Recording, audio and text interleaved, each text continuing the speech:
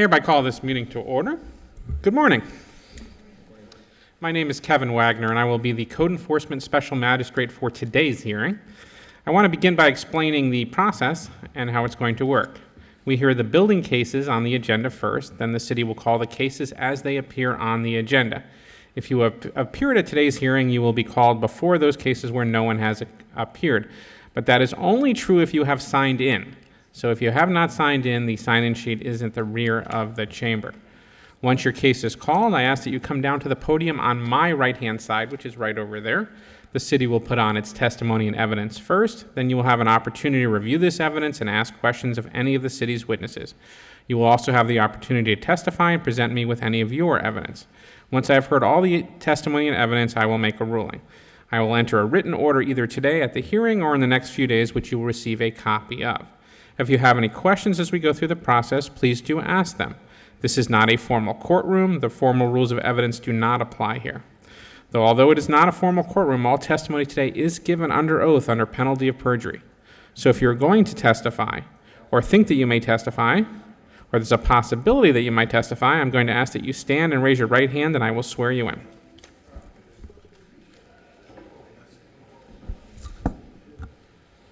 Do you swear or affirm the testimony you're about to give will be truthful and accurate under penalty of perjury under the laws of the state of Florida? Yes, sir. Please be seated. The city can call their first case. First case number 5100 Spruce Avenue, CE 19090287, number 5100 Spruce Avenue. Good morning. My name is Tim Large. I'm the Chief Plumbing Inspector for the City of West Palm Beach. This structure was initially cited on, I believe it was 9/16 of this year for not having a permanent source of water to the structure and the structure also being occupied. We posted the structure in September, we sent out a violation certified mail, and it was returned. It wasn't signed for. The structure was posted to get a permanent source of water within 48 hours or be vacated.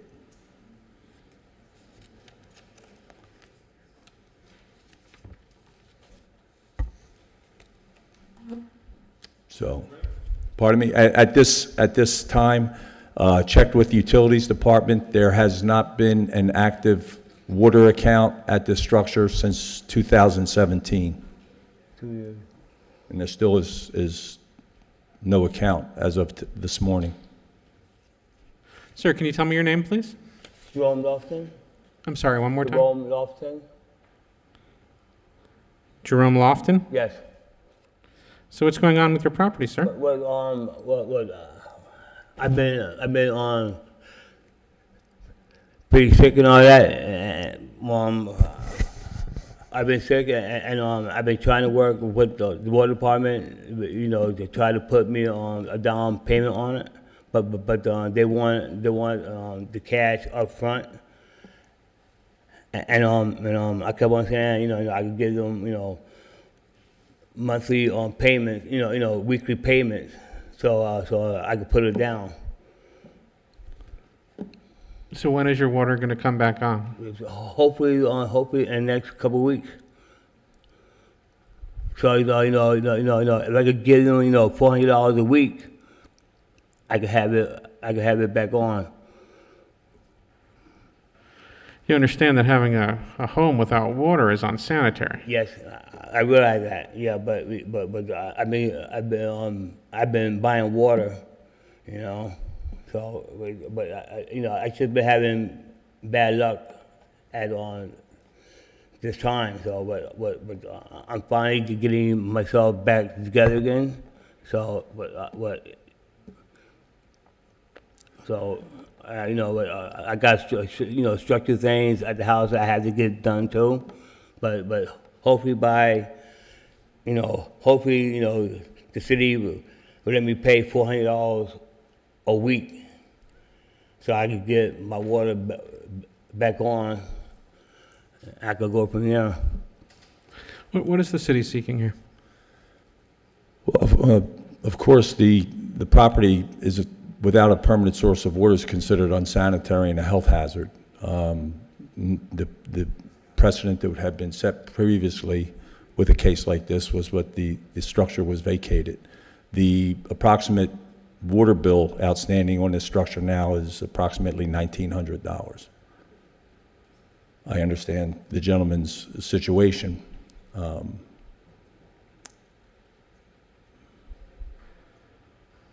So what remedy is the city asking me for? At this point, like I said, the process would be the building's deemed unsafe and cannot be occupied without a permanent source of water. So, So So are you asking me for an order for him to vacate the property? that would be what the city would be looking for. Maybe there's some, there might be some avenues that the owner can seek with the city. We could revisit this maybe at the next hearing to see what help the city can maybe give him direction on. I'm amenable to that, but the other cases we've had the property vacated in the same situation. so I mean, you know, so you know, if I could pay $400 weekly, and you know, what? There's no way I could get $1,900 to have the water turn on today. You know. So this way, if I could pay $400 weekly just to have my water turn back on, I would greatly appreciate it. You know.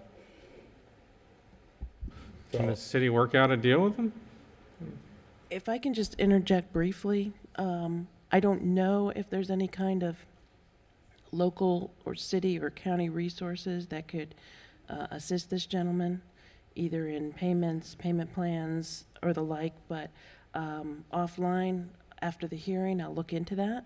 And if the gentleman leaves me a contact information, I can work with Tim and see if there's anything out there that could help. I know that doesn't necessarily help you right now for... I mean, is the city amenable to giving him a couple of days to see if that can be worked out? Yes. Yes. What, 3 days? Well, I would say 7 days. Would give him 7 days, because this way he can maybe get in touch with utilities, speak to supervisors over in utilities. It would give him enough time, if he has to, set up a meeting with utilities to see if there's any avenue that he can make some sort of a payment plan to get this taken care of. All right, so what I'm going to do is I'm going to give you 7 days, give your contact information to the city. They're going Okay. to try and see if they can help you with some resources. okay. But what we can't allow to happen is we can't allow someone to stay in a house without a water source. It's unsanitary. All right, I understand. Okay. all right. I would greatly appreciate it. So. All right, in case CE 190900287, I make the following findings of fact. On the I notice is sufficient. I find the property in violation of 116 and 202.1110. I give the respondent 7 days to bring the property to compliance or to vacate the property. Hereby set this for status hearing, next code enforcement, well, 30 days, so whatever that one is. Okay. And before you exit, please make sure you give your contact information so they can reach you and talk to you about this, okay? All right. I thank you very much, sir. All right. Number 2420 Monroe Drive, CE 190800215. Oh, this one is yours? Yes. Oh, I'm sorry. What number are we at? Okay. This property was initially cited on July 26th of this year for work being done without the proper permits. We did have proper service on August 25th through certified mail return receipt. At this time, since the violation was issued on 7/26 of this year, no permits have been applied for. There's been no forward progress on this property towards compliance. The city's requesting that all permits be issued within 30 days, or a $50 a day fine be placed on the property. So tell me what work has been done on this property that requires a permit?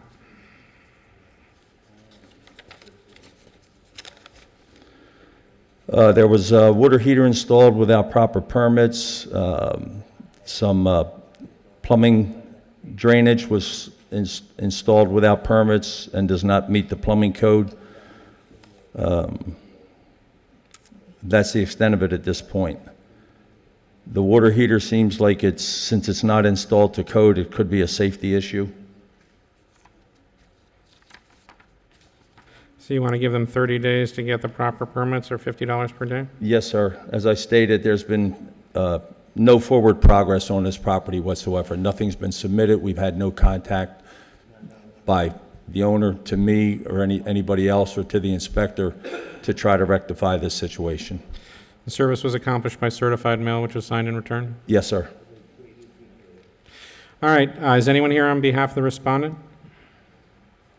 All right, in case CE 190802215, I make the following findings of fact and law. I find notice is sufficient. I found the property in violation of code sections 105.1, FBC 107.1, 504.6, and P3101.2.1.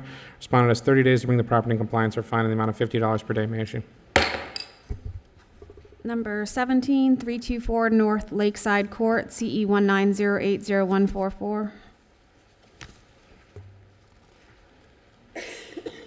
Okay, this property was initially cited on May 6th of this year for interior alterations being done without the benefit of permits or inspections. Permits have been applied for back in May of this year, but since that time, there's been no forward progress on this structure. The city is requesting that they be given 45 days to obtain all permits or face a $100 a day fine.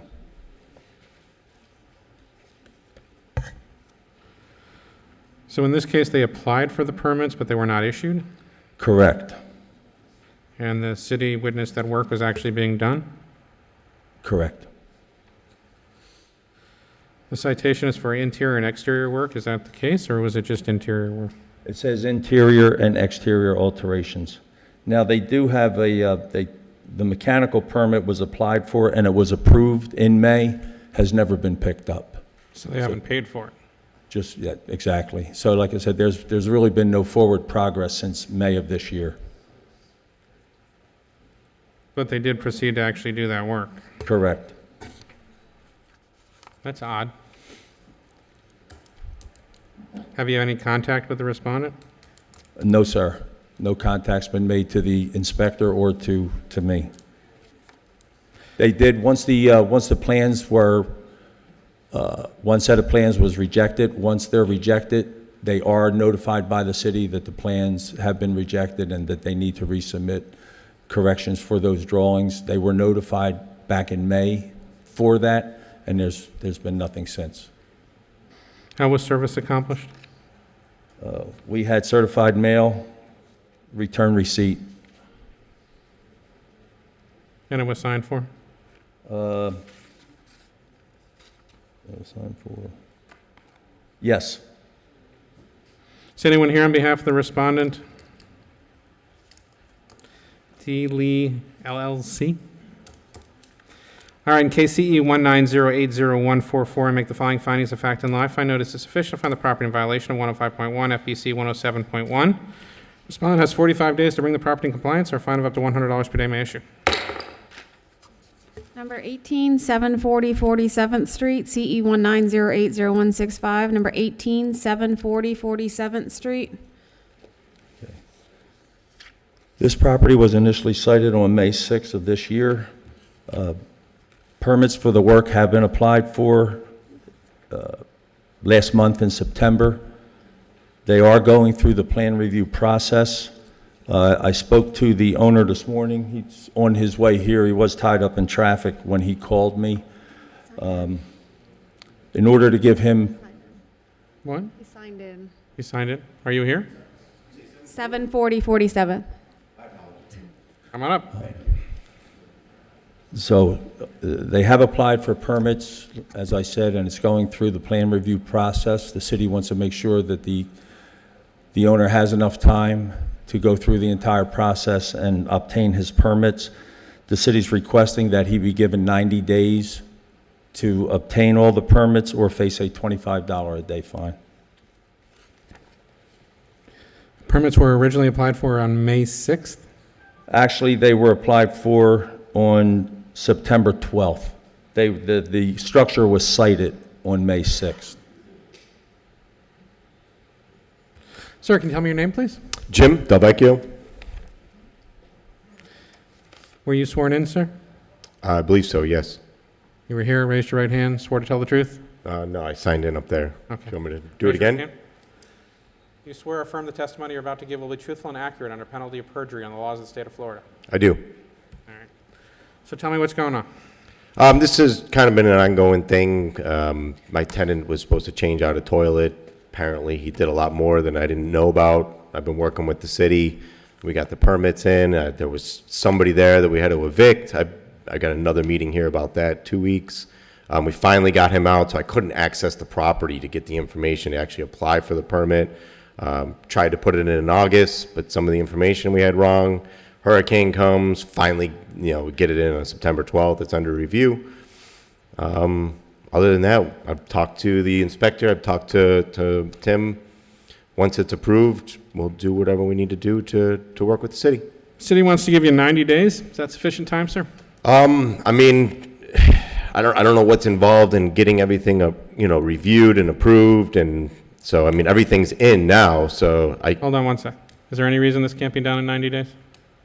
I feel that should be adequate. It's not a large alteration. He should have enough time. I mean, the plans are in review now. If for some reason they're not approved and they get back in a timely fashion, the permit should be issued. The work's already been done, right? So it's just approving the Really? plans and an inspection, right? Exactly. All right. Excuse me, Mr. Delvecchio, could you please show us on the record how you are related to EPD Holdings? how am I related? Yeah, in other words, are you the owner? Are you Yeah, the my wife and I manager? are the owner. I don't know exactly how it is on Sunbiz, but we should both be the owner on there. Very good. Okay. Thank you. But if Thank you. I should have asked that. If Mr. Delvecchio feels he may need some additional time, I'm amenable to that. I would maybe, it sounds like 90 days is reasonable, but maybe just ask for 120 just in case there's, plans and it takes me a couple weeks to actually get it done and bring it All right. back up and for The city's review. amenable to 120 days. Sold. KCE 190800165, make the following findings of fact and law. I find notice is sufficient from the property in violation of 105.1, 109.4, and FPC 107.1. Respondent has 120 days to bring the property in compliance or a fine the amount of $25 per day may issue. Thank you, sir. Good luck, sir. Number 19, 410 27th Street, CE 190800205.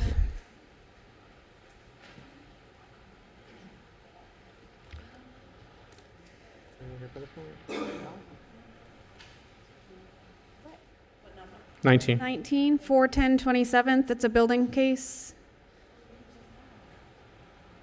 No, he's there. Did he just leave? He's right there.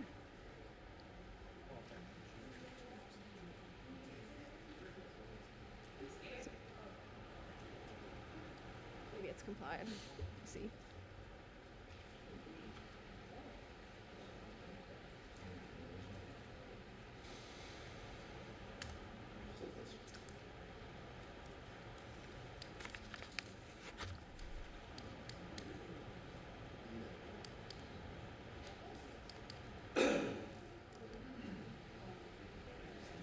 Should we just move on?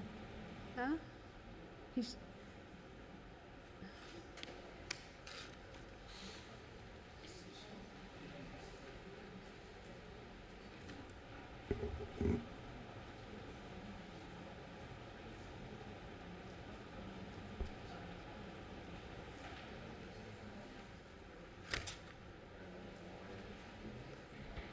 I'm sorry for the interruption. This is going to be pulled from the agenda, please. I'm sorry? Pulled from the agenda. Oh, pull. Okay. Number 5626 Detura Street, CE 190800350. Number 5626 Detura Street. Is there somebody here for this case? Yes, sir. Coming on down. Number 5. Michael Williams, Code Enforcement Officer, City of West Palm Beach. Property Property 626 Daytona Street was cited on 8/15/19. Certified mail was sent on 8/16/19. We do have a signed certified mail receipt on file. The property, as well as City Hall, was posted on 8/16/19. This property was cited for 18106A, clean and sanitary, 34-102-B, inoperable vehicles, 78-1, obstruction of the public right-of-way, 94-315-A, dumpster screening, 94-485-B-1-E, requiring the parking lot to be repaired as well as striping, 94-485G.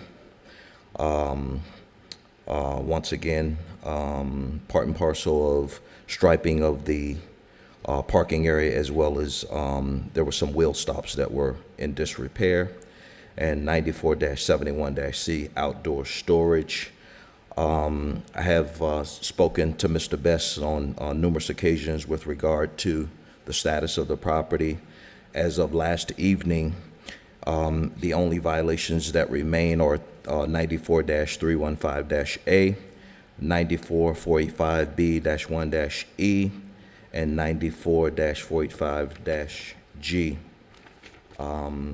Mr. Best did indicate that he is in process of pulling the necessary permits. He's requesting, I believe you indicated 60 additional days, Mr. Best? I don't know how long it takes to get the permits, but Okay, maybe 90 days. okay. All right, we'd be amenable to that. Once we get the permits, it can be done, all of this can be done in a week. Okay, all right. Sir, can you tell me your name, please? My name is Alex Bess. And what is your relation to the Mavis Smith Mavis E Trust? I'm the property manager. And you are authorized to speak for the trust, sir? Yes. All right, so the city says you need to do a dumpster screening, you need to fix your parking lot and fix your parking wheel stops and striping. You understand that?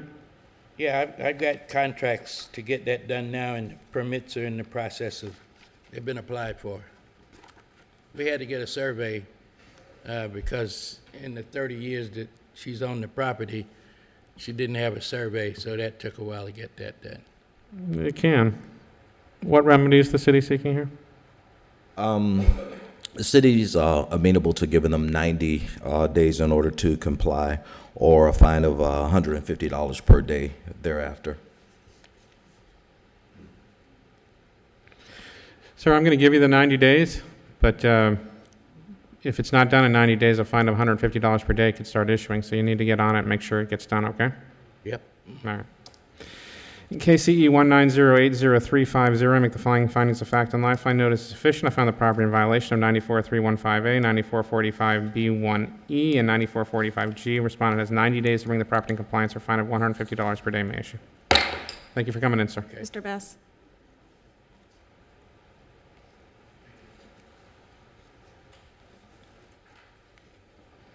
Number 13, 1109 Okeechobee Road, number S1, CE 190800064, number 13, 1109 Okeechobee Road, S1.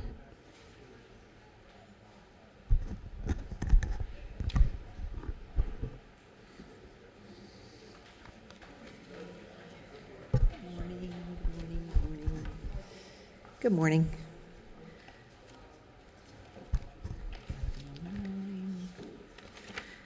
How are you? Morning. So this property was posted on September 13th. The property is at 1109 Old Okeechobee. I got a call that somebody observed them washing white substance down to the storm drain, and it was coming from the suite number 1 where they were doing remodeling. So the city recommends a one-time fine of $2,000, and we did have to go out and abate the storm drain. We vacuumed it out. What did the city do? Excuse me? What did the city do? How did you abate? They vacuumed it out. You could see in the pictures there. I mean, it had already gone into the drain for a few days, so Do we know what this white substance was? I can assume it's plaster because they were doing some plastering on the wall or paint. Sir, can you tell me your name, please? Yes, Eddie Schrader. I work for the owner. The owner of Parkland Industrial LLC. Correct. So tell me what happened here, sir. So this was a contractor doing work for a tenant in the building. My understanding, it was not plaster or paint, but they were buffing down a concrete floor, so it was the outrun. I wasn't there, so I don't know for sure. Anyways, I have spoken to the contractor, the tenant. They're aware of the violation. They're aware how to avoid it in the future. They're aware that us as the owner will be going after them for any fines. We are asking the city to reduce the fine to $500. Why 2,000? Well, first of all, we want people to know that they can't just pour things down the storm drain. And second of all, we had the guys come out. It was manpower time. Go back to that previous picture. Excuse me? Sorry, I just want to see the... It's not great. No, it's not. I'm inclined to agree with the city here. I appreciate that it was your tenant, and maybe maybe you're going to have to go after your tenant. That's beyond the scope of me, but the... Would This- you be this can't- amenable yeah. to reduce the fine at all? It's not a max fine. The city didn't ask for the max. This is probably where I would have landed. In case CE 190800064, I make the following findings of fact and law. I find notice is sufficient. I found the property in violation of 2635 and 9203A. I make further finding that said violation is irreparable or irreversible in nature. I issue a one-time fine in the amount of $2,000. Thanks for coming in, sir. All right. Thank you. I'll have the order mailed, yeah, thanks. Number 145101 South Dixie Highway, CE 1908028. Number 145101 South Dixie.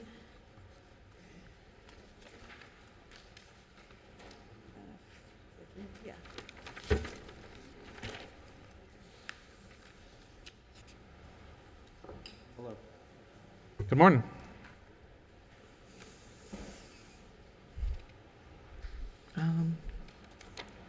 So my name is, I forgot to tell you before, Louise Wardell, Environmental Compliance Specialist with the city. I'm here about the property located on 5101 South Dixie Highway. The property was posted on September 13th, and notice was mailed first class and certified.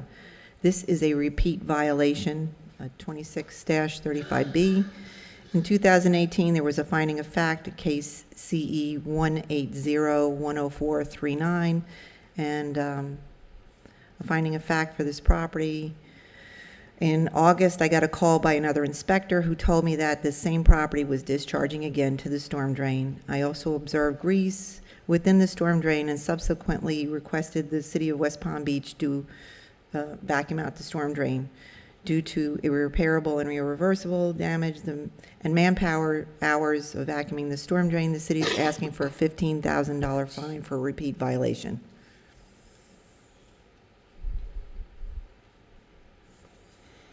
What is the evidence that they were discharging into the... Well, you can see on the pictures there, you could see the discharge coming from their back door going down into the storm drain.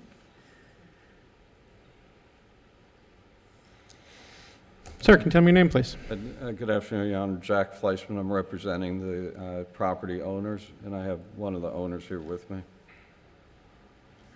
You're an attorney, sir? Yes. So tell me what's going on. Well, first of all, I believe those photographs, unless we read the date wrong, are from 2018, which precedes the, is not connected with this violation. So I would ask if that's correct, or... It's the same exact discharge we found in 2018. Well, is this the discharge that you're alleging took place in this incident? Do we have any photos from the most Yeah, recent one? that was just a photo from 2018. And you've cited a new incident. Do you have photographs from this incident? They're all there. You pointed to something from 2018. Right. But so you do not have photographs from this current citation, is that correct?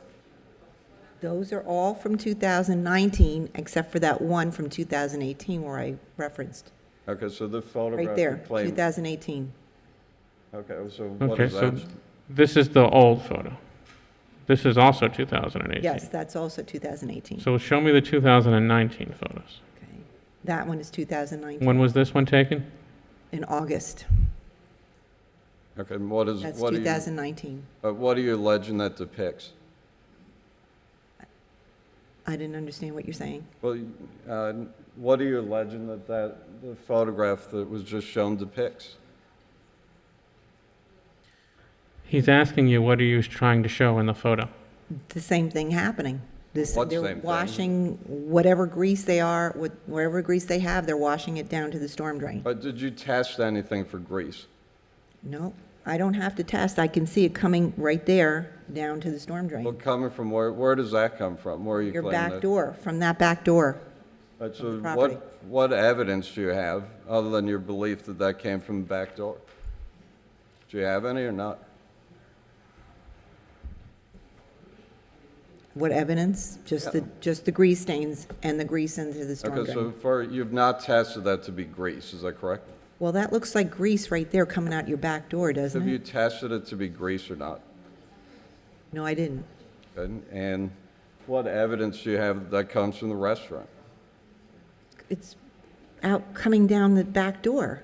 Well, show me where you believe it's coming from the back door. May I inquire? Louise, when you were on the property, after you were called by the inspector, what did you personally observe?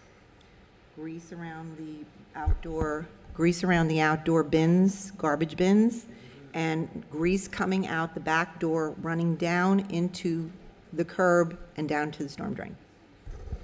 What day was that? I believe that was August 8th.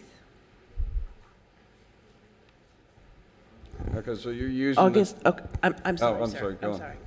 August 8th of what year? August 6th was when the inspector took a picture of the storm drain to show me the grease that was going in there. What inspector are we speaking of? Tim Brown, works for Stormwater Department. I apologize, sir. Yeah, are you done? Okay. Okay, so first of all, the Tim Brown, is he present today? No, he's not. And as far as the grease, you keep using the term grease. What evidence do you have? Because this is an informal hearing. But do you have any evidence that that substance is grease? It's black and it's staining the pavement. Okay, well, a lot of And it's substances slippery.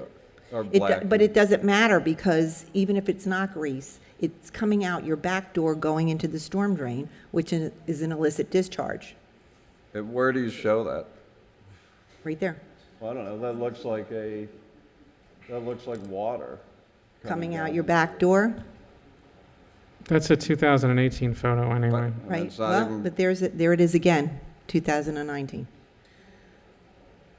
Okay, those photos That's aren't it. dated, so how do we know they're from 2019? We do have dated photos. Okay, so where are they? The other inspector has the date on his, I just don't have a date stamp on mine Okay, right so there. the other inspector, Tim Brown, he's not here today, is that correct? That's correct. Mhm. You can also see the grease around the dumpsters in the back.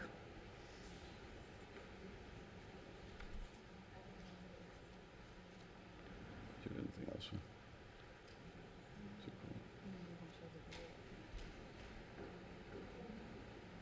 And, but did you look into whether or not what you believe to be grease was coming from wash-off from Dixie Highway? It was coming from the door in Dixie Grill and Bar. And Okay, it's the second time we've had it happen. The first time, the FDOT called me and asked me to come out because of that same thing. And by the way, that substance was never tested, is that correct? I would object to that particular question, given that it's a prior case that's already been adjudicated and Well, irrelevant. I mean, I'm not going to revisit that. I'm not going to look at I'm not going to consider the photos from 2018. Though the section in question prohibits the discharge of any substance that's not entirely stormwater, so Correct. it's a pretty broad code section. So I don't know that the city has to establish that it's grease, other than it's discharged. What the city has to establish is that it's discharged under the control of your client that is not entirely composed of stormwater.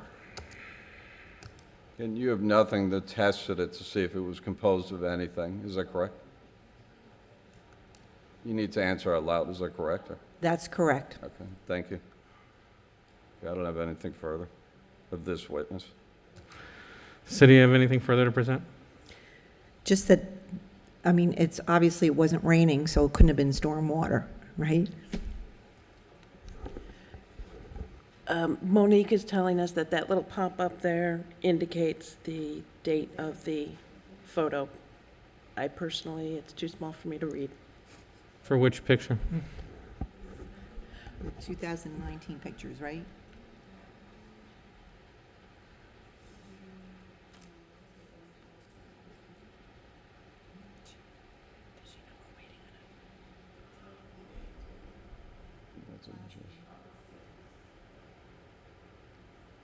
State that on record.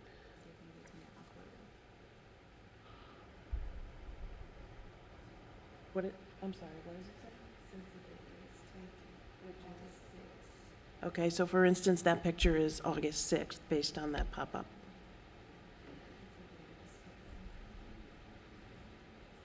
That one right there. Okay, can you do the pop-up on the August 2018 photograph? I'm sorry, sir? Can you do the pop-up on the 2018 photograph? I said you're not considering.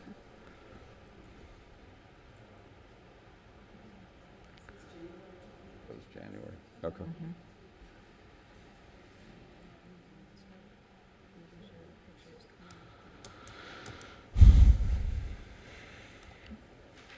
Okay, I don't have anything further of this witness. I do have a witness. Go ahead. Okay.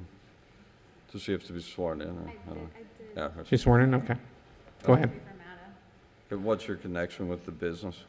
I'm the tenant. You have to speak into the mic. I don't hear as well as I used to. The tenant at the location? Okay, let me ask you first, do you take steps to ensure that there is no discharge into the sewers? Absolutely. Okay, let me start off, can we mark this as an exhibit, or, Please show it to the city first. well, I brought a copy.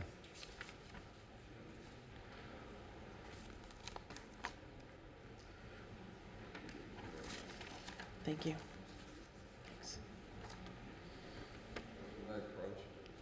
Yes. I brought two copies.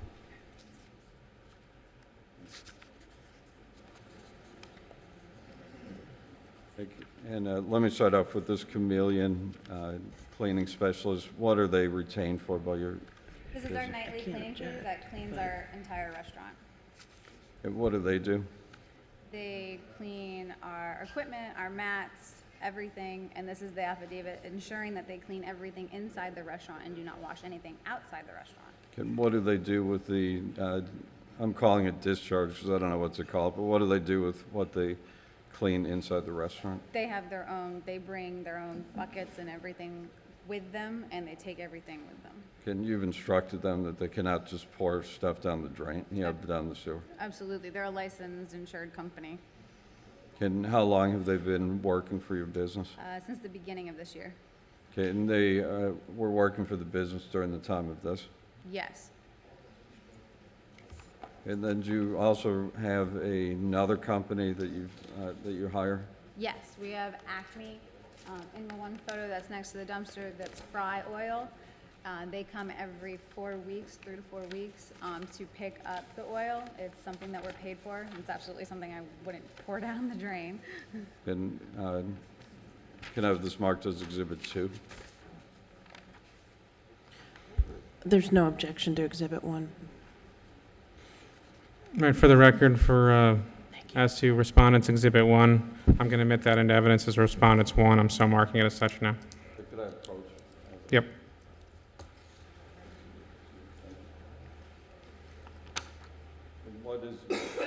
What's the purpose of this company? This company cleans the fry oil, takes it with them. I believe they recycle it for other purposes. And at any time, if you instructed them, they're not to dump any fry oil down the sewer.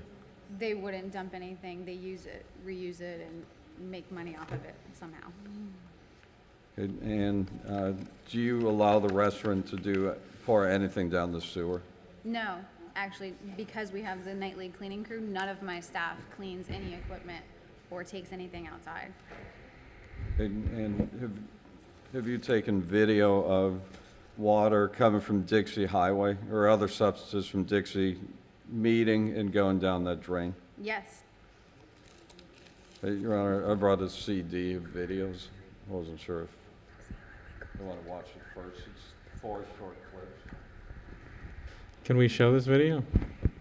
Yeah, we need to have known that ahead of time to be able to do that. I brought my laptop. I don't, is the city capable of showing this now? I don't know if WPTV has the capability. We just Otherwise- need to have them set everything up. We didn't do Okay. that, so I'm not. We can reset.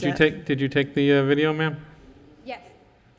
I can advise as to what's in it, but since we were here the last time, I was present with the landlord, who was I guess, the one this is issued towards, and he was never provided any photos or the alleged documents of saying anything that was in the stormwaters, and it was a bit of a interesting previous hearing, so this time came a little.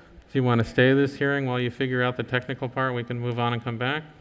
Yes, it's my understanding that if they have a laptop, they can play it on their laptop, but we can't play it on our systems unless we preset up and everything like that. But, so we can either recess right now, or we can reset for the next code hearing, to have it be able to play up there versus a laptop.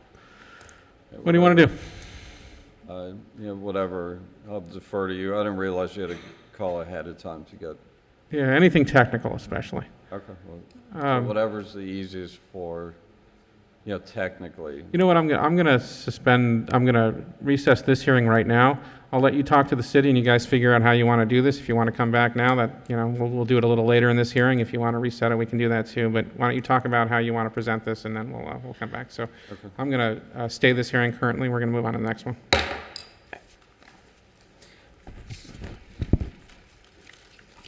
Case number 33-1322 6th Street, number 33-1322 6th Street, CE 190704000.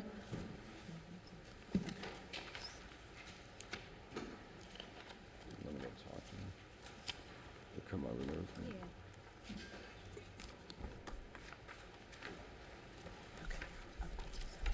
me. Good morning. Cassandra St. Hilaire, Code Enforcement Officer with the City of West Palm Beach. This property was cited on July 22nd. Certified mail was sent on July 23rd, and the property was posted on August 22nd. The property was originally cited for 86-226 and 94-482A. I've had contact with the owner. At this time, the property has complied with 86-226. The city is asking for an additional 90 days or $50 per day for 9482A. So that's parking on an unpaved surface? And, the driveway repair, which they did put a permit in, is just trying to get all the work done. Oh, so they, Yeah. yeah, I can see that. Sir, can you state your name for me, please? Andy Harry Charan. And you are the owner of this property, sir? Yes. So the city says your driveway needs repair. Sure looks like it, huh? Yeah. They want to give you 90 days to repair it. Is that a sufficient amount of time for you, sir? Well, I pulled an owner permit, so I'm gonna have to attempt this on my time off. So I'll do my best to get it within 90 days. Yeah. I mean, more time would be great. I mean, I know she already offered me 90, but obviously more time. I mean, if it's possible, sure, I'd take it. But yeah, I'm doing this on my off time. What fine is the city looking for here? $50. And also, there's no objection to more than 90 days either. Sir, I'm going to give you 120. All right, thank you. As long as you commit to me that you're not going to wait 120. You're No, gonna- I already have the pavers. I've already talked to engineering about it. So it's really right now, getting the permit through and then just. But you're going to work diligently on this and try and get it done well before that, right? Yeah, I mean, Monday's my only day off, so I have to do it between Sunday and Monday, so, yeah. All right. In case CE 1907040, I make the following findings of fact and law. I find notice is sufficient. I find the property in violation of 9442A. Respondent has 120 days to bring the property in compliance or fine the amount of $50 per day may issue. Thank you. Good luck, sir.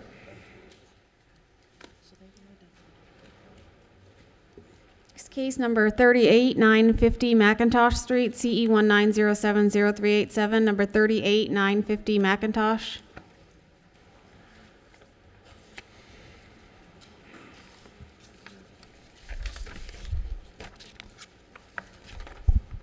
Go ahead, sir. Good morning. Richard Pasmino, Code Enforcement Officer for the City of West Palm Beach. The property at 950 McIntosh Street was cited July 20th, 2019. Certified mail was sent July 23rd, 2019, and because of the hurricane, it was resent September 10th, 2019. Property was posted July 24th, 2019, and September 12th, 2019. I have had contact with the owner of the property discussing the violations. This property was cited for 105.1, failure to secure building permits, and 110.3 for required inspections for all permits. Since meeting with the owner, we found out that the fence on the property that was cited, as well as the fence on the property belongs to the neighbor, so that would be allowed. The neighbor has been cited. That would be not her responsibility. Yeah, yes. As of today, the owner of the property applied for permit for the pavers, which was also part of the violation. The city's recommending 30 days for the property to comply with the code and get the required inspections and get the permits closed out, or the city's asking for a $100 a day fine. So tell me what's outstanding, Officer Pasmino? The property has to obtain the permits. They applied for it. They have to be approved. Permits for what? The pavers and the driveway. So they have to- redid their driveway? Yes. So they have to be obtained and all inspections passed and closed out. So the work is already done, so essentially they just have to apply for the permit and then get the inspection? I'm not sure if they will have to review it or any changes might have to be done. So they would have to get all the review passed and inspections passed as well. All right, ma'am, can you tell me your name, please? Yes, my name is Ana Arias. And you are the owner of the property, ma'am? Yes. So the city says you did your driveway without a permit. Well, if you can go back to the pictures, it's not like we extended the driveway. On the right side, it was a little difficult when we were getting off the car. So what we did is we actually created a walkway. I have recent pictures, and we have actually plants there. It's not that we use them as a driveway. And I know that we did put the pavers. Could I show this to you? Mm-hmm.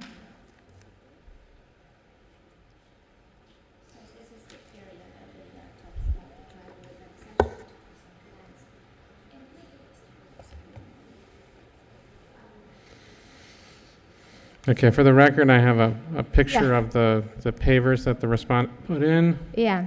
So the reason why we didn't apply for permits, and I just wanted to let you know, is we went into Palm Beach County, and it tells you right there that actually we don't need permits for pavers.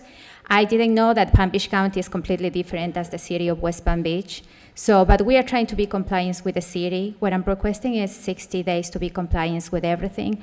I was here in the city yesterday. It got approved already in zoning, so it needs to go through building also, and then the final inspection. I mean, we were just trying to make sure that the property will look nice and clean and crisp and neat, and we got cited. 60 days is fine. Yeah. The city is okay with that. All right, I'll give you the 60 days. Thank you very much.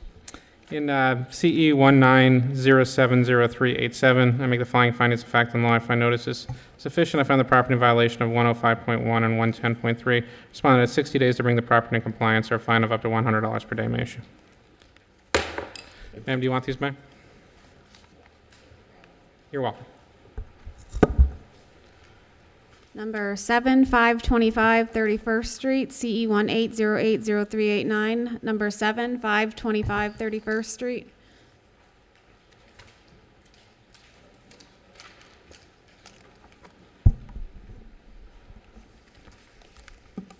Good morning, Joseph Oliva, Chronic Nuisance Officer for the City of West Palm Beach.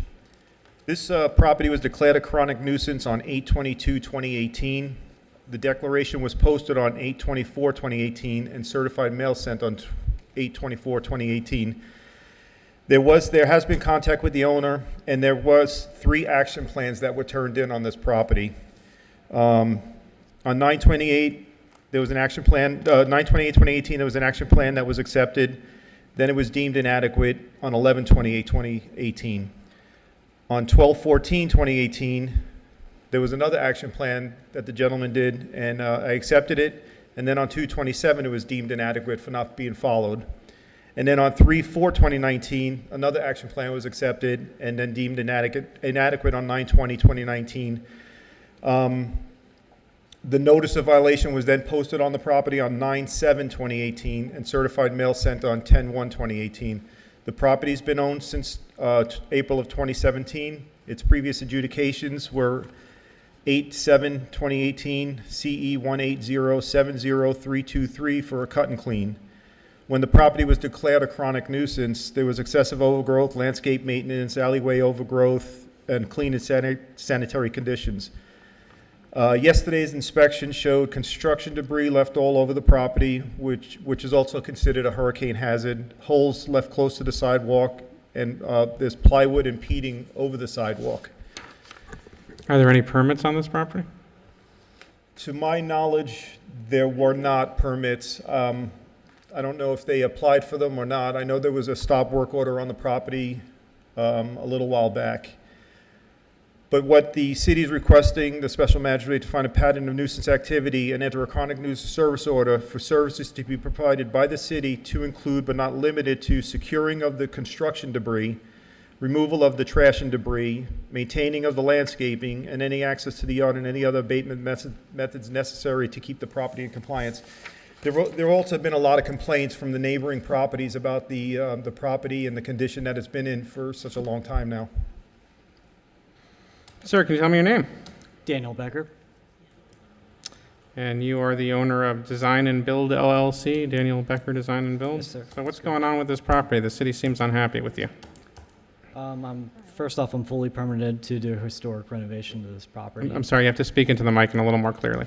I'm fully permitted to do a historic restoration to this property. So you have pulled permits on this property that I have do. been issued? Yes, I have them with me if you'd like to see them. Can you show them to the officer, please?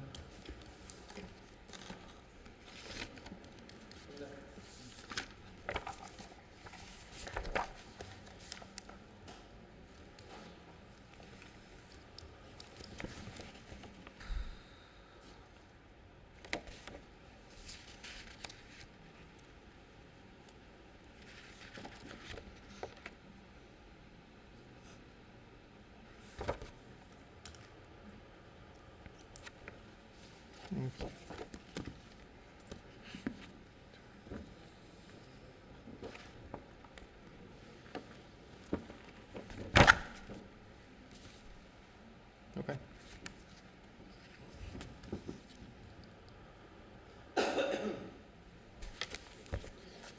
The permits that he's showing were issued in 2017, so Are they still valid?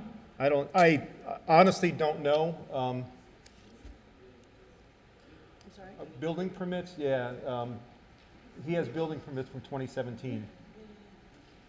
I'd have to check on that. I'm not, we were just kind of worried about the construction debris during hurricane season on the property, and They are still valid. I had to have them extended.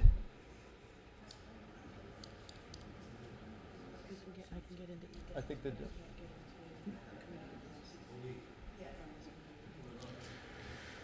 Yeah, you could pull up the permits on that. So tell me, while they're looking that up, tell me what's going on here? Why is this taking you so long? And why is there debris all over the property?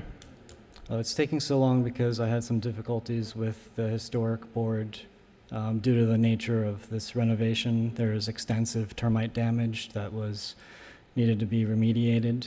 So it took a long time to do so. The house was essentially 100% destroyed by termites, and it had to be fully rebuilt because there was nothing to salvage. So it was a lengthy process. And then about June timeframe, I was refinancing my construction loan and my lender pulled out. So I've had to seek other sources of funding. So that's taken me till current to get it refinanced. I do have a loan approval and I'm looking to close mid this month, at which time I'll be able to finish the construction. When do you anticipate that being done? Construction of I would say the exterior and landscaping to make it presentable. I would focus on that first, and I could have that done by the end of the year. And then interior construction would carry on after that. So if he's got valid construction permits, then he can do construction on the property. I mean, what's the city really asking? I mean, do you want to go in there and take his materials?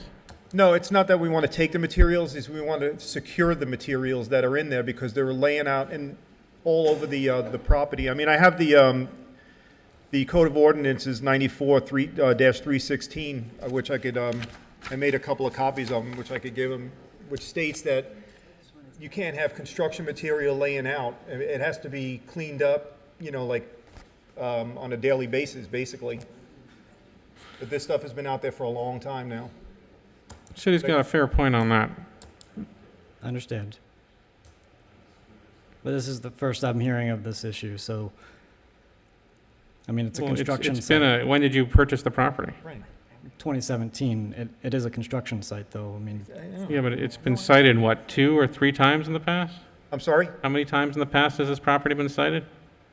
It's been cited a few times. I think there's a couple of other cases on it right now that are it's going into a magistrate. But again, it's the safety issue that we're concerned about with the property now. Like I said, there are holes right next to the sidewalk that are dangerous. There's plywood that's warped because it's been there so long, impeding the sidewalk.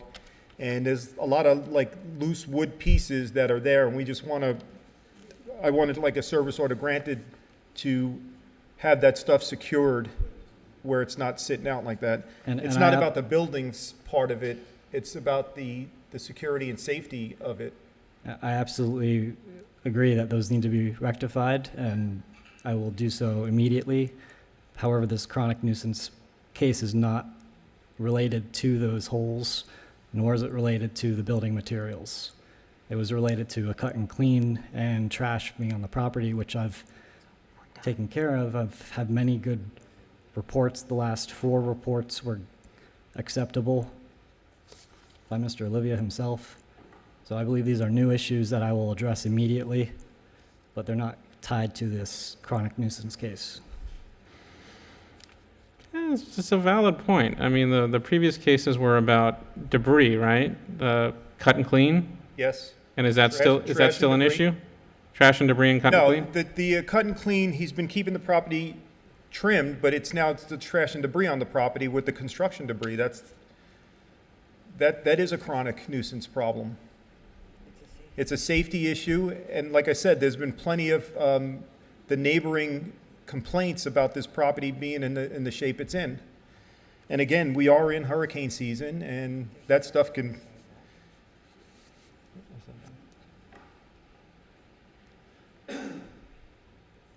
Like I said, I'll address these concerns immediately, but I just want to clarify that I don't feel like they're. If I gave the part of city a service order, what would the city go and do?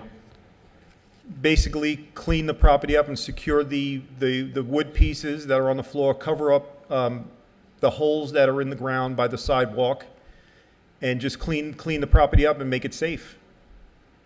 We're not taking we're not going to take any of his, the wood and stuff like that, which is probably no good anyway, but We just want to secure it, put it maybe inside the building, until he's ready to do what he's got to do, but he needs to keep the grounds clean, and they're not. He's using the neighbor's yard to store tile over there. The roof tile is sitting on another chronic nuisance property that's not even his property. All right, this is, so you understand what the city is concerned with. This is what I'm going to do. I'm going to give you 7 days to address these issues. Well, let me do it this way. In case CE 18080389, make the following findings of fact and law. I find notice is sufficient. I'm going to find that there is a pattern of nuisance activity on this property, and I am going to affirm the city's declaration that this property has been and is a chronic nuisance. I'm going to give you 7 days to bring the property into a non-nuisance safe condition. You can consult with the city when you're done with what you're doing. If it is not in compliance within 7 days, I hereby authorize the city to perform any nuisance abatement services that are needed on the property and to charge the cost of that abatement against the property or property owner. So I'll give you a quick chance to clean this up. If not, I'm going to have the city do it for you, okay? Thank you, I appreciate it. Thank you. I believe we're going to revisit number 14, 5101 South Dixie, CE 19080278. All right, and we're back.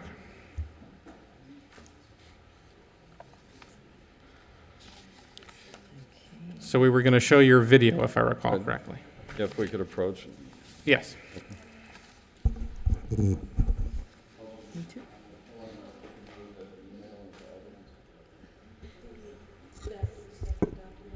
Yes.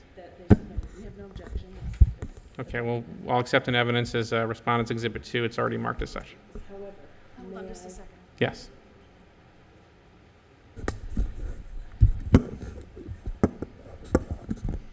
I need to place an objection on the record to having the case go forward at this moment. The officer has asked Tim Brown to come in as a witness, but he's not available for approximately probably 20 or 25 more minutes. So I have to just object and ask if you would wait to recall the case. I know that the gentleman has an argument in response to that. So the city wants to wait 20 minutes. You do not. I mean, I'd prefer not, but I don't want to be they're entitled to present their case also, so. So why don't we wait We 20 don't do minutes that. and hear from the officer? All right, so let's wait 20 minutes. Unless, if you're busy,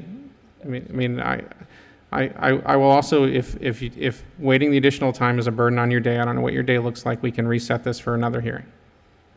I'm willing to do that if that's more amenable. Fine, we're all here. I think let's just wait. Okay, so let's wait the 20 minutes, then we'll hear from the officer. Thank you. Thank you. With that, next case number 15, 1101 Claire Ave, CE 19080470.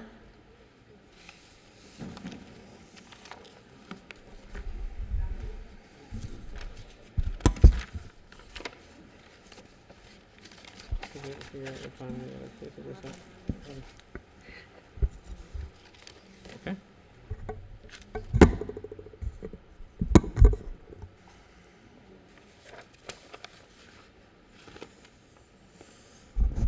Go ahead. Hi, Louise Wardell, Environmental Compliance. This property on 1101 Claire Avenue was posted on September 13th. The notice was mailed and first class and certified. I observed Mr. Jose pressure washing the sidewalks in the city into the city storm drain, which lead directly to the stub canal.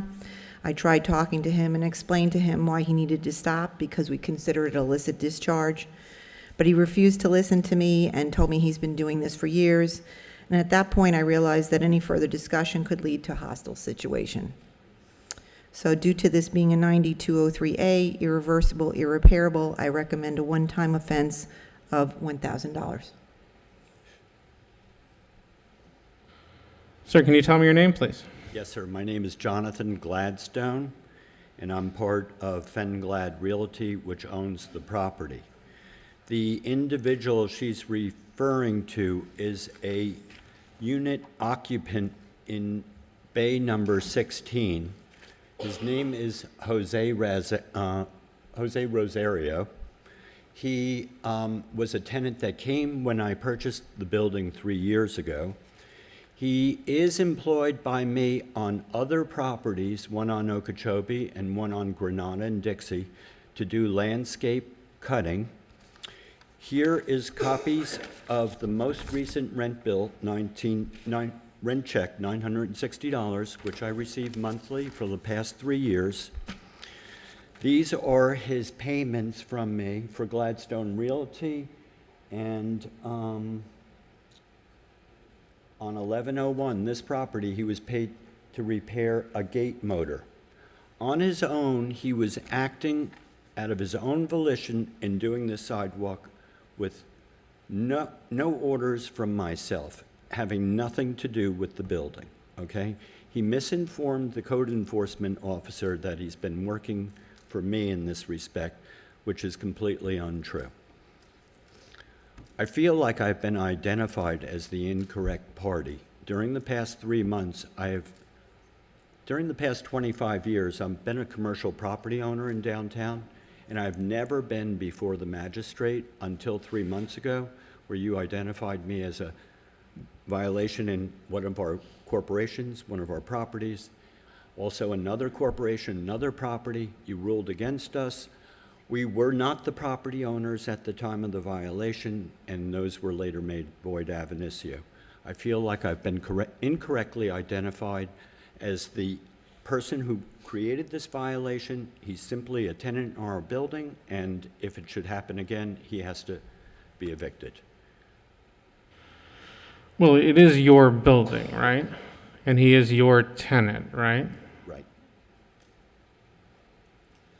Does Well, that connect me with the violation as well? Yeah, well, I mean, for better or worse, the way that code violations work is that the owner of the property is the one that is cited. And if that's caused by your tenant, then that's a contractual matter between you and your tenant, but the city doesn't cite the tenant. The city cites the property owner, or at least the owner in the property records. Now, you would be the incorrect party if the city wrongly cited you for owning the property, or your company, I guess, is Gladfen Realty. So if your realty company did not own the property, then you would not be the proper property here. But if you own the property and it's your tenant, which seems to sound like it is, then ultimately you're responsible. And then, if you hold your tenant responsible, then you do that through some kind of contractual or other relationship you have with your tenant. But it's the property owner that's responsible for the activities of people on his property. He was not on my property. He was on the city sidewalk, and he had nothing to do with me in this respect. I do not know why he was doing this, but the enforcement agent said that this would normally result in just a warning. Because of his personal animus toward the enforcement officer, he lashed out at her, and thus the $1,000 fine. So again, maybe I'm connected from the perspective of ownership, but in no way am I disrespectful to code enforcement people. And I have already been in discussions with the officer 3 times going over this. So I asked her to please hold this individual personally accountable. This is where his personal address is. This is the person that talked back to the officer. I should not be damaged because he was fresh-mouthed to her. All right, anything further from the city? No, I mean, if he had stopped when I asked him to stop, maybe it could have resulted in just a notice of violation or a warning, but he kept continuing, so. The city didn't have to go and, clean this discharge, or they did not? Oh, it had already been in there, and it was irreversible, but. All right, this is what I'll do. In case CE 190804770, sir, I recognize the fact that you did not do this personally, and that was not how you would have behaved. I'll reduce I'll find that there is a violation of 9203A and 2635, but I'll make the one-time fine $250 payable within 30 days. And you think you need to address with your tenant that this shouldn't be done, and that when officers ask him to comply, that he should comply. Thank you, Your Honor. Case number 50, 633 48th Street, CE 190803885, number 50, 633 48th Street.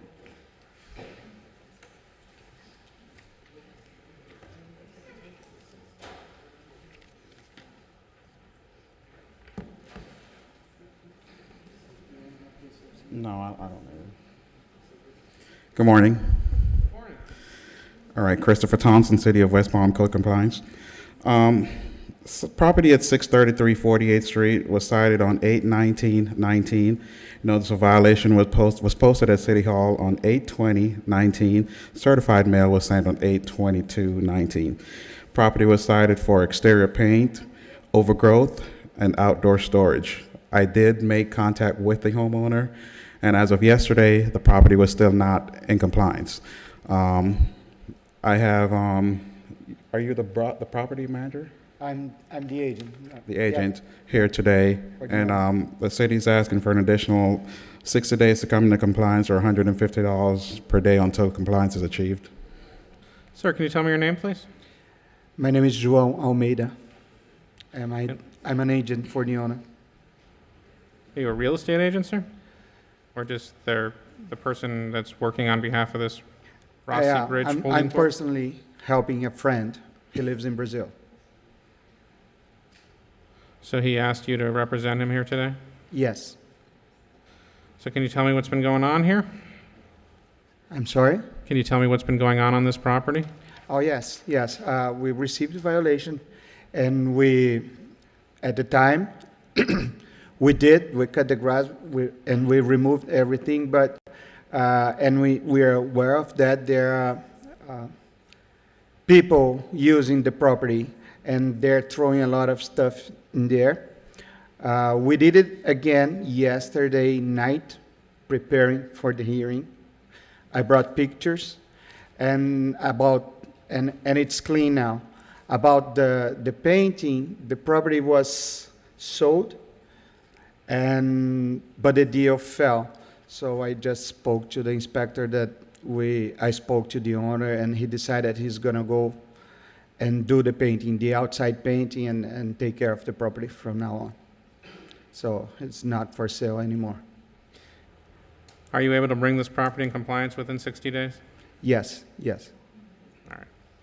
In case CE 190803885, I make the following findings of fact and law. If I notice is sufficient, I find the property in violation of 18106B, 18106G, and 9471C. Responded to 60 days to bring the property in compliance, or fine of $150 per day may issue. Thank you for coming in, sir. Thank you. Thank you. Number 59, 625 50th Street, CE 190804438, 625 50th Street, number 59.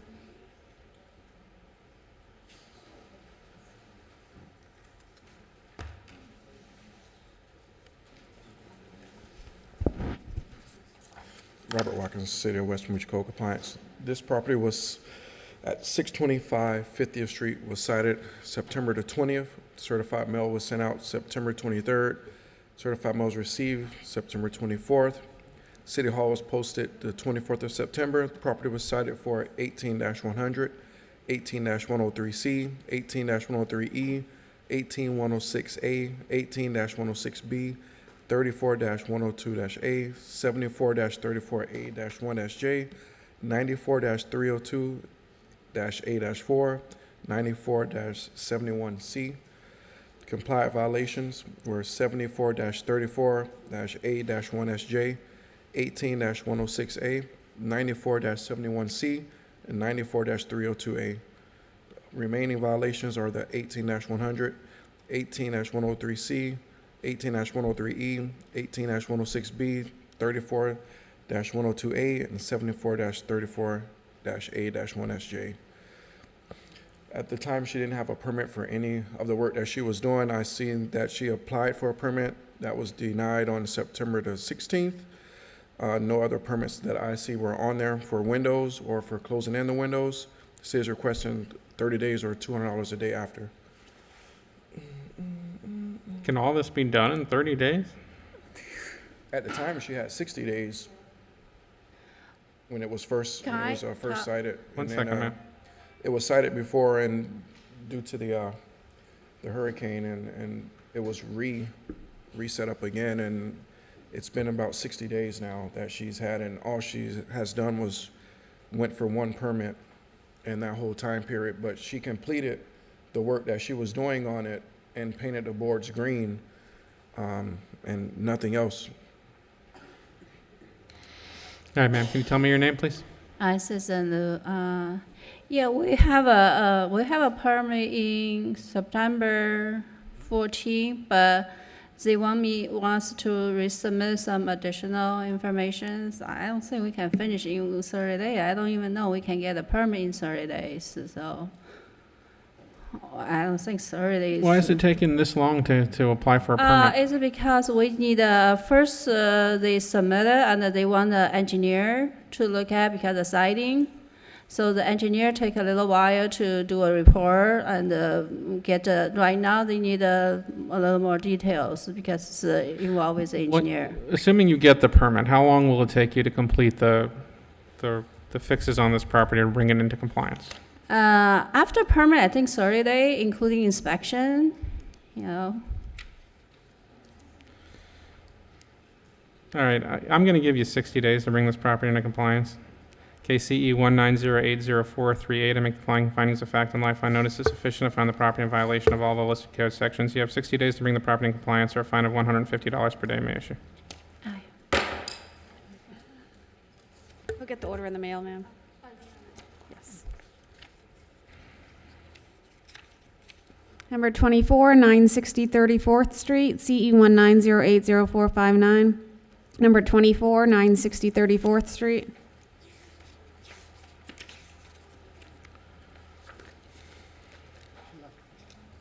Good morning.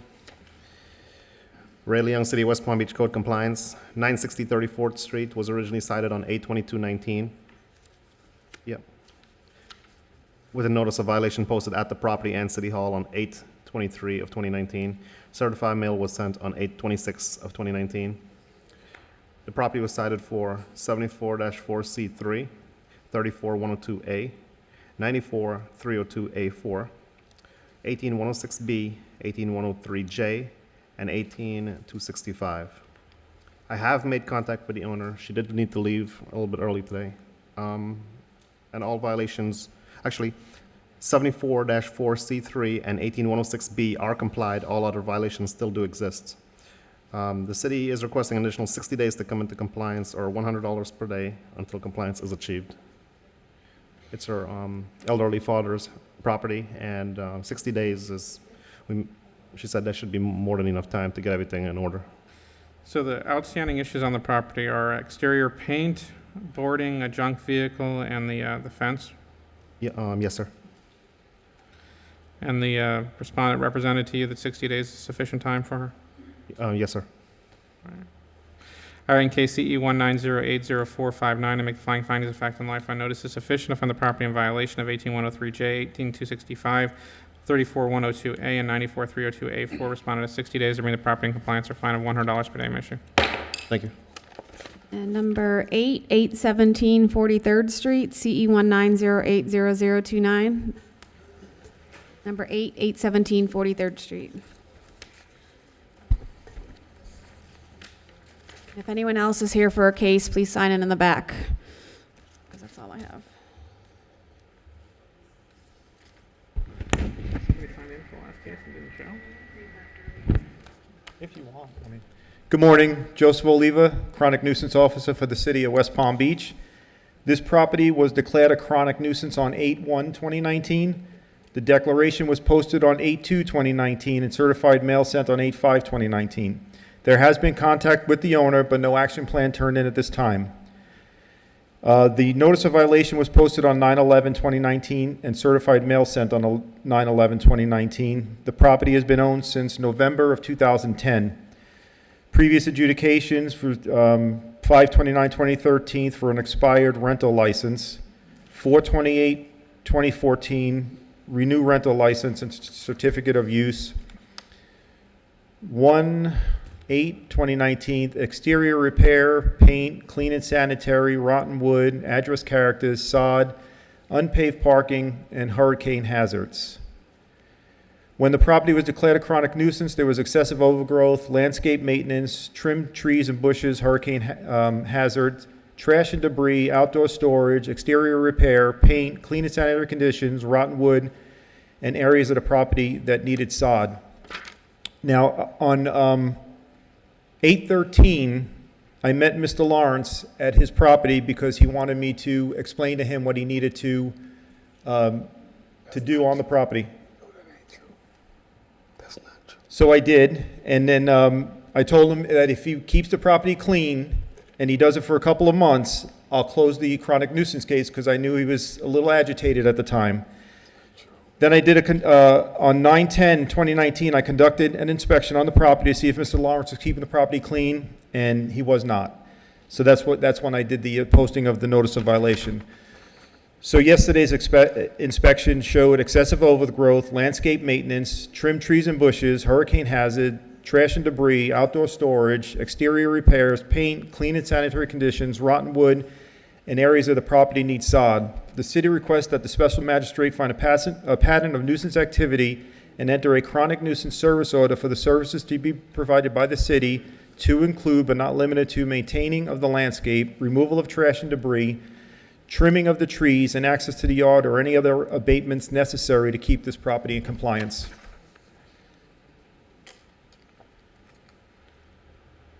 So the city wants to remove the trash, the debris, and trim the vegetation, is that it? Yes, trimming of the trees, cutting of the grass, picking up trash and debris on the property.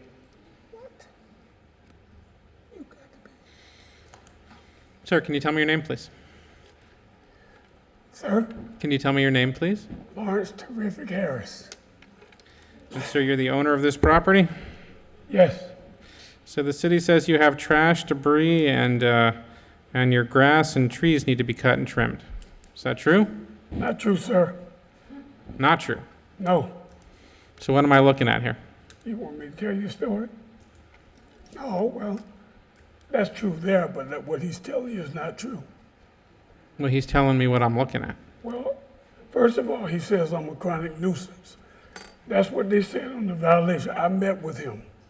He had me cut He's not saying you personally are a chronic nuisance, sir. He's saying that the conditions on your property constitute a chronic the nuisance. grass needs to be cut. There's no construction debris there because I'm not doing any construction.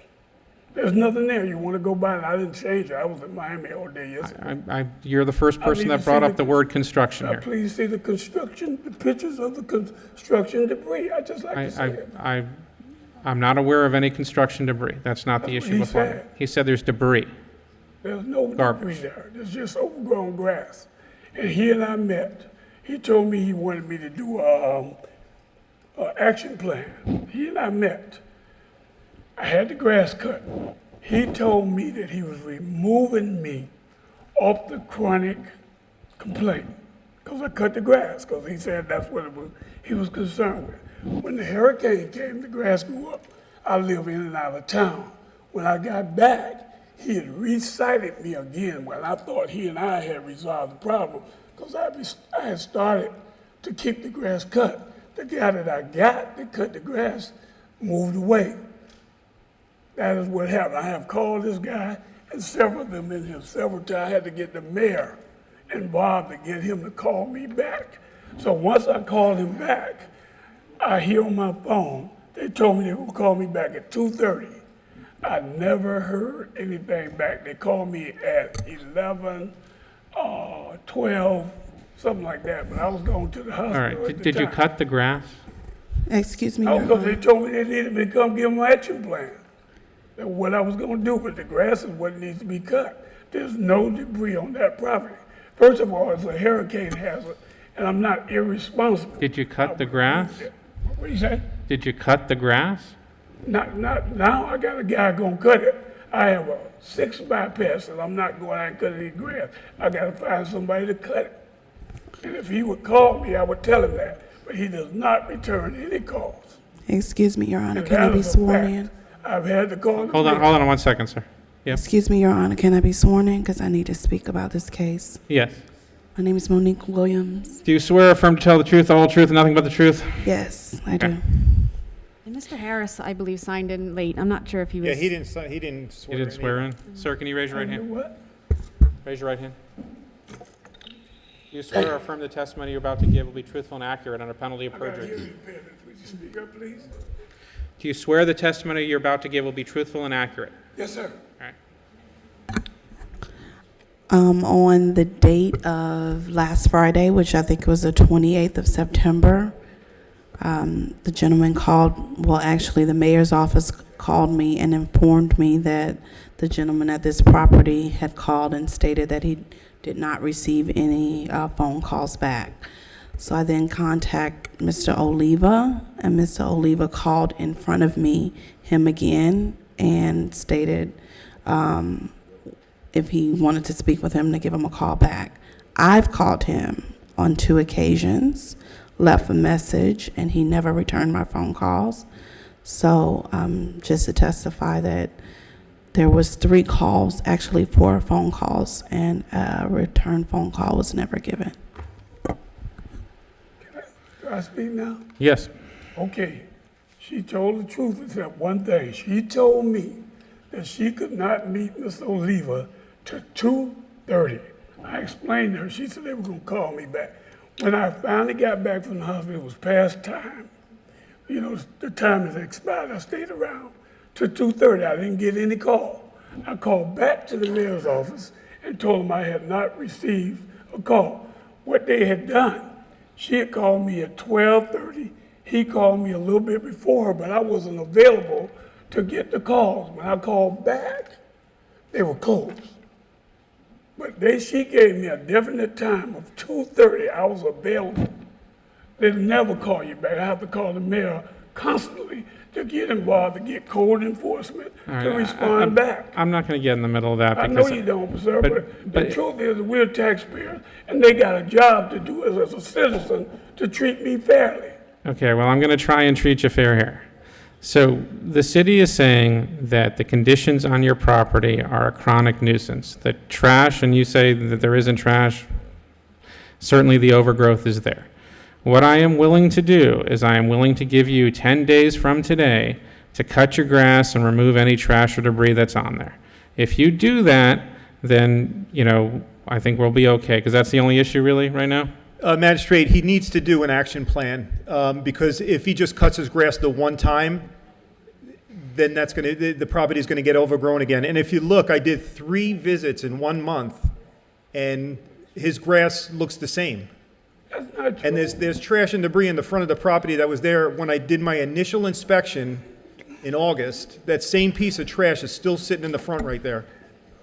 All right. It's right there on the picture. He the one told me. What's show me the picture of the trash. It's the, where you get the whole front of the property. What are you doing in the backyard anyway? That's in the backyard. I wasn't in your backyard, sir. I live in the backyard. All right, hold on. There's a zoom lens on the camera. Okay, so that board, No, not only that, but there's something else.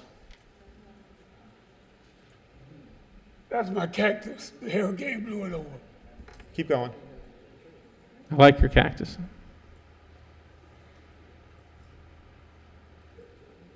It's the grass. Right, you see that, there's something, back up one. You know I moved those poles. You know that. Come on, man. Tell the truth now. You're a civil servant. All right, one at a time. I need to look at the pictures. Mm-hmm.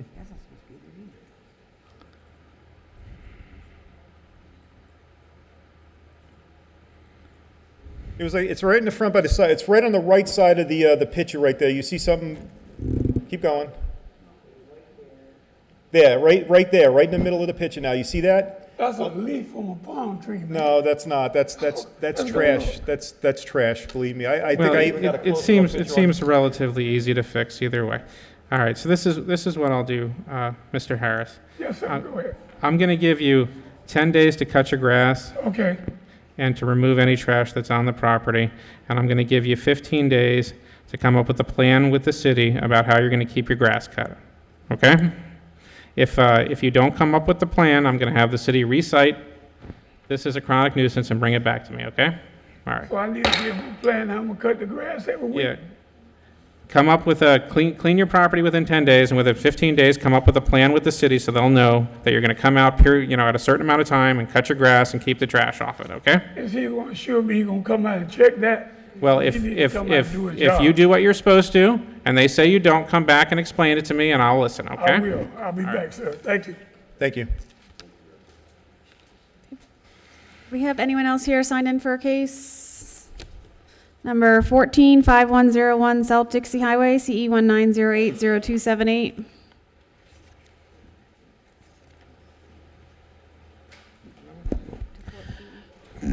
Mr. Magistrate, it's my understanding that the respondent has the video to play on the laptop, so we would gather All right, so around- everybody's here, and we got everything we need, right? Yes, sir. All right, So we excellent. would gather around you to see the video. All right, bring the video up, let's take a look. Okay.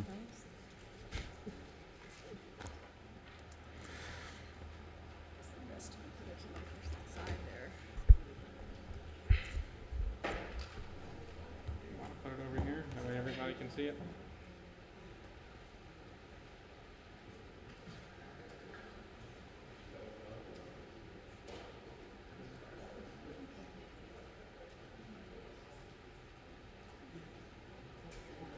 Why don't we put it up here? So we can all see it.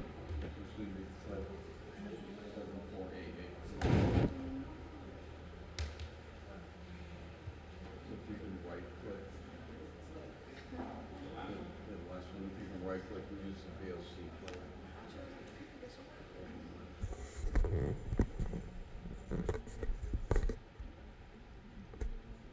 The VLC player. Yep.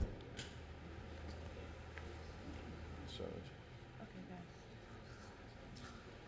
That's looking south on Dixie Highway. TV station's not gonna like this. North. If you speak, you can speak into the microphone. I assume maybe everybody knows what they're looking at, But the TV station is. Oh, sure.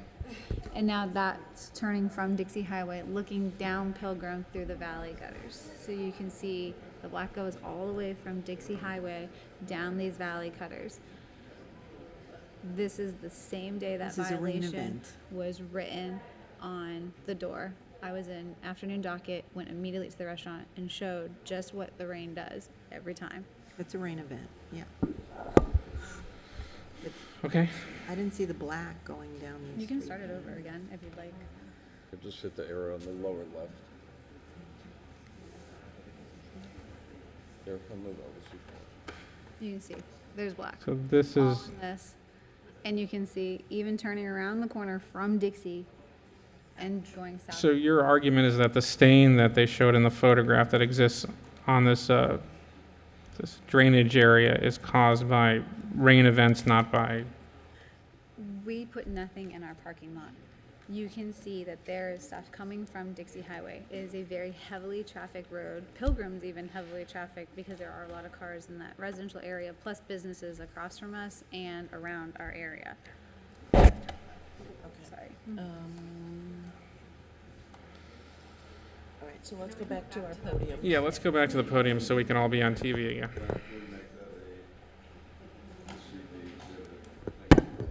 Are you gonna? I think it would be 3 technically, right? Does the city have any objection to that video? Here it is. Okay, I apologize. Could you repeat what you just Yeah, asked? the respondent would like to put the video into evidence. I want to know if the city has an objection. No objection to the videos. All right, so we'll enter the video as Exhibit 3. Judge, I just have a few more questions for Ms. Prefer. Stormline wouldn't have no roses in it. In case you need stormline. Wouldn't have them. I go. Go ahead. Ms. Prefer, after the first violation, did you have a conversation with the inspector? No, she was. You have to speak into the mic. At the last hearing, which was the landlord appeared and I appeared, the landlord had a cleaning crew, which is who you saw in the photo from 2018. The landlord no longer has the cleaning crew. We had replaced a cleaning crew with ours that have provided that affidavit. He asked at the time of the hearing for somebody to come out and explain what they thought was happening, how we could prevent it. No one ever came. We advised staff to be on the lookout, let us know when the city showed. No one ever showed. When was this? This was from the last hearing. They were directed to come out and tell us if they thought we were doing something wrong, how we could change the way either we were doing it or what they thought we were doing. No one ever came out to the property. Did you reach out to the city? Yes, Then what happened? nothing. Who'd you speak with? You're talking almost a year ago. Then it went to appeal, and the same day the appeal was denied, this violation showed up. So I don't believe there's a coincidence, but neither here nor there. But we've taken every precaution we have. We do not clean anything outside. We don't take anything outside. Is there any way that the grease could be coming from you? The only thing I could think of is possibly cars in the parking lot, but even then, you can see on that video, it would cross the light-colored sidewalk into the valley gutter. If the valley gutter is so that dark, and I'm sorry if I'm calling that the wrong thing, I believe that's what they told me when it was installed, it was a valley gutter, but it would be crossing, you would have black lines from our building. We even have our hood cleaned with, they take everything. We don't have that even done where anything How do you could be store the going grease down. in your restaurant? We have a grease trap that gets cleaned, I believe. They come and take it. We just had our backflow inspection and passed. Have you ever seen the grease trap overflowing or anyone empty the grease trap? So that's the picture right there. I know that they do empty it, but I've never seen it overflowing, and I've never seen remnants. Yeah, we can't use that one. You And have on a the- company that does the grease, right? Yeah. Chameleon. Yeah, so the cleaning crew, I for a fact, I close on certain nights as manager, and I can tell you how much food and stuff is still inside the restaurant that I know my staff doesn't take anything outside to clean, and then the cleaning crew comes in, takes it all with them, and takes it off-site. They do not take anything out. If it were us washing stuff out, you'd find probably a chicken bone or something outside. Does the city have any questions? The city would like to question Mr. Brown. Well, before I let her go, do you have any questions for the respondent? Do you have anything further? Yeah, so you don't know where your oil is going to? Where you- Our oil is Yeah, picked up we- by Acme. Okay, That's but you the said email. that they haul even the dirty water away, the grease water? What Our do they- cleaning crew, we have drains inside the restaurant. We don't take anything outside the restaurant. Okay, because the last time I saw, they had taken all the equipment outside and, The photo you saw from 2018 was a completely different crew that our landlord had hired, and we have nothing to do with, we didn't have anything to do with then. Since that hearing, I'd have to double check to see exactly when we started hiring Chameleon, but we had gone through another cleaning crew, and they're our current cleaning crew. They come in nightly, and they do not take anything outside. so you're not the landlord? No, my father is. And I just want to clarify, the photograph is from the prior violation, is that correct? Yes. But none of that is being allowed now, is that correct? No. I mean, I am correct, right? Correct. You've hired businesses to Correct. ensure that. All businesses licensed, insured, and we have check payment proof. We have all the invoices. Weekly, they send us invoices. Is there anyone else on this property that could be using materials that are staining the, that you're aware of? Not that I'm aware of. No, I don't have any more questions. Does the city have any more questions? Not for that witness, Okay. but we do have. Do you have any other witnesses? No. All right. City want to call your rebuttal witness? They want to come out and Sure. tell me? I'd be more than happy to. Would you please state your name? Come on close. State your name. Tim Brown, What is your, by whom are you employed? City of West Palm Beach Stormwater Drainage Construction Supervisor. Okay. And how long have you been in that position? Probably about 12 years. Okay. So you were in that position, or strike that. Did there come a time when you went to this property that we're here for today? Yes, we was doing a walkthrough. It's some new construction now, and about 4 or 5 blocks. We was walking through, checking all the manholes, the inlets, and the basins and all that. along with water department and collections and contractor. And at that time, what were your observations at this property, if any? As we was doing our walkthrough, I noticed that it had a trail coming down the gutter to the drain right here, this picture right here. All that was new construction. So, and it was stained. That's what I called Miss Louise to let her know what was going on. And approximately what date was this? August 6th, Of what year? 2019. And what did you tell Miss Louise on the phone call? I called her, said I'm seeing some pictures like this, some grease and stuff down inside the basin. Did you take photographs? Yes, I did. How many photographs did you take? Do you recall? I took 3. I took 2 of the gutter and 1 inside the basin. Is that one of your pictures? That's one of my pictures right there. Can you please describe what we're seeing on that picture? That's a manhole. Well, we got stormwater stuff coming to the manhole where it changed direction. I ran into a larger pipe to carry the water out. Right where she had the arrow at, you can see is that greasy film on top of the water right there. So is this a stormwater drain or a Yes. sewer drain? Stormwater. And you wouldn't, So, but is a manhole sewer or It's- is a grate? both, Well, that's a stormwater right. drain. Okay, that's a stormwater drain. I apologize. Go ahead. As you see, stormwater usually don't have any roaches in it. And you can see the film on top of the water. Yeah, Where? right up, On the side. on the side right there. Those are cockroaches. Down to the right, Okay. right there, right there. All of them. Yep.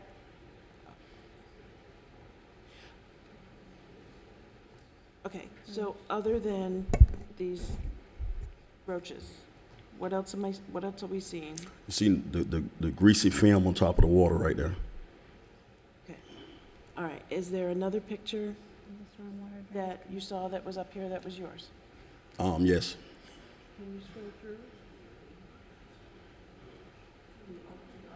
The tools on down the gutter.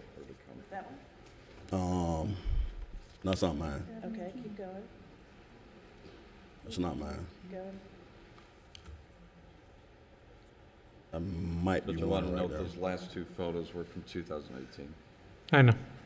I said you see what it could be grease or something they cleaning with, gonna stain the concrete like that. Is that your picture? I think that might be one of them. Keep going. That's one of them. That is? Yeah. Okay, stop right there. Could you please describe what we're seeing here? Something is turning the concrete a different color. All that's new construction. All that was just installed, maybe a month before. All that was just installed. So that's the reason why I was down there. We was doing walkthroughs, checking all the basin, the grates, the manholes to make sure everything was done correctly. And make sure we have any questions, they can fix it. We have any issues or problem with it. Where exactly is this drain right there? The drain is west on Pilgrim, west of the restaurant. So basically, we're looking east? Right. Okay. All right. And do you know, I'm sorry, if you can say it again, what is the substance we're looking at? It's either grease or some kind of clean agency. That's the only thing gonna turn concrete that color. And that's new concrete that's just been put down probably the last maybe 2 or 3 months, because it was all new construction down there. Okay. The whole area down there, we put new storm lines in, new collections and water and all that. The construction that you're talking about, is that construction that the property owner did for the structure, or is that city construction? City construction. Okay. And any other pictures that are yours? Trash. Why wouldn't roaches be attracted to their trash? That's your trash. No, that's a house. See, it's not. That one's mine right there. That's yours? Yes. Okay, and what are we looking at here? You can see where the asphalt is stained and also the concrete is stained going back west to the drain.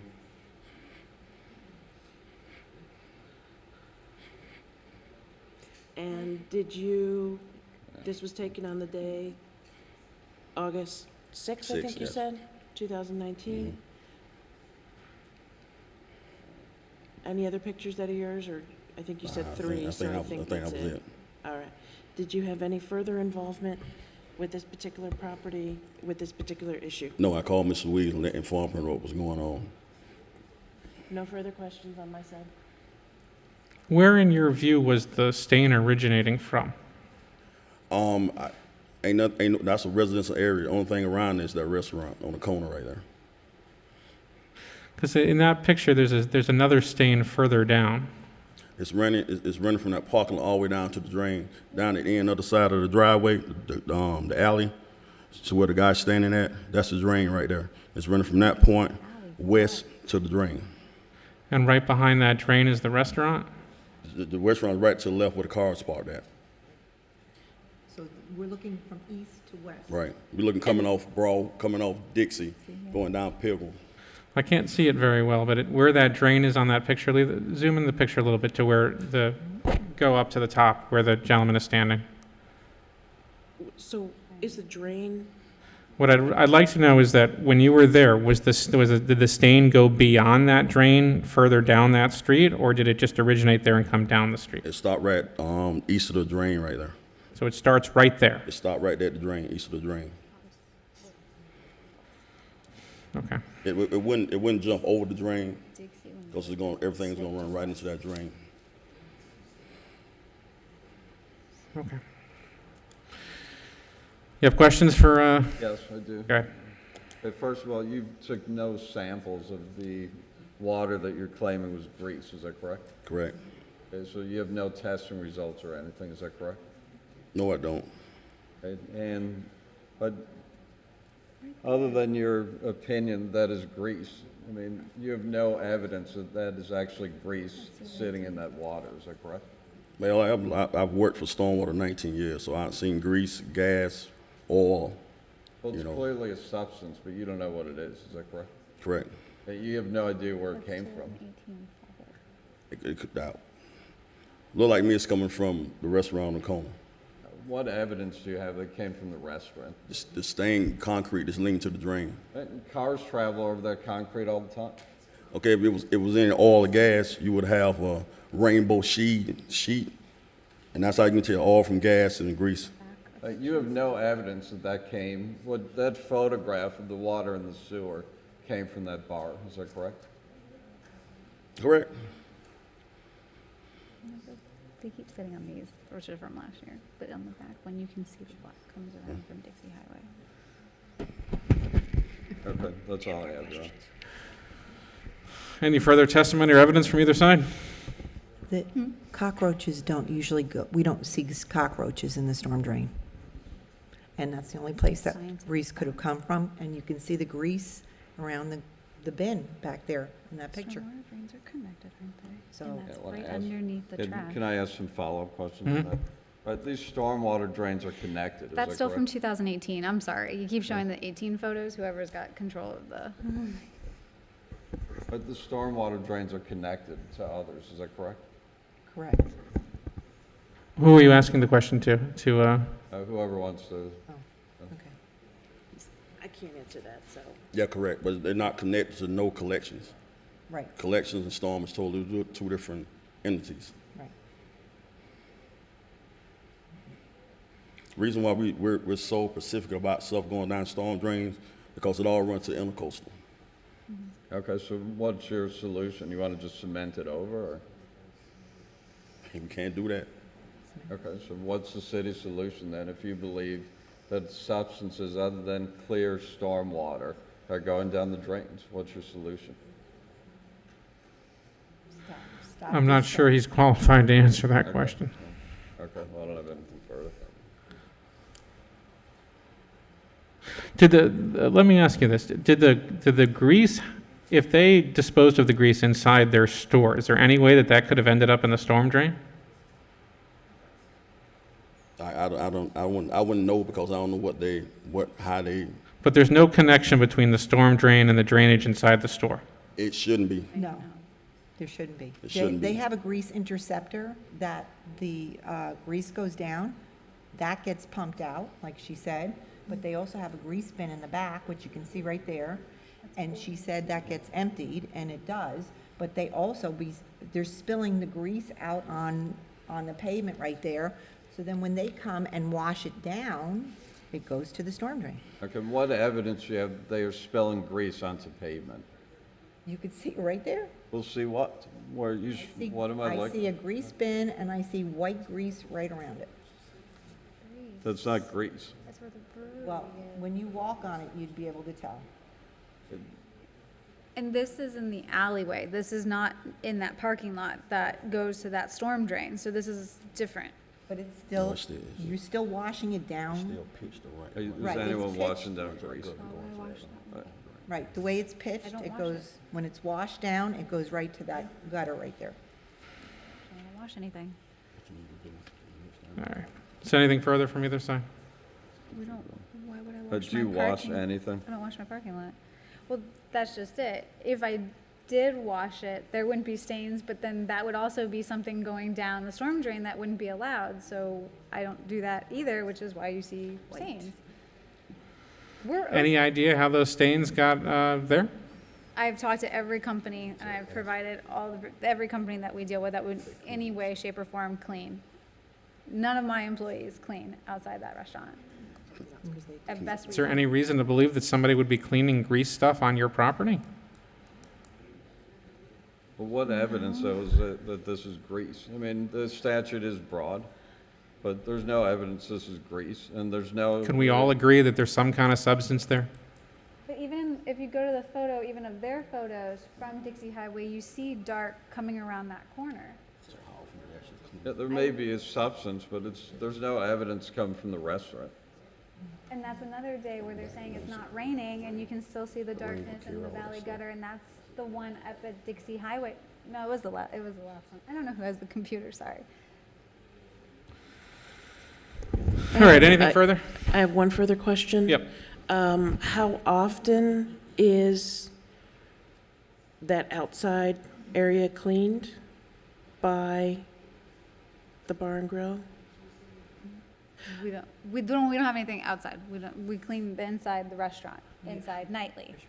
Pressure wash, I'm sorry. No, so what I'm saying is we wouldn't be able to pressure clean our parking lot even if we wanted to get rid of these stains, because that would be something going down the stormwater drain. To my understanding,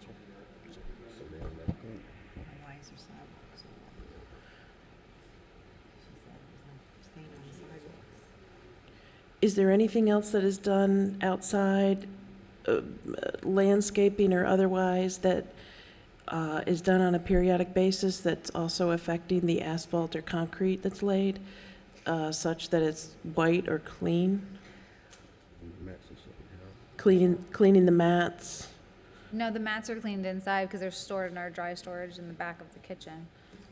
That's that would be something that could potentially have grease on it, but no, they don't take those outside either. Where does that water go once you clean it? That's inside the restaurant, inside our drains, inside the restaurant. Okay, is there anything further? This is an argument. All right, go ahead. Let me just start legally. They failed to prove that whatever substance that is. All right, we need to keep the chatter to a minimum because I really don't hear as well as I did. Sorry. Go right into the mic, please. The city's failed to prove whatever that substance is an unlawful substance under the statute. There's been no testing done. They failed to prove it's come from the restaurant or the property. You can clearly see both from the video and their own photographs that this is a well-traveled street. The water collects within the, I'm calling it a gutter, but I'm not sure what it's within the portions on the street. There's heavy traffic, which can bring, so the vehicles can bring that in. There's other people living in the area. You saw overturned trash cans that have nothing to do with, this piece of property. So in our position is that the city's failed to prove their case. But I do want to be heard if you decide that there is something other than, water or stormwater that's gone into the drain, and you find that it came from this property, then I want to be heard on what a fair assessment or other remedy would be. I'll hear that now. And let me start. First of all, the statute does appear to be extremely broad. So if you look at the definition of what stormwater is, it almost seems like anything other than storm water would be considered a violation. So they've made every effort to ensure that anything other than stormwater is not go into these drains. They've hired 2 companies. They do not allow the employees to clean anything outside. But it's almost like, I don't know, I'm out of suggestions. Maybe the city has some suggestions. What do they want them to do? But they have these 2 drains on the outside of the business. It's virtually impossible it appears virtually impossible for only stormwater to go down those drains. And like Ms. Prefer said, they can't pressure wash, because I thought in theory pressure washing would be something other than stormwater. So they can't even do that. It seems absurd. I don't know. But I'm not a property expert, but maybe the city has some suggestions. To say $15,000 fine, I think is ridiculous. I mean, I know that this is an ongoing business.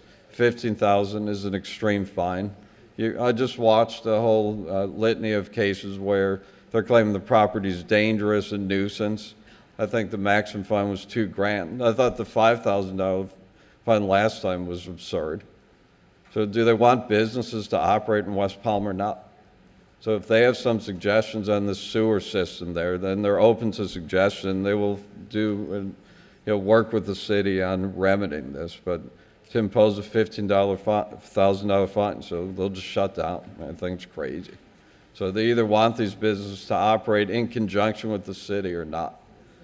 So we're asking the court to impose a fine no greater than $1,500. They spend extensive money since the last hearing in contracting 2 businesses. They sell the oil. They do not, contrary to what they are alleging, they do not spill oil or grease into that street.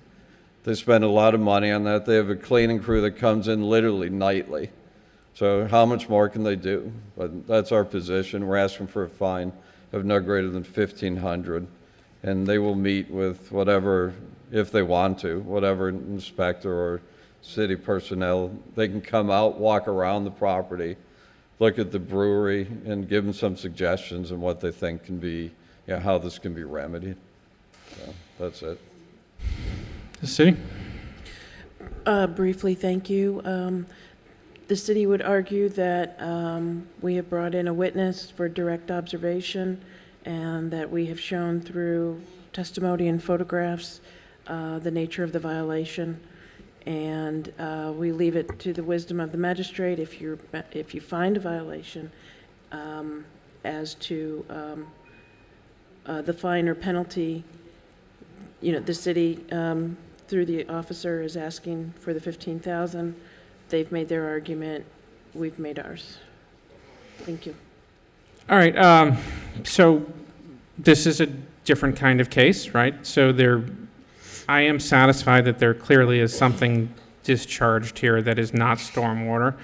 I also think by preponderance of the evidence that it's more likely than not that it came from the resident, from the restaurant in question. I think the testimony of the officer is pretty clear about that. I'm also cognizant, though, that the respondent has submitted evidence that they are trying to keep this under control. That the purpose of code enforcement is not punitive. The purpose of code enforcement is to encourage compliance. But I also recognize that once chemicals get discharged into the stormwater, that they can't be retrieved, so something has to be generally done about that. So in this particular case, what I'm going to find in CE 190800064 is I'm going to find that there is a violation of 2635 and 9203A. I'm going to issue a one-time fine in the amount of $1,500, and I'm going to ask the city and the respondent to meet within the next 2 weeks and to go over how to prevent this from happening again. That's my order. Thank you. Thank you. Number 3 is complied, 1131 9th Street, CE 190800437. Number 4 is complied, 580 Executive Center Drive, CE 190900036. Number 6 is complied, 512 Baker Drive, CE 190900106. Number 9, 1536 44th Street, CE 190800461.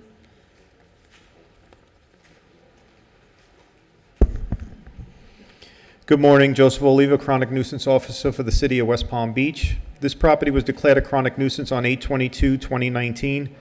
The declaration was posted on 8/23/2019 and certified mail sent on 8/26/2019. There has been no contact with the owner nor an action plan to date. The notice of violation was posted on 9/10/2019 and certified mail sent on 9/10/2019. The property has been owned since December of 2010. Its previous adjudications, 4/12/2018, trash and debris, paint, junk vehicle. 8/4/2017 is unsanitary conditions, overgrown grass, unsanitary pool, and failure to comply. 8/20/2015 is unsanitary conditions, overgrowth, failure to comply, paint, exterior, inoperable vehicle, placement of garbage cans. 9/3/2013 outdoor storage, unsanitary conditions. When the property was declared a chronic nuisance, there was excessive overgrowth, landscape maintenance, clean and sanitary conditions, trash and debris, inoperable vehicle, unsanitary pool, trees and bushes, needs trimming, hurricane hazard. And yesterday's inspection showed basically the same, the excessive overgrowth, landscape maintenance. Is anyone living here? I'm sorry? Looks like somebody's living here. No, there is no one living there. Is It's vacant. Okay. The city requests that the special magistrate find a pattern of nuisance activity and enter a chronic nuisance service order for the services to be provided by the city to include but not limited to maintaining of the landscape, removal of trash and debris, tree trimming, maintenance to the pool and access to the yard, and any other abatements methods necessary to keep this property in compliance. Have you had any contact with the owner at all? No, sir. Is there any evidence that anyone is working on this property to bring it into compliance? No, sir. All right, in case CE 190804661, I make the following findings of fact and law. I find notice is sufficient. I find the property in violation of 54403. I make further finding that said violation constitutes a pattern of nuisance activity on the property. I affirm the city's declaration that the property is a chronic nuisance. I hereby enter a chronic nuisance order authorizing the city to perform any nuisance abatement services that are needed on the property and to charge the cost of that abatement against the property owner. Thank you. Magistrate, for number 14, I believe case number for number 13 was cited when you did the finding. Oh, If all you right, could do so a let correction. me correct for the record that my order in CE 190800278 is a one-time fine. I find that violation exists at 2635B and 9203A. I issue a one-time fine in the amount of $1,500 for repeat irreparable or irreversible violation, and I hereby instruct the city and the respondent to meet within the next 2 weeks to discuss how to prevent this from happening again. Thank you. Number 104401 Greenwood Ave, CE 190800301.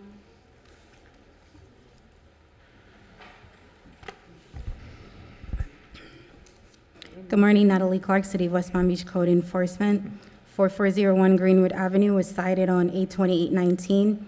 Certified mail was sent on 8/30/19, and the property and City Hall were posted on 9/5/19.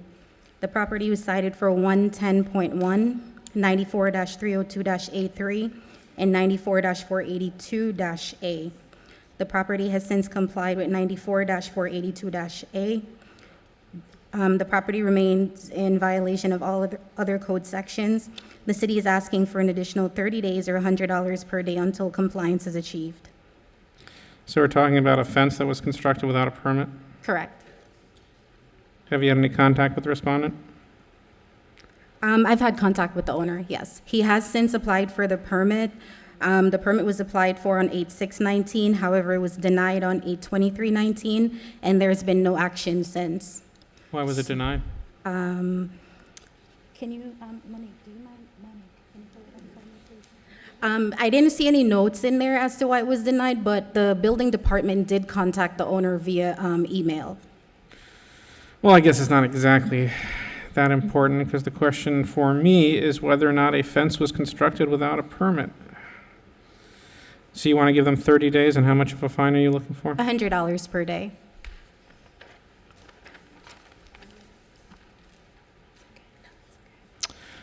All right, anyone here on behalf of the respondent? Seeing no one, in case CE 190800301, I make the following findings of fact and law. I find notice is sufficient for the property in violation of 110.1 and 94-302-A3, or the respondent come in compliance within 30 days or a fine of up to $100 per day may issue. Number 11, 3901 36th Court, C105, CE19080573.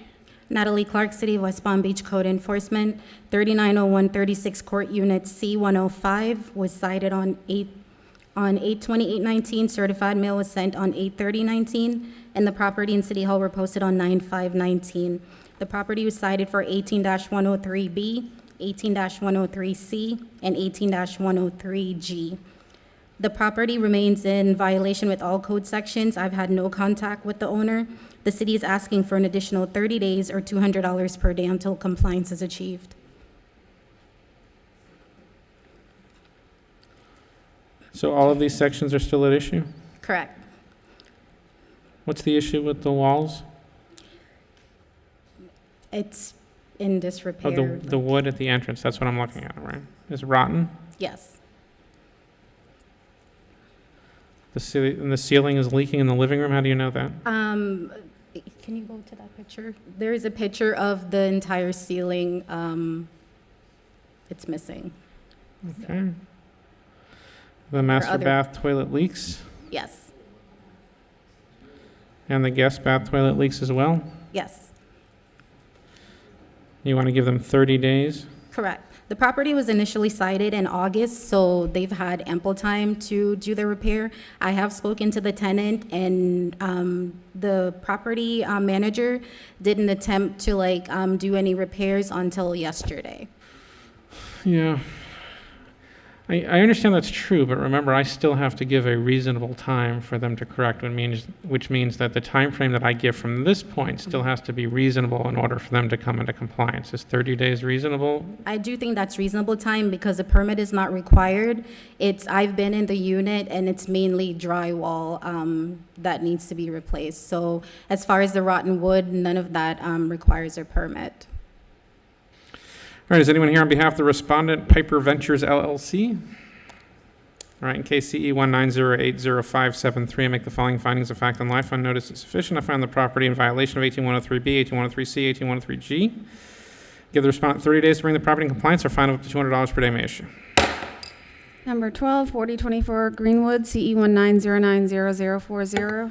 Natalie Clark, City of West Palm Beach Code Enforcement, 4024 Greenwood Avenue, was cited on 9/9/19. Certified mail was sent on 9/11/19, and the property and City Hall were posted on 9/12/19.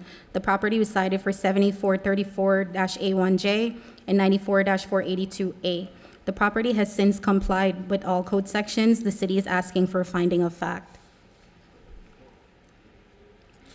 So they moved the garbage can and they stopped parking on the unpaved surface? Correct. The property has been cited 2 additional times for the same issues, so that's the reason why the city is asking for a finding of fact.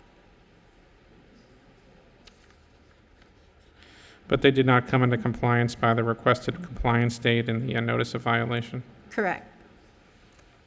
All right, in case CE 19090040, I make the following findings of fact and law. I find notice is sufficient. I find the property was in violation of 7434A1J and 9442A, but has since come into compliance, but after the required compliance date. Thank you. Number 16 is complied, 1638 Embassy Drive, 301, CE 19080095.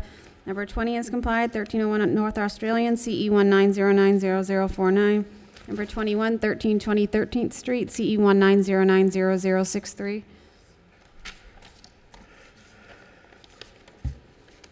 Good morning.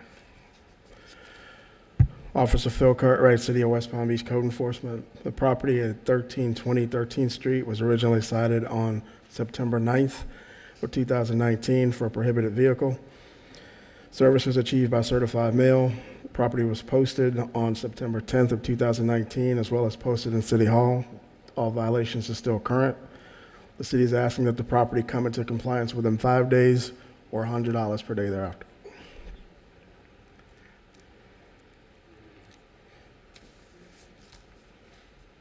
So is that trailer the prohibited vehicle? Yes, sir. And why is it prohibited? Why? Yeah. Because it exceeds a certain amount of foot for the prohibited vehicles. So it's too large? Correct. Mobile homes trailers are all prohibited vehicles. Have you had any contact with the property owner? Multiple times.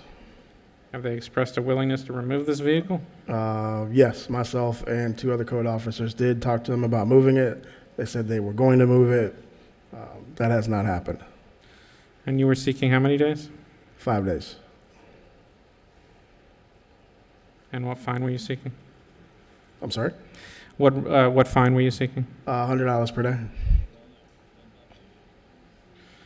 Officer Cartwright, I'm going to give them 7 days so we can make sure that they get the notice before it expires. In case CE 190900063, I'll make the following findings of fact and law. I find the property in violation of 94487B1. I give the respondent 7 days to bring the property in compliance or fine of $100 per day may issue. Number 22, 1354 8th Street, CE 190900186. That one's complied. Complied?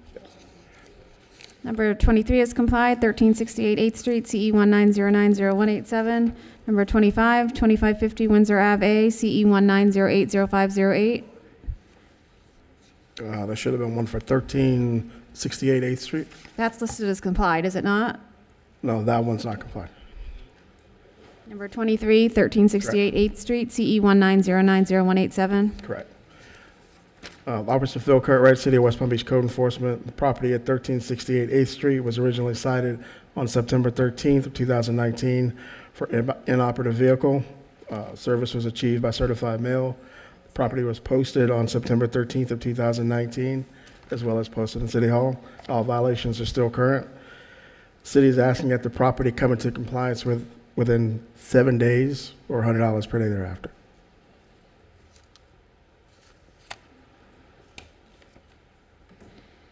So this one that was stamped complied on mine is not complied. No, sir. We didn't convey to the respondent at any point that it was in compliance. No, sir. The city did not. He was fully aware. I spoke to him yesterday evening and this morning. Did he say that he was going to be here? Just said, okay. Okay. No commitment, huh? Nope. Okay.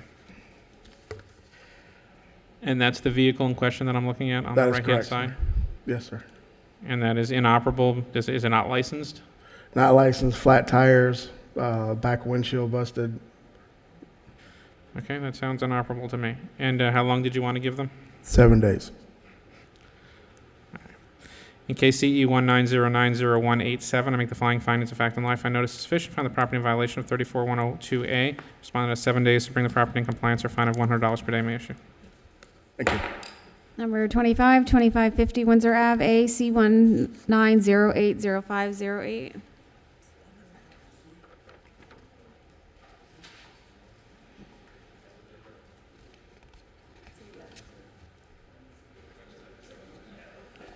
Good morning. Ray Young, City of West Palm Beach Code Compliance. 2550 Windsor Avenue was originally cited on 8/26/19 with a notice of violation posted at the property and City Hall on 9/17 of 2019. Certified mail was sent on 8/27 of 2019. This property was cited for 78-1, 2232A, 82-148, and 82-144. I have not made contact with the owner, and all violations are complied with the exception of 78-1, the obstruction of right-of-way. The city is requesting an additional 15 days to come into compliance or $150 per day until compliance is achieved. What is the obstruction? Is it that giant plant there? That's not the one. I'm sorry, it's the wrong photo. Number 25. No. It's okay.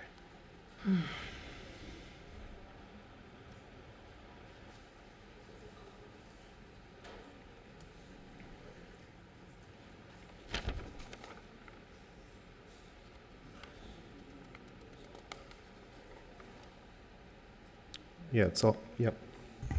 So it's all the cars in the front of the business. Yep. So they're obstructing the sidewalk? Just Is that what it- obstructing the sidewalk. It's left there 24/7. A lot of complaints have come in about the business as well. You have to actually walk on the streets to go around the business. Yep, And the last time you checked, there was still a car obstructing the sidewalk? correct. I just checked yesterday. Notice was done by certified mail and posting? Yeah, certified mail was sent on 8/27 of 19, and it was posted at the property on 9/17 of 2019. All right, in case CE 190805008, I make the following findings of fact and law. I find notice is sufficient from the property in violation of 78-1. The respondent has 15 days to bring the property in compliance or fine of $150 per day may issue. Number 26, 2604 East Tamron, CE 190900046. Ray Young City, West Palm Beach Code Compliance. 2604 East Tamron Avenue was cited originally on 9/9 of 2019 with the notice of violation posted at the property on City Hall on 9/10 of 2019. Certified mail was sent on 9/10 of 19. This property was cited for 74-4C3, 34102A, 18215B, 18106B, and 18106A. I have not made contact with the owner, and all violations still exist.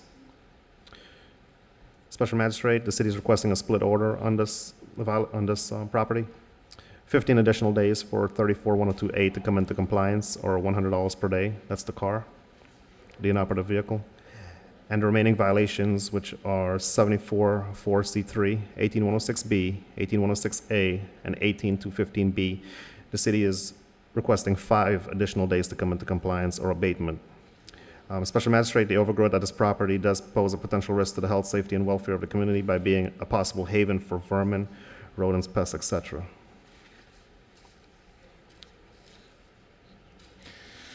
And it's your testimony that the overgrowth here constitutes habitat for vermin and other critters that could spread disease in the city? Yes, sir.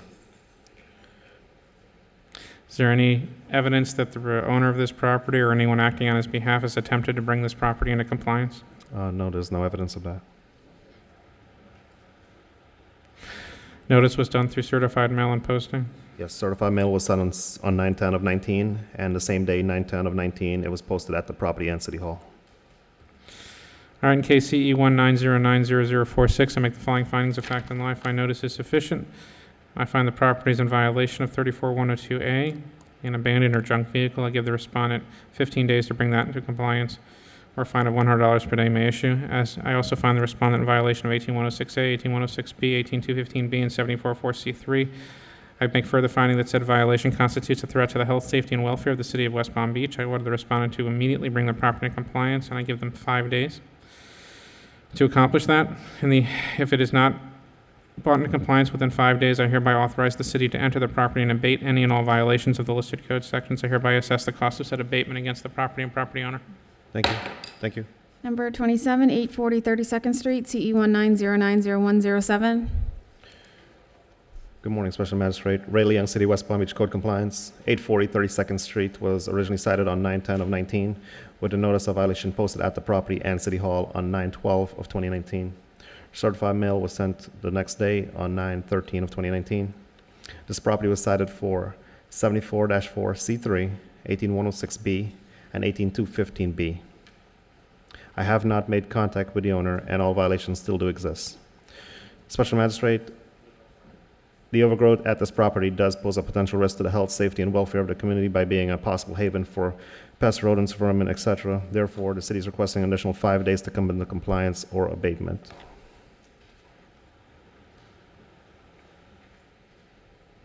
Is there anyone living at this property? No, sir. Is the city's concern the overgrown grass? The overgrown grass on the front and the side. It's a corner lot. It's a corner property, and it can be seen from each which way, and it isn't overgrown.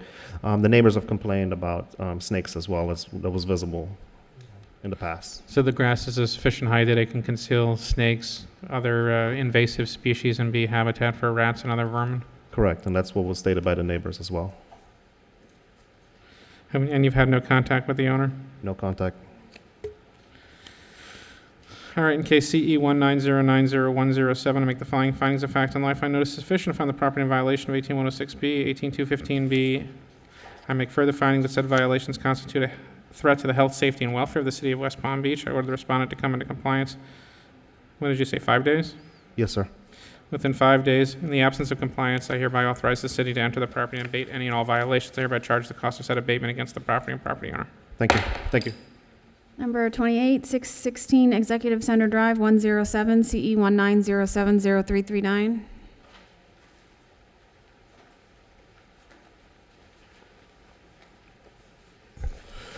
Good morning, City of West Palm Beach Code Compliance Officer Paul McFarland.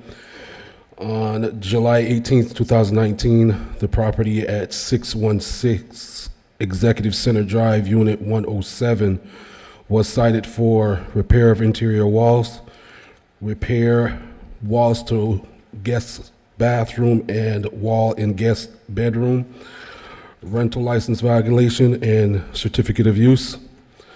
Property was posted September 17th, 2019. Certified mail was sent September 6th, 2019. Certified mail was returned September 10th. The property has since come into compliance with the repair of interior walls, but the property is still in violation of the rental license and certificate of use. I've since had contact with the property owner. He has provided application for the rental license, but there are some missing information. He did send an email to me requesting 60 days to get the additional information.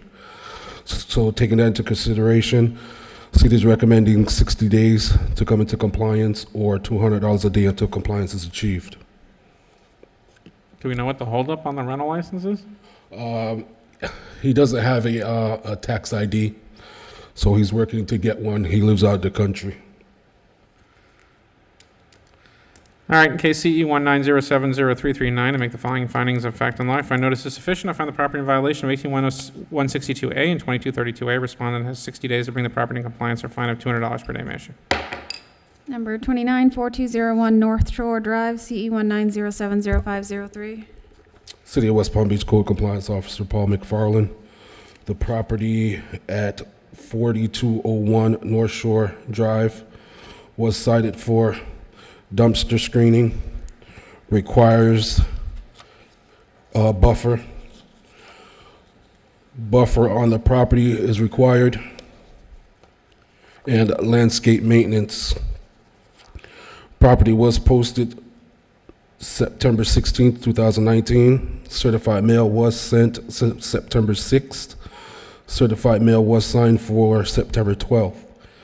I since had contact with the property owner and the property maintenance person for that property.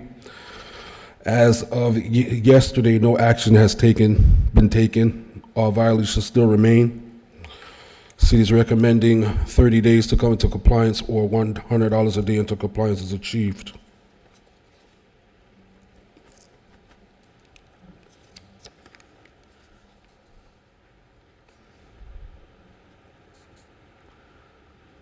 So the dumpster is not screened. Dumpster screened, but there's vegetation that's required to go around the dumpster. As you can see, there's no hedges or anything. There should be something going around that dumpster enclosure. Is that a condition of the code or a condition of the development order? It's a condition of code. It's a requirement when it comes to the dumpster screening. Walls shall be landscaped with shrubs and hedges. Yes, sir.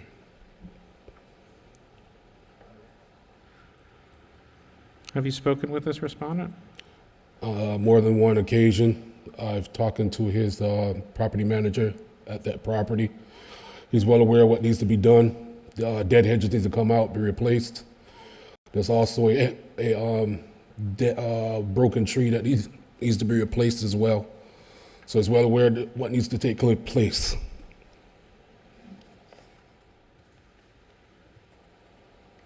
So the buffering issue is just the... Just the dead vegetation that's in there that needs to come out and be replaced. It's a requirement to have that buffer there in good condition. And that's the same issue with 944462, which the landscape maintenance? No, that's referring to the dead tree stump there that needs to come out and be replaced. Okay. And how many days did you want to give them? 30 is sufficient. It's just a matter of planting. No permitting is required here? No. And what fine were you looking for? $100 a day. All right, in case CE 190700503, I make the following findings of fact and law. I find notice is sufficient to find the property in violation of 94315A, 94443A, and 944462. Respondent has 30 days to bring the property in compliance or fine of $100 per day may issue.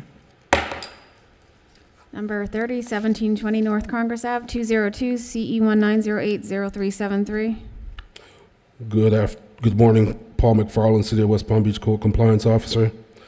On 8/16, the property at 1720 North Congress, Unit 202, was cited for unsanitary conditions.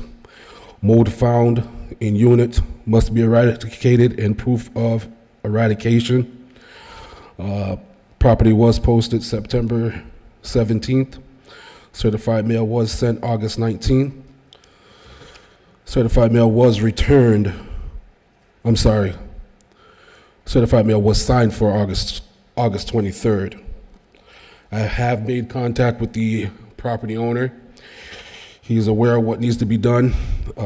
He needs to get in contact with a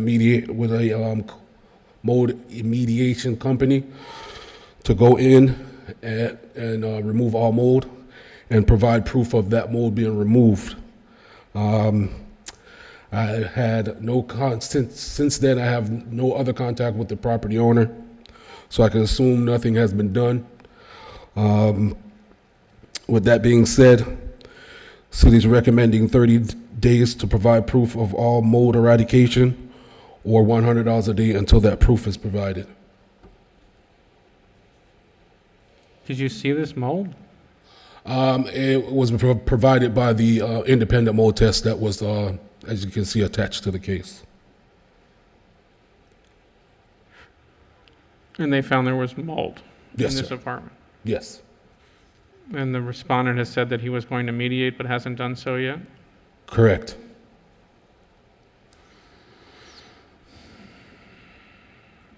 And you want to give him 30 days? Yep, they've been getting plenty of time. And you were seeking $100 per day? Correct. All right, in case CE 190800373, make the following findings of fact and law. For notice is sufficient from the property in violation of 18106A, respondent has 30 days to come into compliance or a fine of $100 per day may issue. Number 31, 1533 44th Street, CE 190800454. Good morning, City of West Palm Beach Code Compliance Officer Paul McFarland. The property at 1533 44th Street was cited on August 22nd.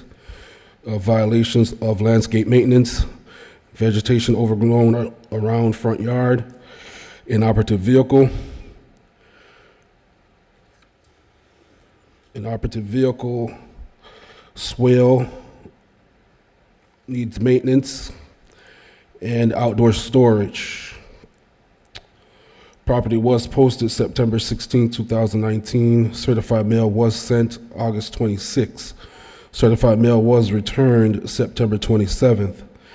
I've had no contact with the property owner. As of yesterday, all violations still remain.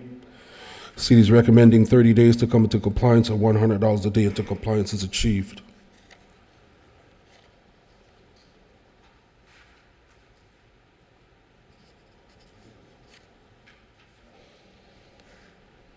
So the landscape is still overgrown? Yeah, there have been no attempts to trim back anything. Buckets and tires still scattered around the property. The white vehicle with no tag is still residing on the property. Nothing has changed. You spoken with them? No, sir. No one's made any attempt to contact me. All right, in case CE 190800454, make the following findings of fact and law. If I notice sufficient to find the property in violation of 18106K, 34102B, 7894C, 9471C, I give the respondent 30 days to come into compliance or fine of $100 per day may issue. And then one more before we head into the 1130s. Number 32, 734 Executive Center Drive, 24, CE 190800569. Good morning, City of West Palm Beach Code Compliance Officer Paul McFarland. This was a complaint from the tenant on August 28th, 2019. 734 Executive Center, Unit 24, was cited for a rental license violation and certificate of use. Property was posted September 17th. Certified mail was sent August 29th. Certified mail was returned August 25th. I've had no contact with the property owner, and as of today, there's no application on file for a rental license for this property. With that being said, city is recommending 30 days to come into compliance or $200 a day until compliance is achieved. How do we know this is a rental property? I had conversations with the tenant, and I also had received an email from the tenant. All right, in case CE 190800569, I make the following findings of fact and law. I find notice is sufficient. Find the property in violation of 18162A, 2232A. Respondent has 30 days to come to compliance or fine of up to $200 per day. May I issue? Thank you. Moving on to other matters, number 1809 Division Avenue, CE 140900563. Number 1809 Division Avenue.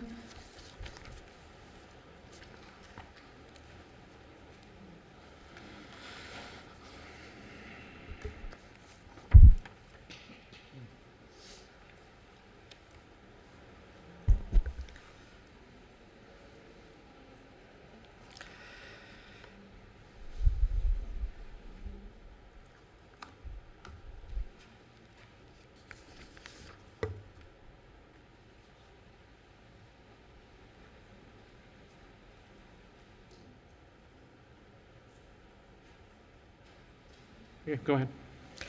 Case ending in 914809 Division. Date ordered 5/4 of 16. Fine started 6/7 of 16. 807 days. Total is $40,350 at $50 a day. Date of compliance 8/23 of 18. It is the same owner. There's no other major history involved here. Normal ask would be 30%, being the same owner. Given the size of the lien, we're asking for 15%. Just we for the record, verify I that- called the first one 563. I believe you did the 10th one, ending in 914. Is that right? Did you say 809 Division? They have two of them. That's all. Are we doing both together? It's up to you guys. This is a different case? Number 1 and number 10. I'm just seeing that now. Also, have everyone been sworn in? The second half? Yeah. Anyone who's going to be testifying today or thinks they might testify or has a possibility they might be testifying, please rise and raise your right hand. Do you swear or affirm the testimony you're about to give will be truthful and accurate under penalty of perjury under the laws of the state of Florida? Okay, so that was number 10, and also number 1 is for 809 Division Avenue, CE 140900563. I do not have the information for that one.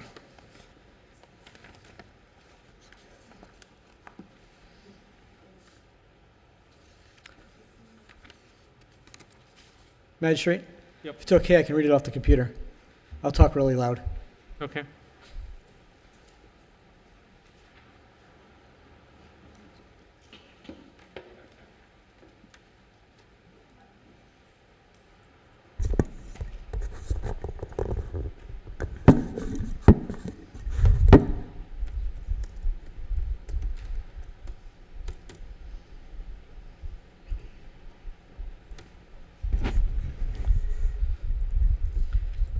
Okay, so case number 1 on other matters was case ending in 563, 809 Division.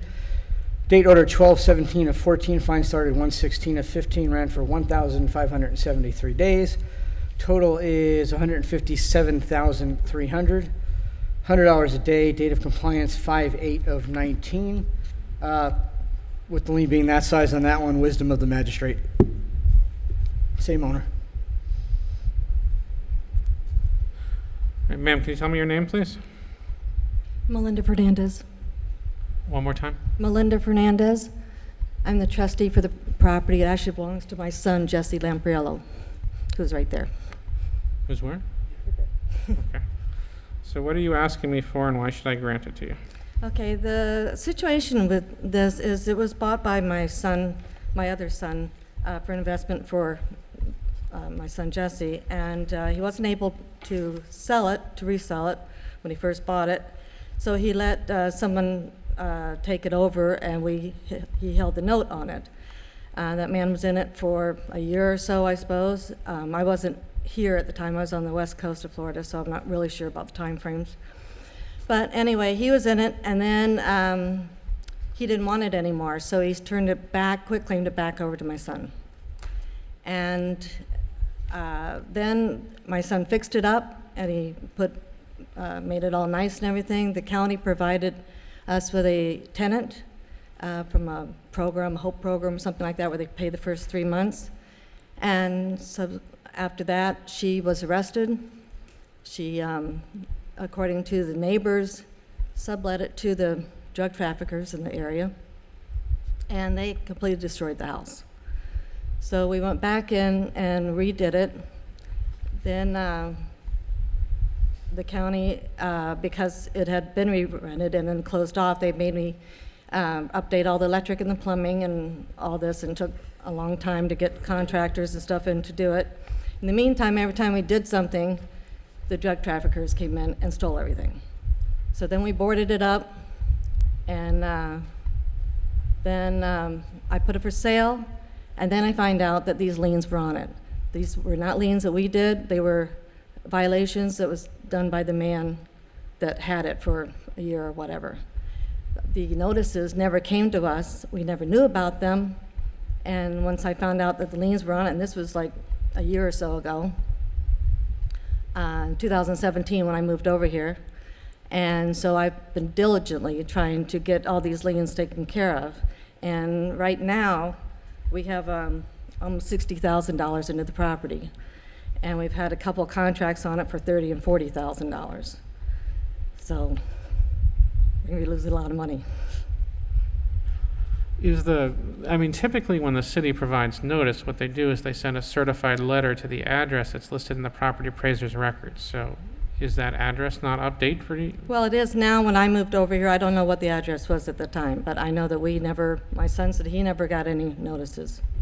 Sir, essentially they were mortgage holders. Papa was in the name of the people that they were turning the house over to while they were still there. So it was sent So it's not the same property owner then, if that's the case? No, it was Yeltsin Vargas was the man that lived in it at the time, and he was the one that got the violations. Correct, sir. They were the mortgage holder in 2014. The 2016 case would have been them. So the older cases they were just the mortgage holder, not the actual owner. Yeah, as soon as we found out Newer about the case liens, was theirs. We've been trying to get them taken care of. Right now, the house actually looks a lot better in those pictures. It's real nice now. It's all ready to go. Again, my problem is now we're going to put appliances in it, and we have no way of securing the property. And every time we had a realtor go up there, they were confronted by the drug dealers on the street. So what are you asking me for, ma'am? I'm asking for a lien reduction, maybe to administrative costs. Well, the city doesn't generally give me the administrative costs, so you have to ask me for something in particular. This is my first time here. I really don't know the procedure. Well, I can't grant you something if you don't ask me for something. $500? Did you say $500? Mm-hmm. So you want me to reduce a $157,000 lien to $500? Well, as it is, we're going to lose $20,000 on the property, and it is all complied to, and it is ready to be sold and rented out, and it's a nice house now for the city, and it was not when we bought it. And a lot of the problem was because of the girl that was in there that the county provided for us. And we didn't do the liens, we didn't do the violations. But you understand, ma'am, I have a number of cases coming up where people are going to be asking for line reductions, and heaven knows how many people are watching me on TV, right? So my problem here, right, is that I don't want to convey to people that city liens don't matter, right, and that they can just come in later and whatever the lien is just sort of gets waved away because everyone has a reason why they didn't pay them or they didn't correct the property they weren't here, they didn't know about it, they didn't have the right address. And if I simply did that, then we'd have no enforcement at all, right? People would just assume, I'll just come back and tell them I didn't get it or something, and then they'll waive the whole lien. So, Right, but we have been working diligently to make this work. well, everybody that's here has, because nobody can be here without having brought the property into compliance. Right. Right. I mean, I certainly can't do $500. Does the city have an opinion on this, or are you just sticking with your 15%? Well, the 15% was on the $40,000 lien. 15% would probably be more than we would ask on the larger lien. I'd probably ask 5% on that one.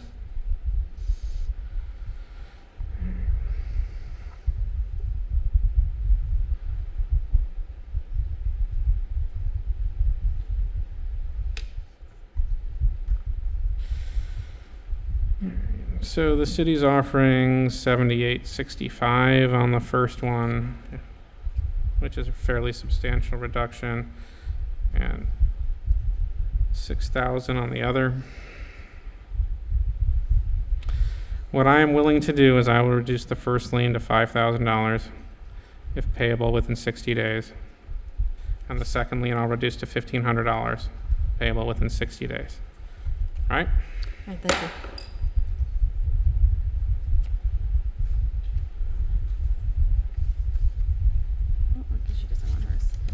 Next case, number 2808 10th Street, CE 07051017.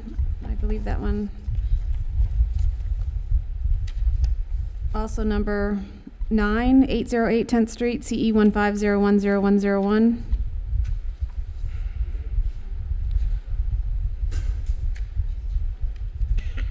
It's 2 and 9. Yes. Same property.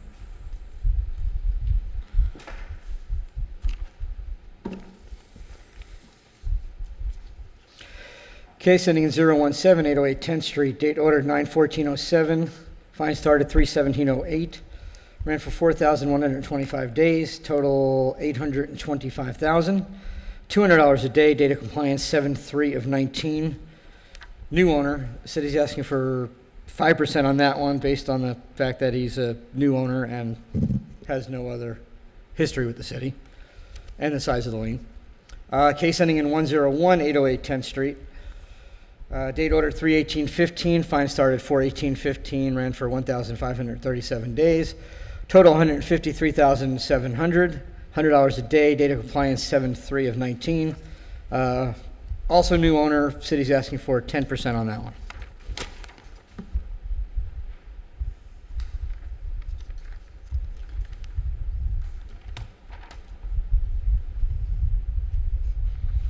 Go ahead, sir. Hi, my name is Todd Duran. The property, I have some pictures. I don't know if it helps. Sure. You have to show them to the officer first. He's already showed them to me, sir. Okay. No objections? We're good with them. Okay. The story of 808 10th. So you're giving me a book, huh? So this property's been a problem for more than a decade. We purchased the property. It sits right between Payne Chapel and the elementary school over on 10th Street. And it's been a long time problem. I think the first code violation was 2007. There was a leaky roof. The roof got damaged, caved into the interior of the house. The interior of the house, through water damage, the floor itself dropped down and collapsed. So we were thinking about demoing the property, and then we talked to Gina Baker in the community redevelopment area. And she stressed the importance to the city of West Palm Beach, the number of historical properties in that area. They have to maintain a certain count to keep, I guess, some government funding that the city gets. So she encouraged me to renovate it. So what we ended up doing is nothing was salvageable except the exterior walls. So we ended up demoing the complete roof structure, all the windows, the flooring structure, all the interior. So all that was remaining was the exterior walls and the exterior structure. When we purchased the property, we had to hire a structural engineer to shore up the walls, and an architect, obviously, and we started from the ground up construction with the walls. So we have probably $130,000 of construction costs to $140,000. I don't know the exact number. I was talking to Mitch earlier, and then probably another between utility liens and other things, another 10 to 15,000. So we have about $160,000 into the property. And it's completely renovated. As you can see, it was property slated for demo by the city. Am I correct, Mitch? Was that slated for demo, that property? That I don't have in front of me. I think it was. And through the encouragement of the community redevelopment area, they requested that I restore it to its historic beauty. So we restored it through the authorization of the preservation community and the building department with all proper permits. So all the permits were closed a couple months ago, and the first tenant is scheduled to move in tomorrow with her 5 foster kids. Well, I think the city does always appreciate when distressed property becomes undistressed property. I'll grant you that, but I assume you didn't do it out of the goodness of your own heart. I suspect that you did it as a business proposition, no? Most of the properties that we renovate are just clean renovations. We've done a number of properties in Riviera Beach that were gestures from the heart, I guess. We redeveloped an entire block of 2800 block of Avenue S that had several $1 million of code violations, and the city of Riviera Beach was nice enough to eliminate those.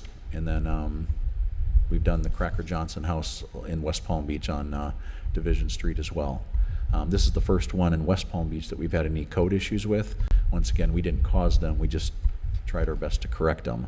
And before we acquire any properties, I reach out to the code enforcement officer, and Ms. Williams and I have had long conversations on this to say I'm going to do the right thing, and I'm hoping that the city will too. So what are you asking me for? Eliminated?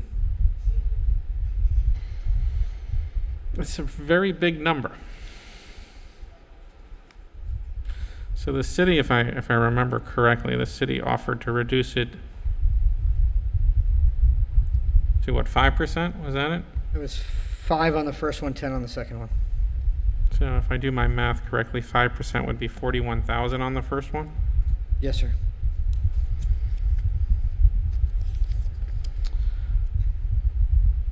And on the second one, 10% would be 15,370? That's what I have, sir.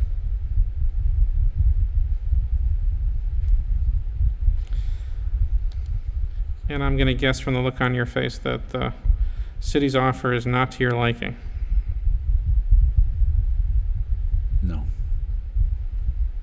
Just like to stress that I kind of did this to help out the city with the count of historic properties they had in that district.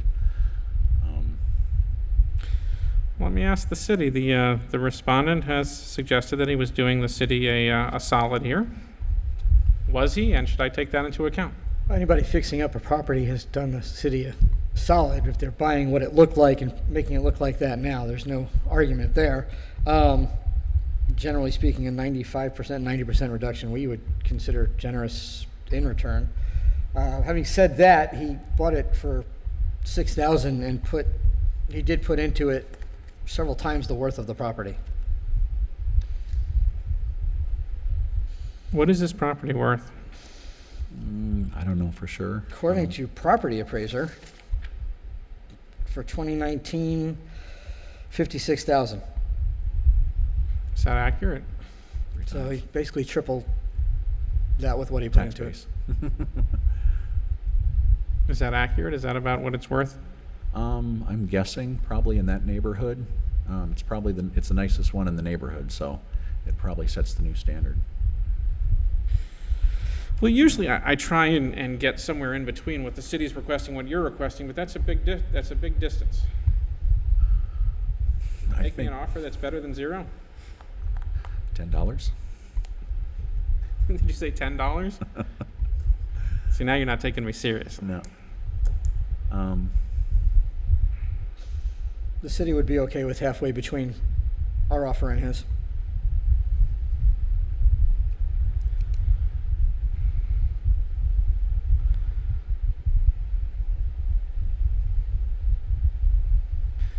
give you one more chance to give me an offer, and then I'll just decide myself. What did Mitch say? I didn't hear. I'm sorry? I didn't hear what Mitch said. He said he was willing to split the difference with you. 20,000?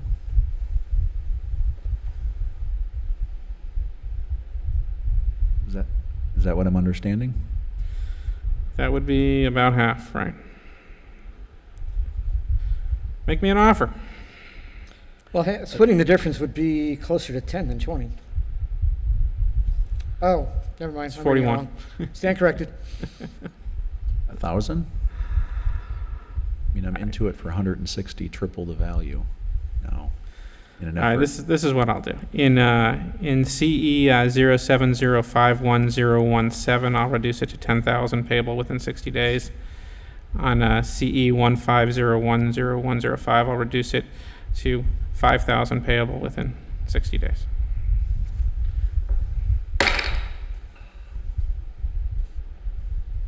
And I did take into account that you did a fantastic job of putting this property back into shape. Thank you.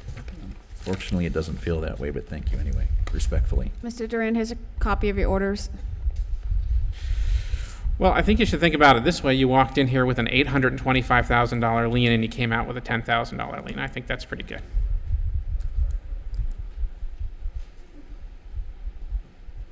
Number 3, 612 48th Street, CE 08120741.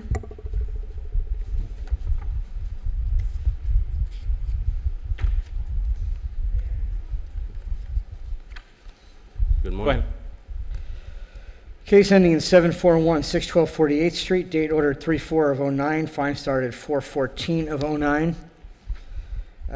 28 days, total is $4,200, daily fine of $150 a day, date of compliance is 5/12 of '09. It's the same owner. And the only mitigating circumstances is didn't know about the lien. It's $4,200, the city's asking 30%. Go ahead, sir. Thank you, sir. This is my first time. When this violation happened, there was other violations with it. With the inspector at the time, we had a non-responsive tenant at the time. It was very difficult for us to get him to respond to the other violations like debris and stuff in the front yard. I worked with the officer at the time. Never during our conversation this violation came up about the rental license and the certificate of use. I do remember paying for it also, so there was a discrepancy. When we fixed finally all the violations that we did have, the lien was still going on, and it started to add up $150 a day, and I called the inspector, and the inspector said, oh, your license is also need to be renewed. Anyway, I did settle with the city. I went ahead and paid, I think, or eventually it went away, but the $150 had accrued to $4,200, which I couldn't do anything about. I'm puzzled why that continued. We did have the license, I think. This morning I printed this from the city's website. My license was renewed in February of 2009. I paid $58. And I don't know why this was continuing in March and April, that it was still needed. When I went and talked to the code enforcement people and the finance department, in their records, they don't have a payment of $58 that I made, and yet it shows up in my records. So it was... Sir, this is brand new information. I want to pull this from the agenda. The city is not amenable to being sandbagged. Yeah. So, I mean, we made all the efforts to comply. As far as the debris was concerned, at the time, we couldn't enter the property because of the tenant was non-responsive, and Eventually, we did get him to comply. I had to hire some help to get him to comply. We did our best. I've never been in violation with. The city wants to look up the concern that you had about whether or not you were in compliance. I'm going to give them a chance to do so. Can we bring it back today? It's possible. I can look it up after the rest of the lien reductions while the other cases are going on. Yeah. Why don't you have I a seat? can't, They're going I'll- to take a look, see if they can reconcile what you're saying with what their records show. And if they can, then we'll see if we can reduce it based on when you came into compliance. But they just don't have those records in front of them right now. They don't have. I even checked with them this morning. The finance department doesn't show in their computers, but on the website it shows that I paid in February, actually January 29, 2009. That's the discrepancy. And then. Do you have record of that? Yeah, I show you right now. Yes, sir. Right. This is what I'm showing. When was the compliance date? 5/12/2009. It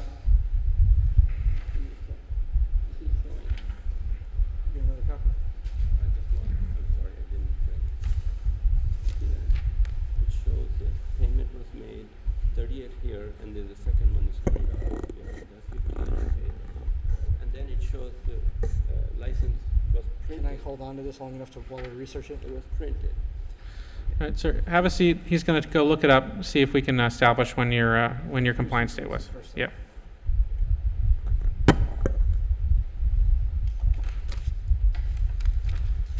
On to number 4, 963 30th Street, CE 09040281. Number 4, 963 30th Street.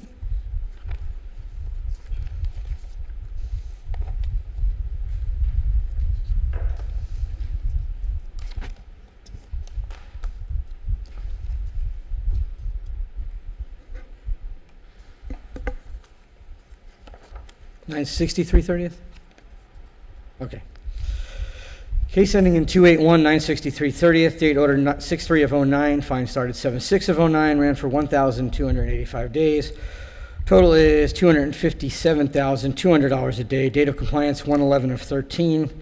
It's a new owner. Only mitigating factor is financial difficulty. I'd also like to point out that the property is homesteaded, but also has a rental license, so that's something the county will need to be made aware of. City's asking for 10%.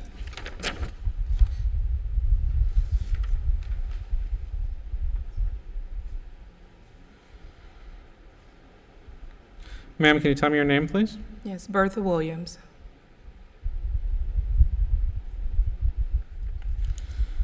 So what are you asking me for, and why should I grant it to you? Well, I'm asking you to give me a reduction because it was when the lien came about because my brothers had some cars that were on the property, and I was dealing with Scott Allen or Alan Scott, the old code enforcer, and when he told me that he was going to do the almost $300 a day lien, my brothers did remove the cars, and I thought that was the end of it. I didn't know I needed to do anything else until the house caught on fire April of 2018, and it didn't have any insurance, and I had to come out of pocket. I had to take a lien out on my property, my home, to fix this property so that we won't lose the house, family house. But I know for a fact that they did move the cars, so I didn't know how it got to this amount of money. Well, typically, the city can't just know that you're in compliance. Usually after there's an order, in the order, there's a statement in the order saying that when you bring your property in compliance, notify the city so they can comply you. In other words, they can go out and check to see that you did what you were supposed to do, and then they can stop the fine running. Otherwise, right, I mean, there's not an infinite number of city workers. They can't check your property every day, right? I understand, but I didn't know he even started the process because they moved it within days. I didn't know he submitted the request for lien. I didn't know that. So what are you asking me for, ma'am? I'm asking for a lien reduction of, I don't know, I'm I'm still trying to pay back the loan from fixing the fire to repair the house. I have nothing. What was the city asking for? 10%. So 90% reduction. So the city is offering to reduce it from 25,700 to essentially 2,500. What do you think of that offer? Sir, it's 257,000 to 25,000. Oop, am I looking at the wrong one?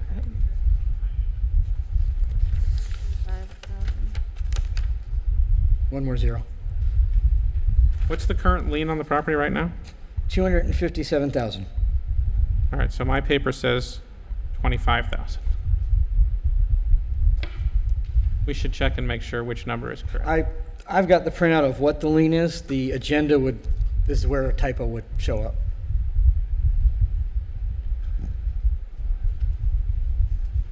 Yeah, there's a typo on the agenda.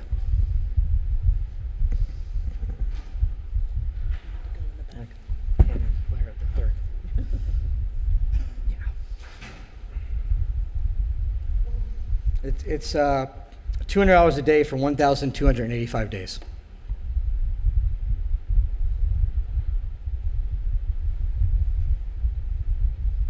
Well, that's a substantial fine.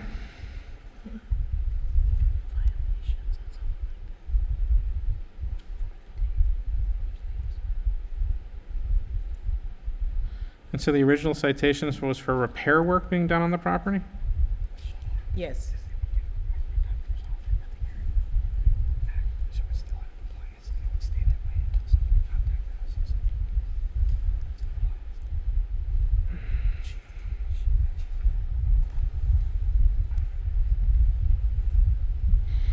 And what are you asking me for, ma'am?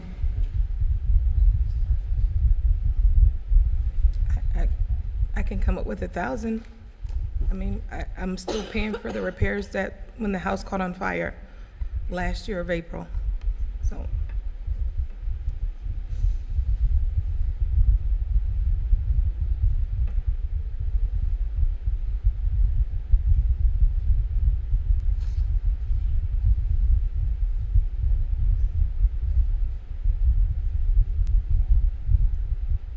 Did you sell this property in 2018? No, the house was transferred over to my brother and myself as a trustee. And who owned it prior? My mother, my parents.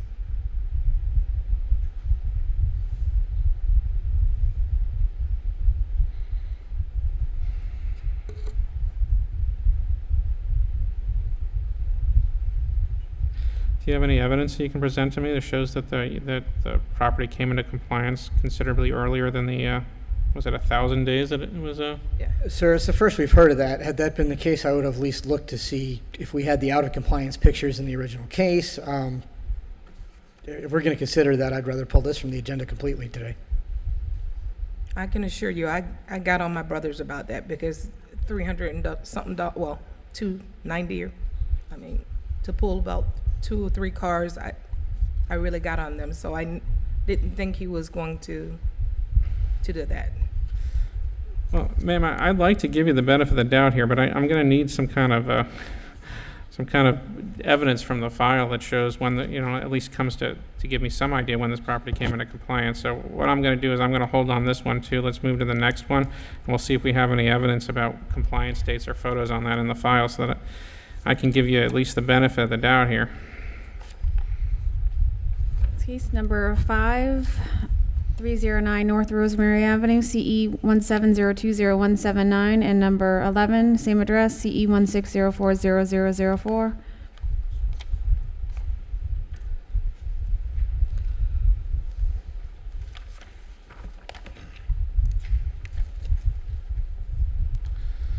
Go ahead.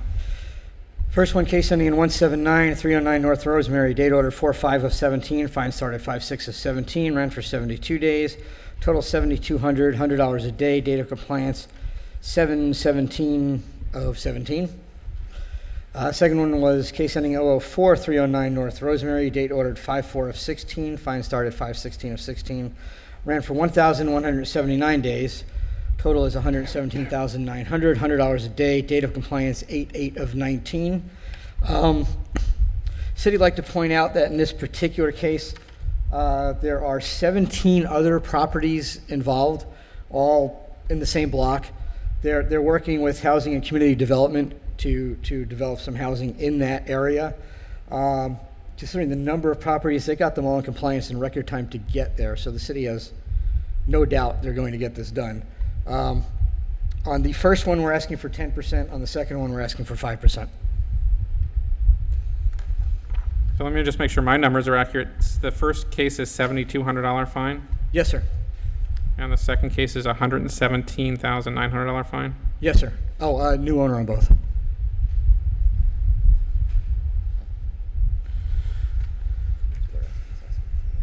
All right, so tell me what's going on. Hello. Good afternoon. Attorney Richard Carey on behalf of Rosemary West Palm Beach, LLC.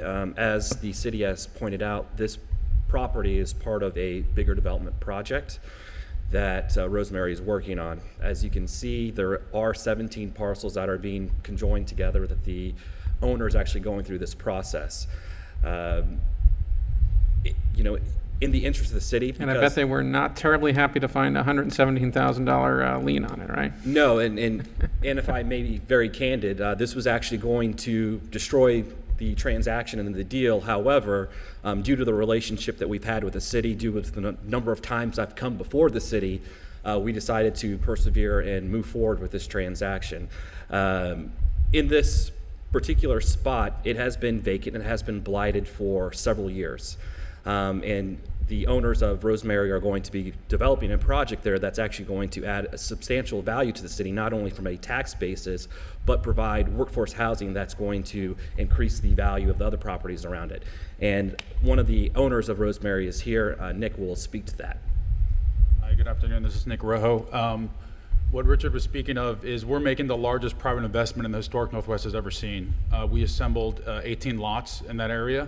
The deal almost died because of that quota violation, and working with Richard, and because we're working very closely with the CRA and HCD to help us kind of plug the gap to offer more affordably priced housing.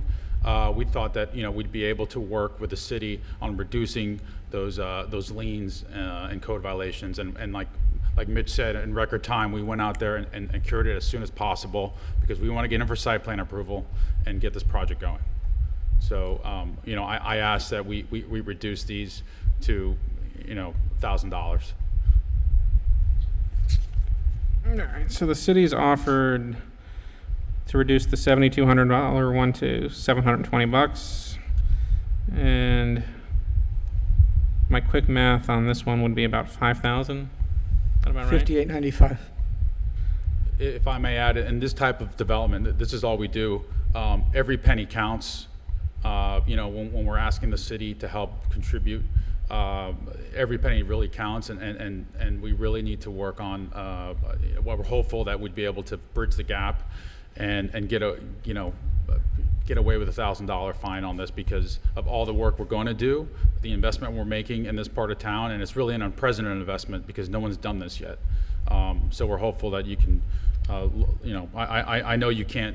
These liens mean something, and we're willing to pay an amount. But given the investment and that we're working so closely with the city, I was hoping you could reduce it to $1,000. What's the city's position on this? Our position, we've already lowered it to 5%. So, other than that, it's. So you guys are going to fix up 17 parcels, huh? Yes, sir. We're going to develop about 287 units that will be affordable to people of various income levels. All right, here's what I'll do. I'll reduce CE 17020-179 to $500 payable 60 days, and I'll reduce. I lost our number. What number was that one? 11. Number 11. We should probably situate the same property price in the same place. It's a little easier. I'll reduce that one to $2,500. Well, to $1,500 payable 60 days. Thank All you. right. Thank you. Sir, it was You're going to make me feel good about this, right? Absolutely. All right. Just confirming that was 500 and 1,500? Yep.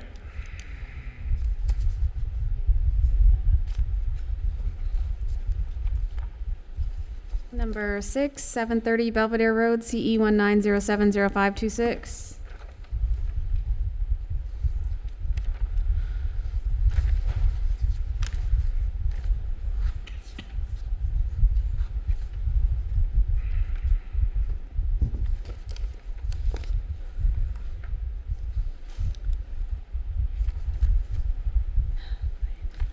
All right, go ahead. Sir, this is just a request to extend the boarding permit for 730 Belvedere Road. City code requires that to extend one, it has to go through the magistrate. The city has no reason to dispute their request. Tell me why you want an extension. I've been working with the architect and we are finishing the plan. Actually, next week. tell me your name first so we have it for the Frank Durier. And your relation to farm to family? Yeah, I'm part owner with my wife. You're the owner? Yeah. Okay. And why do you want to extend the boarding permit? So we don't have to replace the window and then ask permits to, we're going to redo the whole property. So you're going to redo the whole property? Yeah. The city doesn't have any objection to this? Correct. How long an extension are you asking for? I think the permits goes for like 2-3 months. The code says it's a 6-month extension. Okay. All right. That's what the city's agreeing to. All right, fine. Granted. Thank you. You'll get the order in the mail. Number 7, 9905 Baywinds Drive, 2102, CE 16010623. Good morning. Attorney Tracy Davis on behalf of Carol Wells, the Baywinds property. Maybe you have to speak into the mic. Okay. Attorney Tracy Davis on behalf of Carol Wells and Samuel Wells and Rita Crawley, deceased. Rita Crawley is deceased? Yes, she is. Is this property owned by tenants in common? Excuse me? This property owned by tenants in common? This is Baywinds Drive? Yes. Yes. Number 2102. We were asking for a lien reduction because the deceased used to be in the property, and then she had someone go into the property for a short period of time. At that time, she never did get the rental license. However, the person stayed in there maybe 6 months, and so that's why the city believed that it was rented out all this time when it really has not been. There is a foreclosure. At the time that I asked for the lien reduction, there was no foreclosure in place, but there is a foreclosure. It started, it was filed on 8/6/2019 in West Palm Beach, and the mortgage is asking for at least $119,000 to be repaid, with attorney's fees and costs is gonna drive that up. And we have a sale, a buyer who would like to buy the property for $140,000. So there really isn't any money to pay the 2 liens here. So we were asking for maybe a reduction of a total of $5,000 so that the city can be reimbursed for their violation, but at the same time, if the foreclosure goes through, then they take precedent and the majority of the money goes to them. Just tell me about this property. Case ending in 623 for 9905 Baywinds Drive, number 2102. Date order 3/16/16, fine started 4/19/16. Ran for 1,144 days. Current total is $114,400. $100 a day. Date of compliance 6/7/19. This is the same owner. Generally speaking, we would normally ask for 30% given the size of the lien. We're asking for 10%. It's not a homesteaded property, so I'm not sure who they're saying uses the property.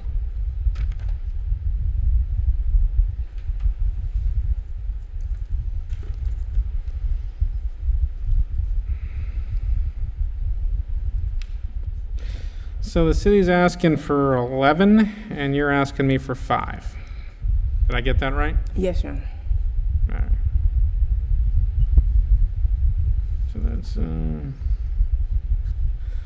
I'll split the difference. I'll reduce it to 8, payable within 60 days. Thank you. Ms. Davis? You're going to want that.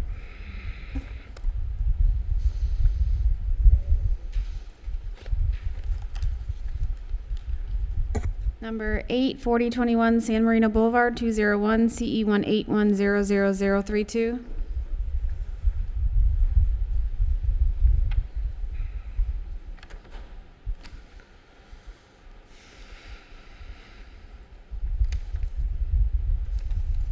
You know, more often than not, it's these rental violation cases that run the longest. Agreed.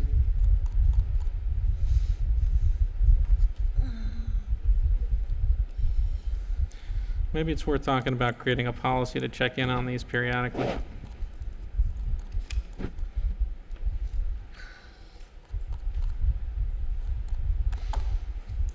I'm going to let him tell me about the property, then you can tell me what you want. Go ahead. Case ending in 032, 4021 San Marino Boulevard, number 201. Date ordered 1/16 of 19. Fine started 2/16 of 19. Ran for 84 days. Total $16,800. Fine was $200 a day. Date of compliance 5/11 of 19. No rental license. It's the same owner. City is asking for 30%. Can you tell me your names, please? Go ahead. Yeah. I'm David Lipscomb. Yeah, Fausta Lipscomb. Yeah. So tell me what you're asking for and why I should grant it to you. We are asking for the maybe $500, considering that the speed with which, you know, the property, we complied with the violation. We are not, how can I say, investors. This is we accidental landlords, essentially. And the property had just been vacant. The prior tenant had moved out and to throw out all the blinds and all the screens. And the windows are not standard, so it took some time to get them, especially the screens. And this is the kind of property where, I don't know, because maybe the city is cracking down, where they, you know, you replace them one week and then the next week they're missing again. Because people are at work, and this is not the kind of thing you're gonna be checking for. You're missing when somebody tells you they're missing, and we don't live there. So I have all the orders. It was like an ongoing process. And it was just exhausting. Plus, you know, I really Okay, so I'm confused. The violation here is for a rental license. For rental, correct. Okay, so why didn't you have a rental license? Because you're talking to me about windows, so I don't know why. Why are we talking about The windows? rental, we up to date on the rental license. They are now, sir, yes. We are up to date. As of But May. the violation wasn't for the rental, yeah. Well, unless I'm misreading this, or there's a typo, the violation is 18162A, which is the failure to obtain a rental license. They applied, never followed up, get it inspected, rented without the license, is what happened there. Like So I you're said, telling me about windows, but I'm not here about windows. If they don't have screens for the windows, they don't pass the rental inspection. Oh, okay, so that would make sense. So you had the inspection, but you failed because of the windows? Apparently so. Yeah, and we came into compliance within 3 months of that. I mean, and this is like working, you know. How long does the city have them out of compliance? 84 days. Yeah. It's within 3 months. And what was the daily fine? 200. Which I think was excessive for screens. The fine isn't for the screens. The sign is because we had not inspected yet. Generally speaking, the fine is that large to encourage people to get this inspected, because if it's being rented without having been inspected, we don't know the conditions inside and we don't know if it's safe.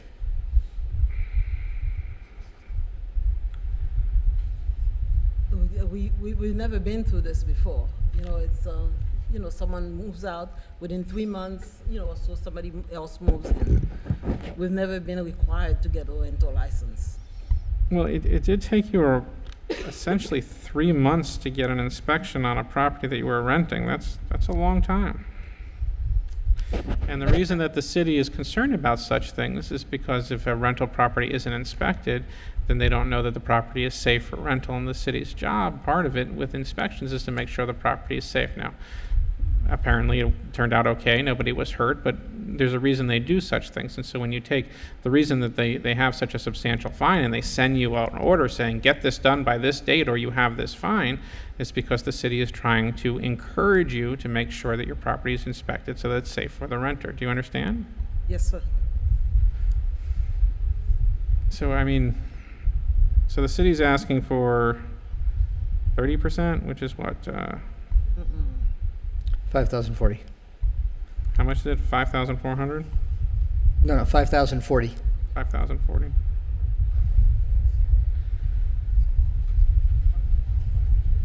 So the city's offer was to reduce your fine by 70%. All right. Can we split this, the 5,040?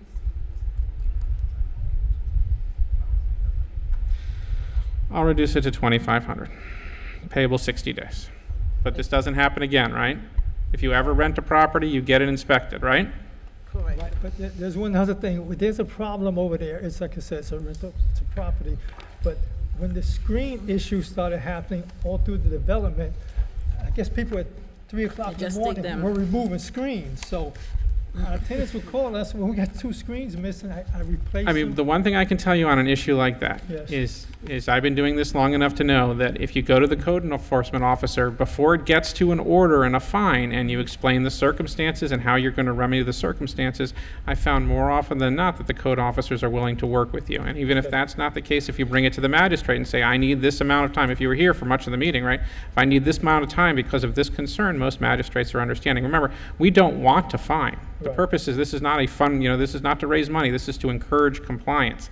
But you have to work with the city at each step because by the time you end up here, this is really hard, right? Because this is at the end and we've had fines and it's gone on for months, right? This is the hardest part to fix it. It's much easier to fix at the beginning of the process than the later part of the process. But we're going to make sure it doesn't happen again, right? Yes, sir. All right. Thank you.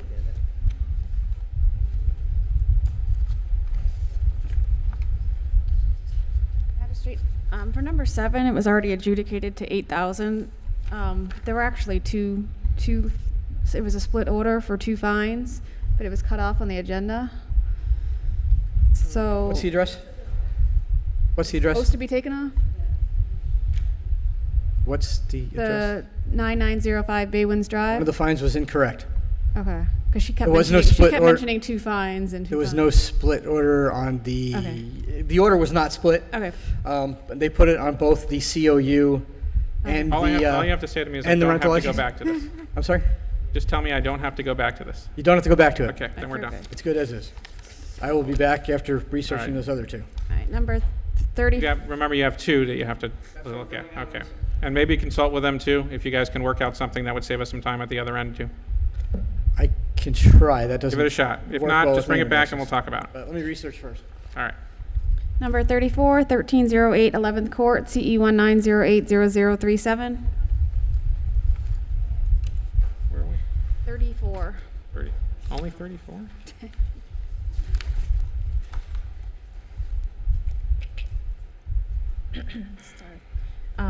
Yes. Cassandra St. Hilaire, Code Enforcement Officer with the City of West Palm.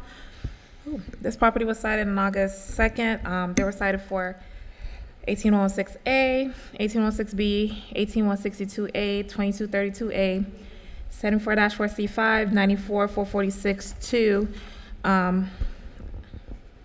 Sorry. Certified mail was sent out on August 5th. The property was posted on August 22nd. I've had, no, that's the wrong property. I've had no contact with the owner. At this time, the city is asking for 15 days or $200 per day for compliance.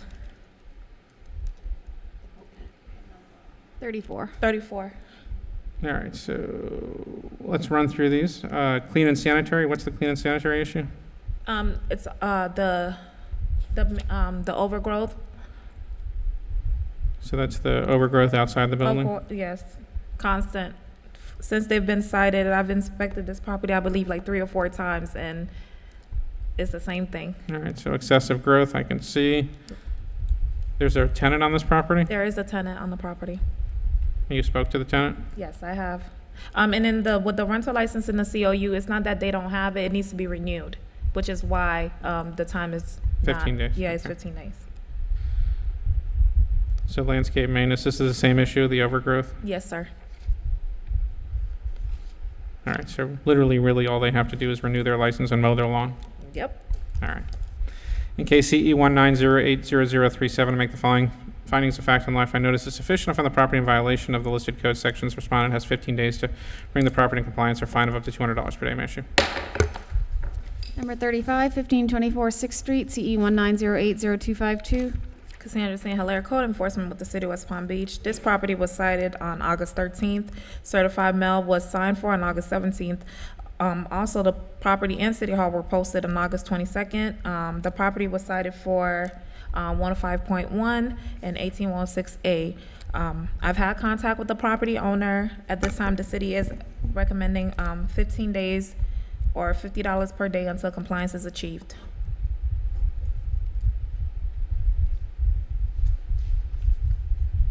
Shutters and the roof.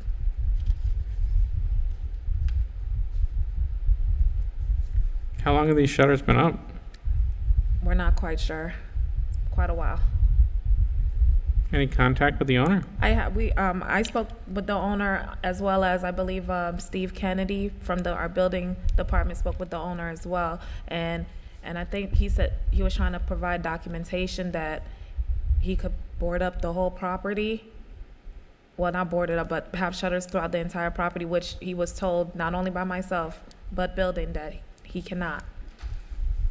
And the roofs. It's the desire of the homeowner to leave their house Well, then shuttered? he needs to get the proper permit for it. Well, he could get a boarding permit, but I don't even think that would let them do it year-round.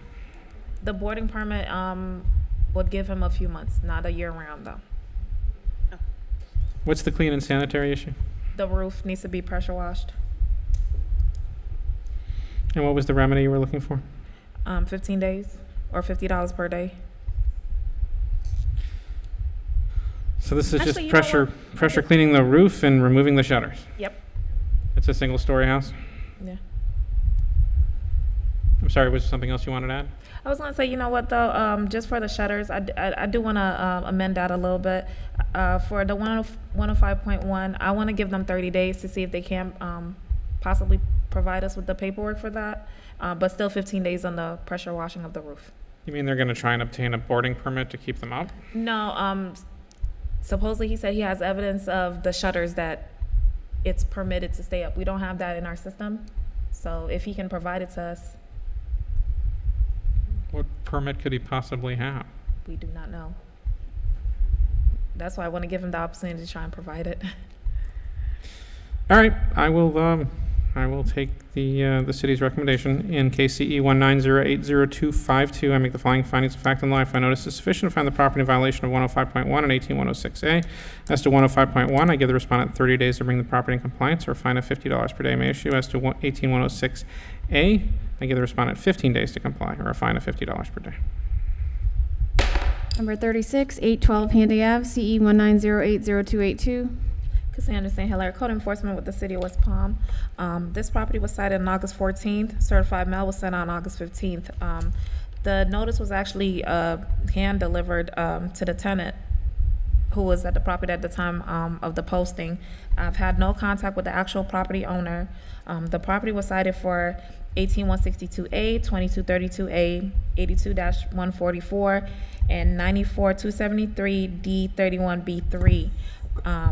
At this time, the city is asking for 15 days for 94273D31B3 and 30 days for all other violations or $200 per day till compliance is achieved.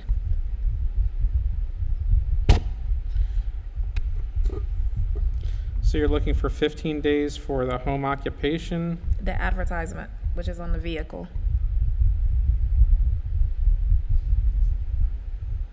And the business, and was there another one you were looking at 15 days for? No, it's just that one. And then you Everything else wanted- is 30 days. And 30 days for the rental license? Yeah. And business tax receipt? Yes, sir.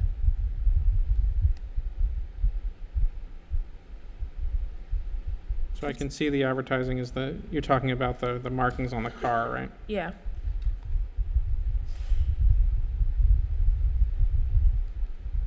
Suppose you could have cited that as a commercial vehicle.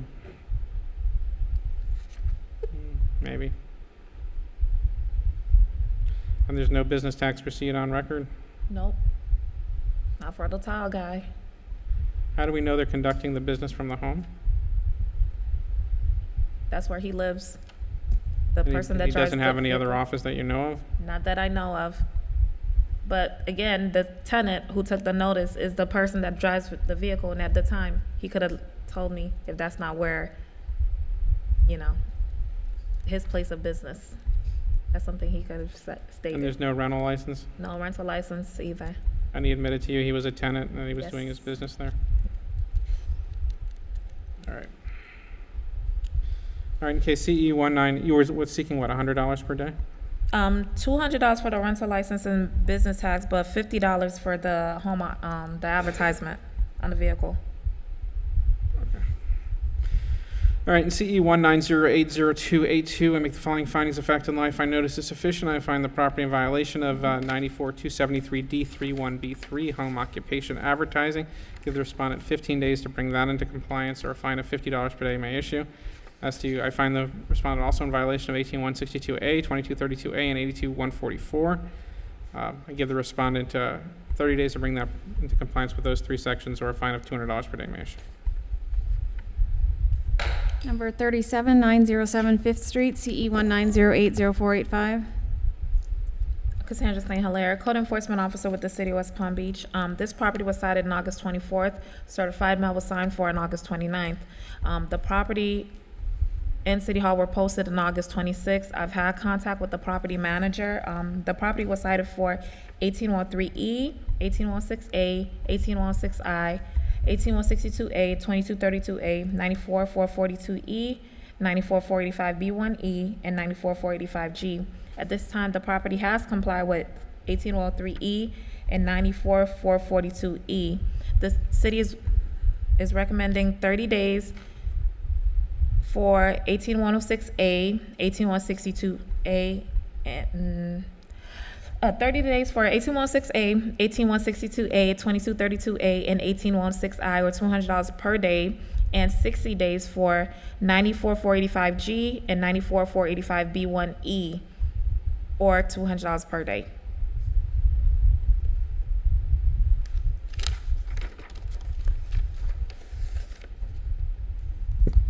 So the property is in compliance with 18103E. And 94442E.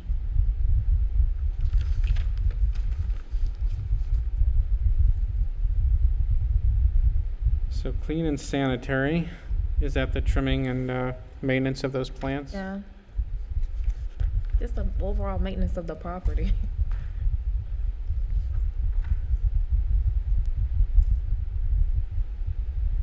You can see the parking lot, traffic control. And this property is being rented? Yes. You spoke with the tenant? Yep. And you're asking for 30 days as to clean and sanitary, trash and debris, Yeah. and rental license, Rental license, COU. and certificate of use? Yeah. And you're asking for $200? Yes. And you're asking for 60 days for the parking area, the paved parking and the traffic controls? Yes. And what fine were you seeking there? 200 as well. Is there any reason they couldn't get the parking done in 60 days? Is that a reasonable amount of time for that? I believe it is. I've been in contact with the property manager. He did tell me that he did put in the permit 2 days ago. So it seems like they're moving on it, so I don't see why 60 days would not be sufficient. Okay. In case CE 190800485, I make the following findings of fact and law. For notice is sufficient. Find the property in violation of 18106A, 18106I, 18162A, and 2232A. Give the respondent 30 days to bring those sections into compliance or fine of $200 per day may issue. As to sections 9445B1E and 9445G, I give the respondent 60 days to bring that into compliance or fine of $200 per day may issue. Thank you. Number 39, 3723 Morton Ave, CE 1908027. Richard Pasmino, Code Enforcement Officer, City West Palm Beach. This property was cited August 13th, 2019. Certified mail was sent August 14th, 2019, and notice was hand-delivered to the owner of the property August 27th, 2019. This property was cited for tenant's responsibility to maintain clean and sanitary conditions, repair dwelling to weather, repair roof, walls, and foundation, repair interior walls, floors, external doors and windows, plumbing fixture, bathroom, kitchen, floors, equipment maintenance, exterior paint required, clean and sanitary, electrical, landscape areas must be grass, and outdoor storage residential. I have had contact with the owner of the property and with property management company. As of today, there has been some progress on the property. The owner and property managers are working on getting eviction process started. They have plans to rehab all violations, one unit at a time. And as of today, all violations do remain, but they have intentions to fix everything. The city's recommending 180 days to come into full compliance, or the city's asking for a $250 day fine. These violations are multiple units. Yes, it's there's 6 apartments on the property. 4 out of 6 are all similar condition.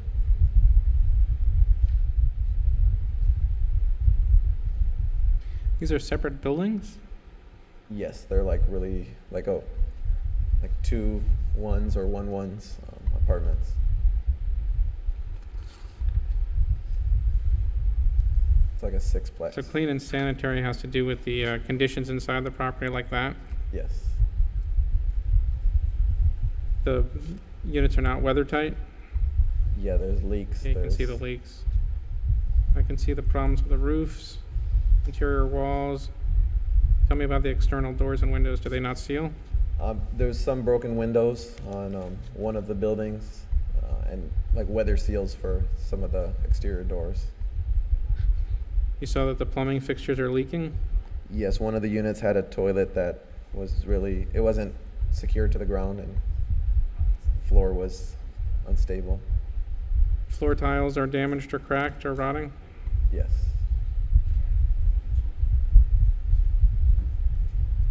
Do some of the appliances not work? Yes, some of the kitchen appliances and oven. And the exteriors require paint? Yes. Well, that looks bad, doesn't it? The walkways are not clean? Yeah, they need pressure washing, sidewalk and walkways, doorsteps. Did you run across non-functional non-repaired light fixtures? Yes, some of the light fixtures, and there was Christmas lights, I guess, on the structures that need to be removed. Are there non-sodded areas of the landscaping? Yes, they said they're planning on working on that first, since it's one of the easier things that doesn't require the tenants to be evicted. And there was outside storage on the property? Yes, there is. All right, in case CE 1908027, I make the following findings of fact on the law. I find notice is sufficient. I find the property in violation of all of the listed code sections. I give the respondent 180 days to bring the property in compliance or fine of $250 per day may issue. Number 40 is rescheduled, 4105 Washington Road, CE 1908025. Number 41, 953 Paseo Palmera, CE 190803331. Richard Pasmino, Code Enforcement Officer, West Palm Beach. This property was cited August 15th, 2019. Certified mail was sent August 29th, 2019, and the property was posted September 6th, 2019. I have had no contact with anyone from the property. This property was cited for 105.1 failure to secure building permits, The garage has been enclosed at the property, and neighbors are complaining of construction going on at night. And 110.3 required inspections for all permits. I've had no contact. No one's reached out regarding notices. City's recommending 30 days for this property to apply, obtain permits, and pass inspections, or the city's asking for $200 a day. Did you say 30 days? Yes. There is construction going on this property? Yes, I believe it's still going on. The neighbors are complaining it's still going on. And When you visited the property, was there evidence of construction going on this property? I wouldn't say going on. Construction has been done. That whole garage has been enclosed. The So you carport. saw evidence of new construction? Yes. Okay. All right, in case CE 1908033, want to make the following findings of fact and law. I find notice is sufficient. I find the property in violation of 105.1 and 110.3. Order the respondent to come into compliance within 30 days or a fine of $200 per day may issue. Number 42955 McIntosh Street, CE 190902110. Code Enforcement Officer Richard Pasmino, City of West Palm Beach. This property was cited September 14th, 2019. Certified mail was sent September 18th, 2019 to all registered agents of the corporation. Property was posted September 19th, 2019. I've had no contact with the owner of the property or any representatives or tenants. This property was cited for clean and sanitary conditions, excessive growth, failure to comply, overgrowth, obstruction of the right-of-way, fence, wall maintenance, and swimming pool fences. As of today, 18106A, 18106B, and 74-4-C3 have come into compliance. The other 4 violations remain. The city's asking for 7 days for the property to come into compliance with 78-1, obstruction of the right-of-way. That's the basketball court that's in the street. And the city's asking for a split order for 10 days to fix violations 94-302A4, fence wall maintenance, and 94-304D2B, swimming pool fences. The fence, it looks like it requires repair. They secured it, they completely enclosed the pool, but it looks like it still needs repair. It's falling over. City's asking for 10 days or an order to secure the pool. It's right in the front yard, and they leave that rolling fence wide open. So you're asking me for an order allowing the city to go and secure the pool after 10 days? Yes. You believe that the open pool constitutes a hazard to the neighborhood? Yes, it's wide open. The pool's right in the front yard, and they don't secure their fence at all. And the fence is in disrepair, it's not, just doesn't have to be closed? Yeah, there's a recent picture from yesterday. It'll circulate.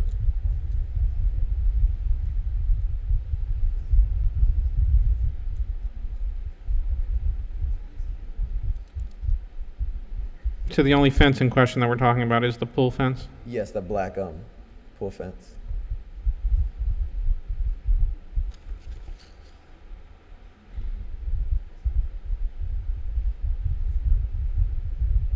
So children from the neighborhood can easily access that pool? Yes. And you believe it constitutes a threat to the neighborhood safety, not having it secured? Yes. Oh, that's the picture.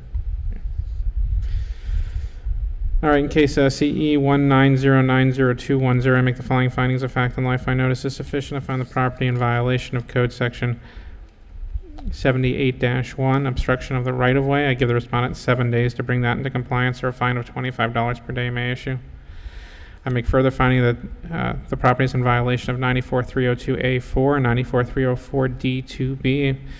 I make further finding that said violation constitutes a threat to the health, safety, and welfare of the city of West Palm Beach. I order the respondent to bring those 2 violations into compliance within 10 days. In the absence of compliance, I hereby authorize the city to enter the property and abate 94-302A4 and 94-304D2B. I hereby assess the cost of said abatement against the property and property owner.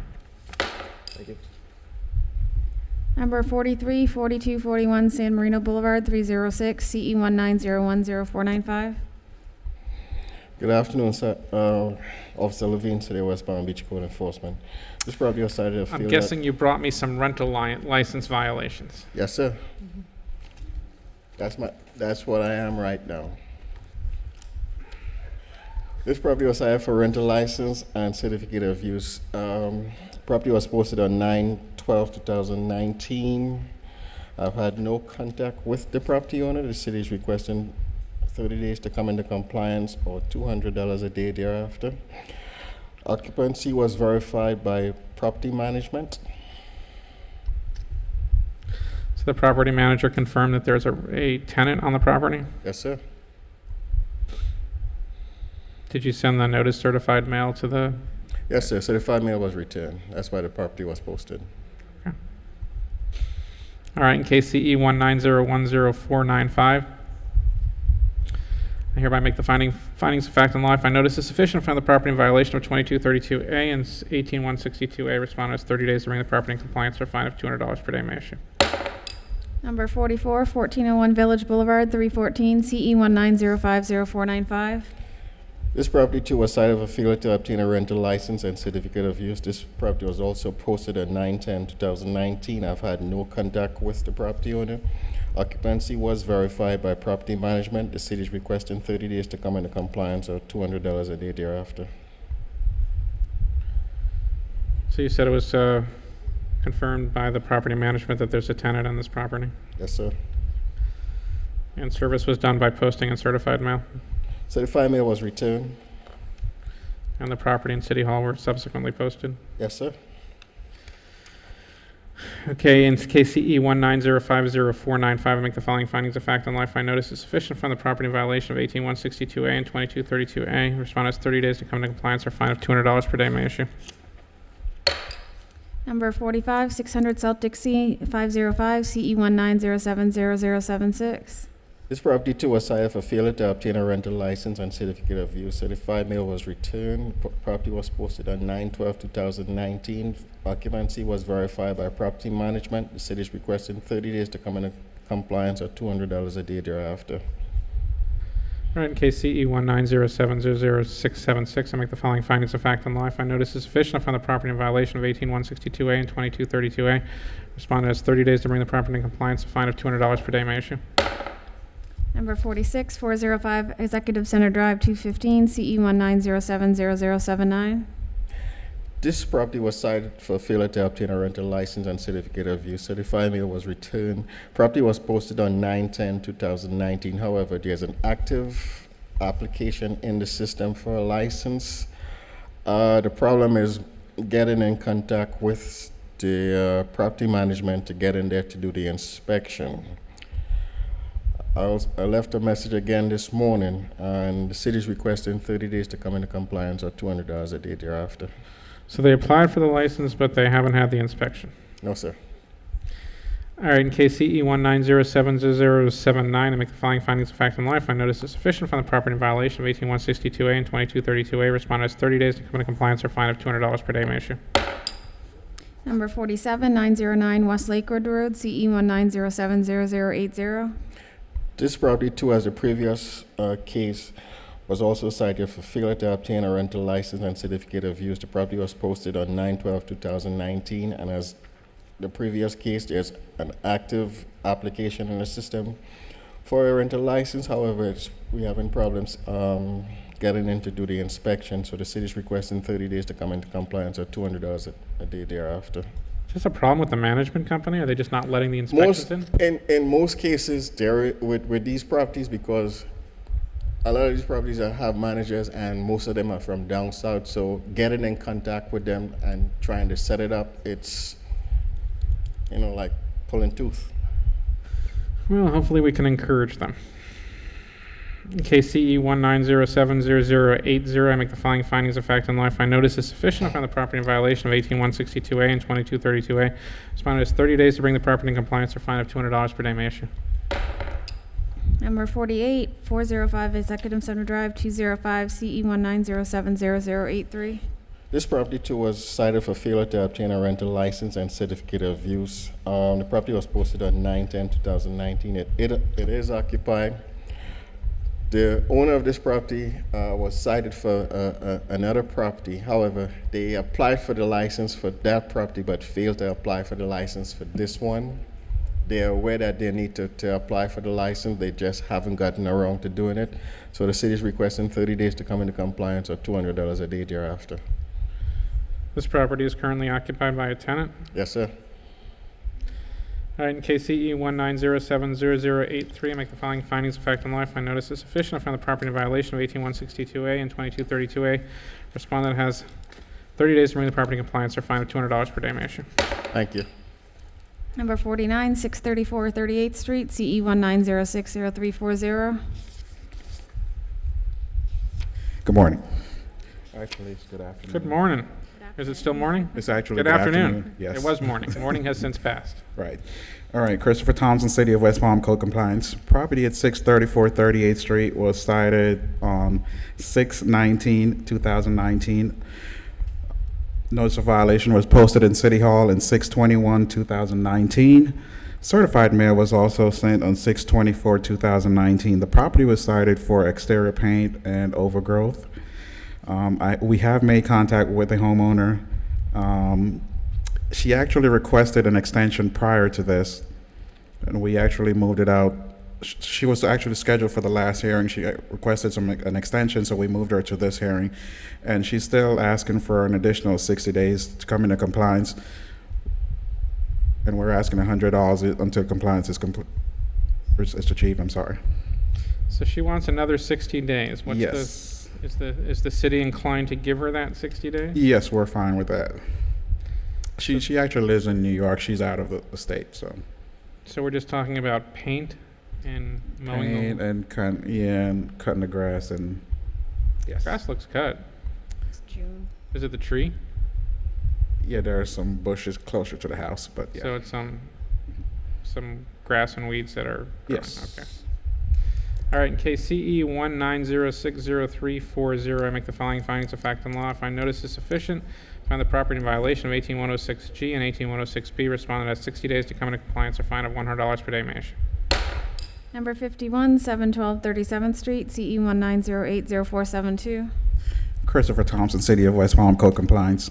Property at 712 37th Street was cited on 8/23/2019. Notice of violation was posted at City Hall on 8/27/2019. Certified mail was also sent on 8/27/2019.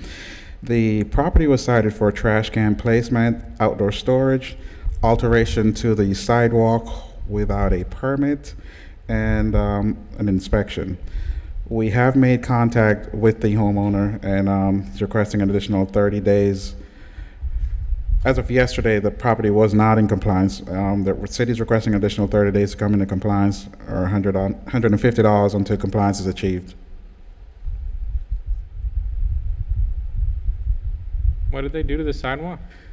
So the sidewalk was removed, I would say, in June. I believe it was done in June, because in April, they applied for a permit before in April. It was denied.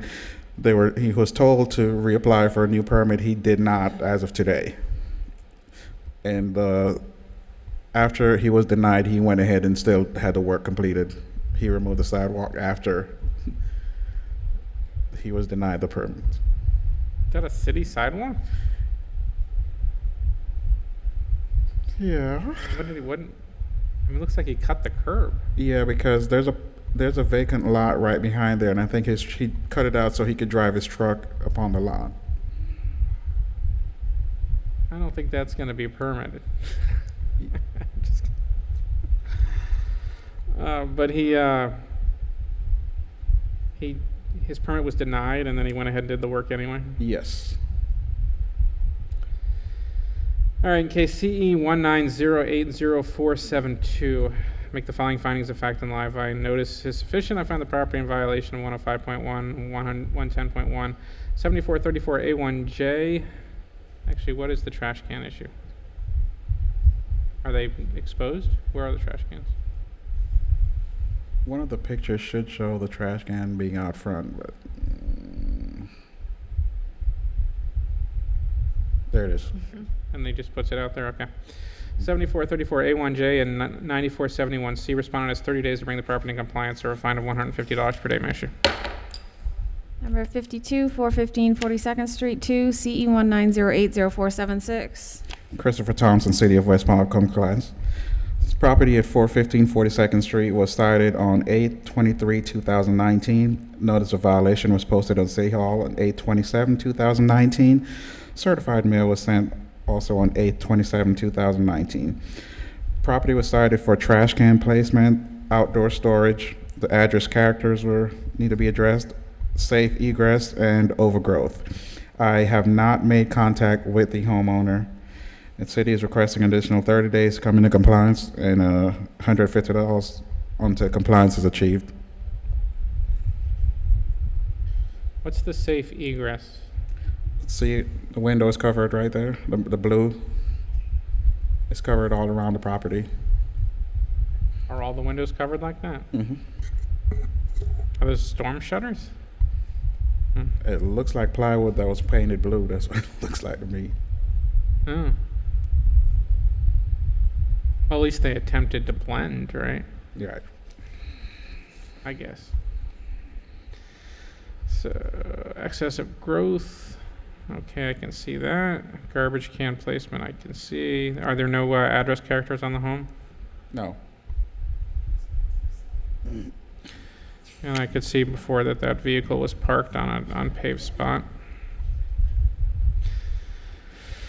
All right, in case CE 1908046, I make the following findings of fact and law. I find notice is sufficient to find the property in violation of 18100, 18106B, 7434A1J, 78-6, and 94482A.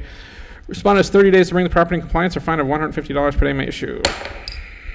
Number 53, 4300 Spruce Avenue, CE 1908047. Christopher Thompson, City of West Palm, compliance. Property at 4300 Spruce Ave was cited on 8/23/2019. Notice of violation was posted at City Hall on 8/27/2019. Certified mail was also sent on 8/27/2019. Property was cited for trash can placement, safe egress, exterior paint, outdoor storage, and sod. As of yesterday, the property was not in compliance. I have made contact with the homeowner. The city is requesting an additional 30 days to come into compliance and $150 until compliance is achieved. I'm sorry. Are all these code sections still at issue? I'm sorry? Are all these code sections still at issue? Yes. The windows are sealed by shutters? Yes. I can see trash and debris. The structure needs paint? Yes, you'll see it. Yes, it does. Garbage can is out front. The swale needs to be sodded? Yes. Yes, it does. Landscape areas need to be grass. Yes, they do. What's the outdoor storage? Keep going, you'll see it's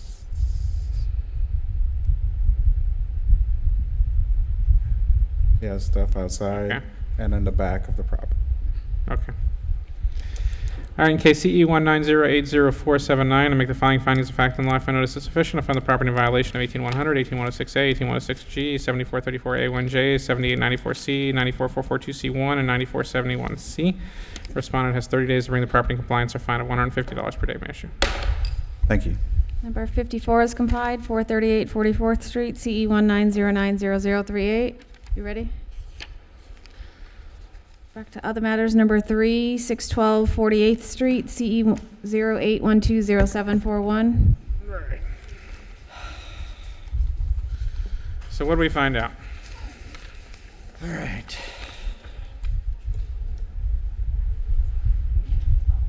Thank you. You know what I'm referring to? Straight, and I will. Found out numerous things. Number one, the rental license was paid for, but that's not the only thing the fines were running for. That was the only thing that was complied in the case while the fines were running. Huh. Now, let's see. I included the pictures.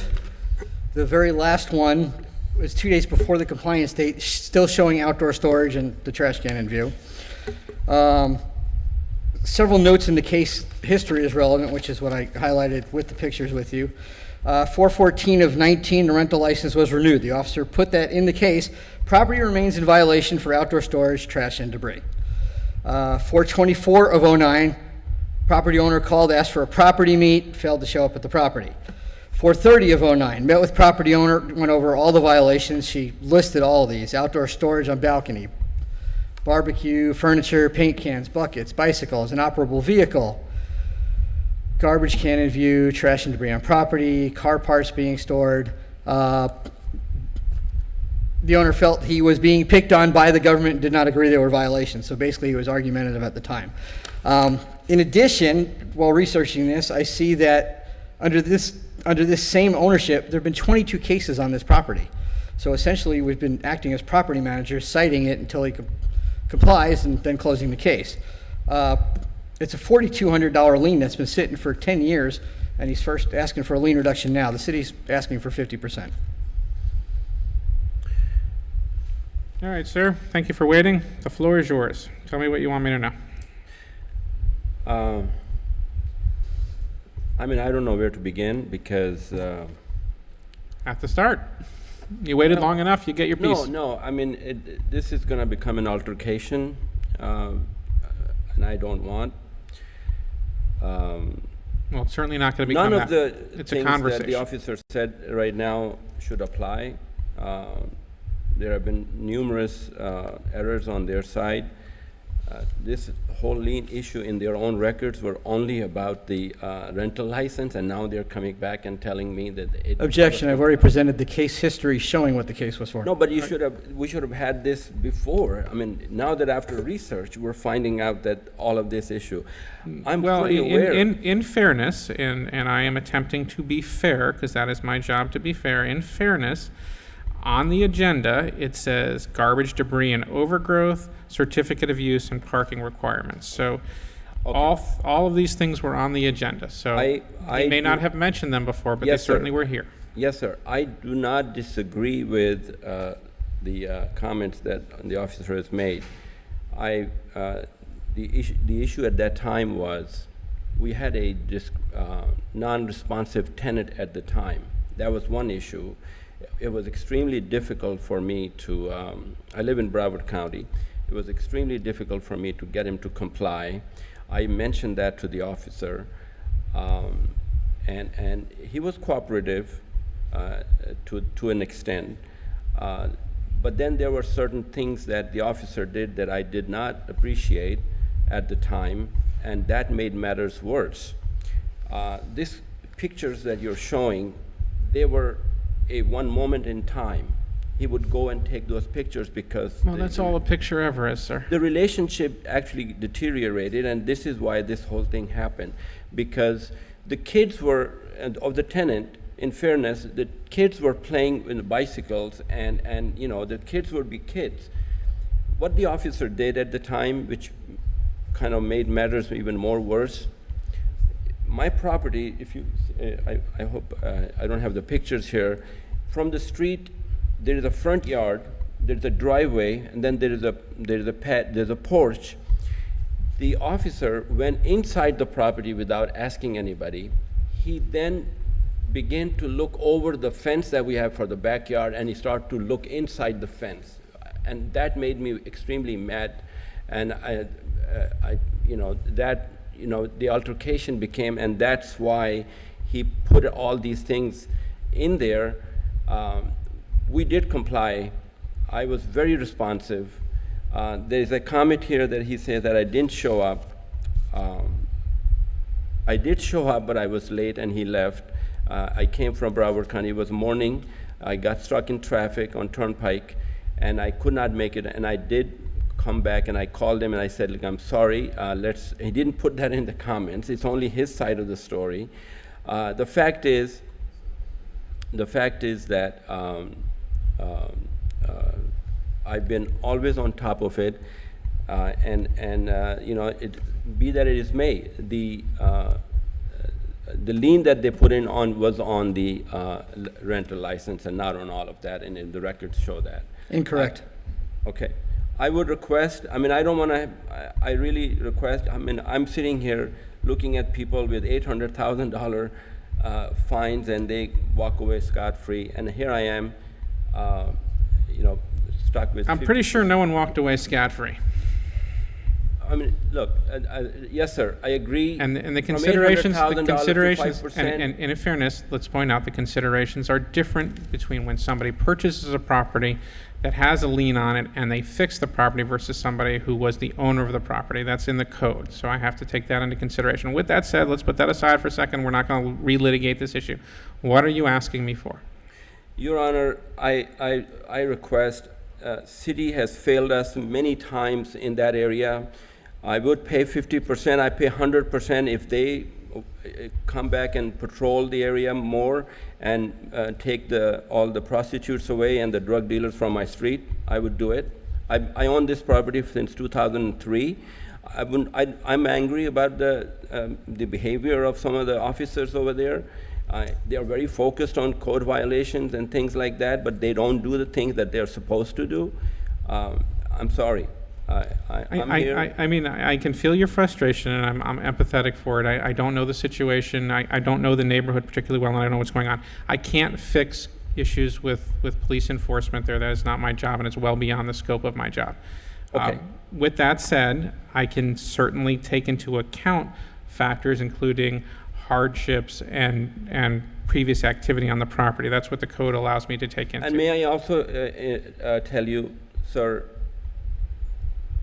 for this very reason, the rental community over there, the people, it's very hard to maintain. I've decided not to rent anymore that property.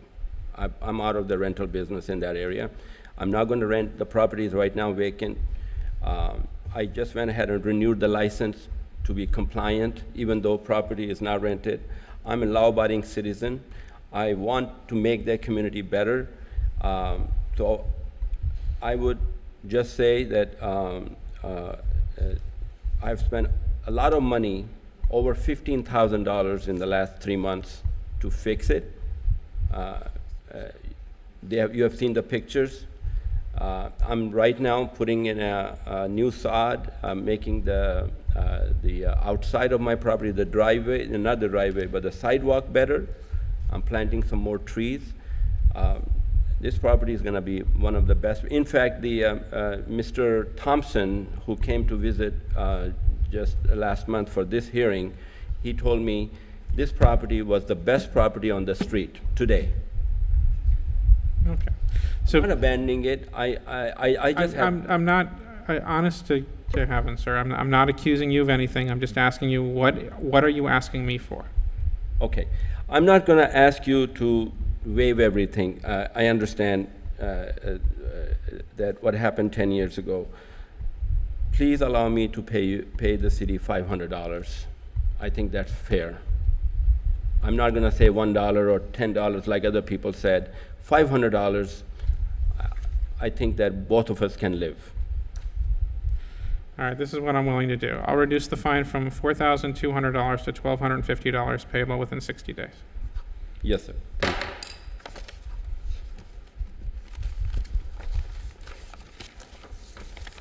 All right, we had one more. Sir?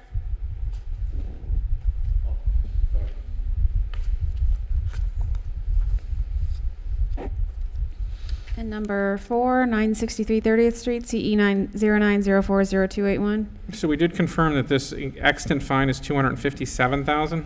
Yes, sir. All right. I did look at that as well. Sorry about the typo. Well, it makes a difference. Slight difference.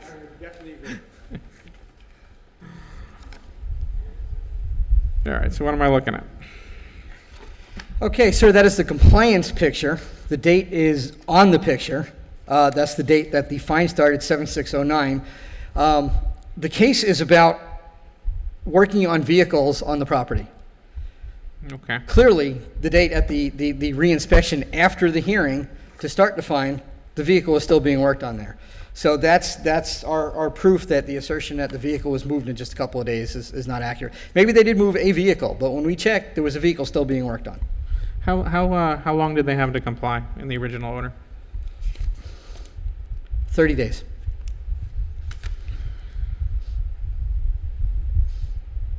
Doesn't seem like your brother listened to you very well. No, well, as I stated before, I didn't know there was a start of the lien. So I don't know when the hearing was or when the pictures was taken, but I know when Mr. Scott talked to me, he said that So the hearing would have been June of 2009, at which point you were given, who was the owner of the property then? Was it the parents? Yes, Roberta Frierson. All right, so presumably the notice would have gone to either your parents' home or whatever they listed as their address in the property records. And so they would have been given 30 days. I'm sure the property was probably also posted. Property was posted, yes, sir. So they put a notice on the door. Does he have that picture? Well, I'm sure they probably do, although probably, do we have it? Wasn't something I was asked to look for, so I do not have it on me at the moment.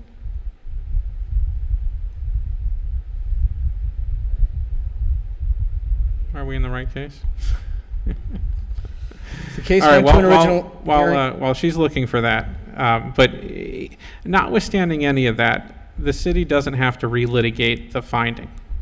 It's done. If it was going to be appealed, it would have been appealed 10 years ago. Okay. So the finding is what it is. But your request is that I should reduce this fine primarily because you tried to comply immediately, but there isn't a lot of evidence of that at the time, since we do see that 30 days after the order that nobody had actually complied. With that said, the city offered what? 10%. 10%. So that would reduce it from $257,000 to $25,000. And what were you asking me for, ma'am? $1,000. And like I said, I did have the hardship of the house catching on fire and having to take a loan out on my house to pay for the house to get in compliance now, which I didn't know that we had a lien on the property until I had to fix the house. I can't speak to the lien, but we can confirm there was a fire on the property. Was the house restored after the fire? Yes. Yes, it actually delayed coming to a hearing because of some of the fire damage.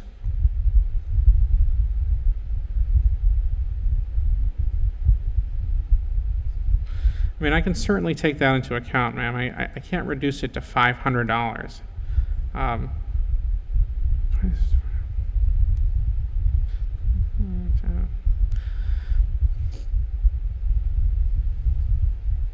I think a reduction to 10,000 would be more than fair in this circumstance. You don't think so? That's just like $200 and something thousand. I just spent $50,000 trying to get it up to compliance. I have nothing. And I can assure you, you know what? What can you afford to pay on this property, ma'am? I'm living off credit cards now, so I can, that's all I see. All right. I'll tell you what I do. I'll reduce it to $5,000 and I'll give you 30, 60, 90, I'll give you 180 days to pay. Thank you.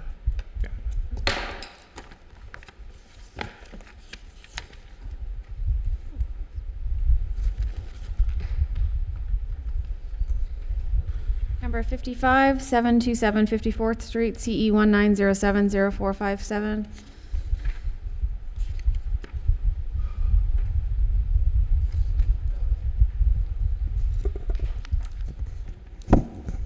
Robert Watkins, City of West Palm Beach Code Compliance. Address of 727 54th Street. Property was cited September 11th. Certified mail was sent September 10th. Certified mail was returned. City Hall was posted September the 20th. Property was cited for 18-106A, 18-162A, 22-32A, 34-102A, 78-94C, 94-302-A-4, 94-442-C-1, 94-42A.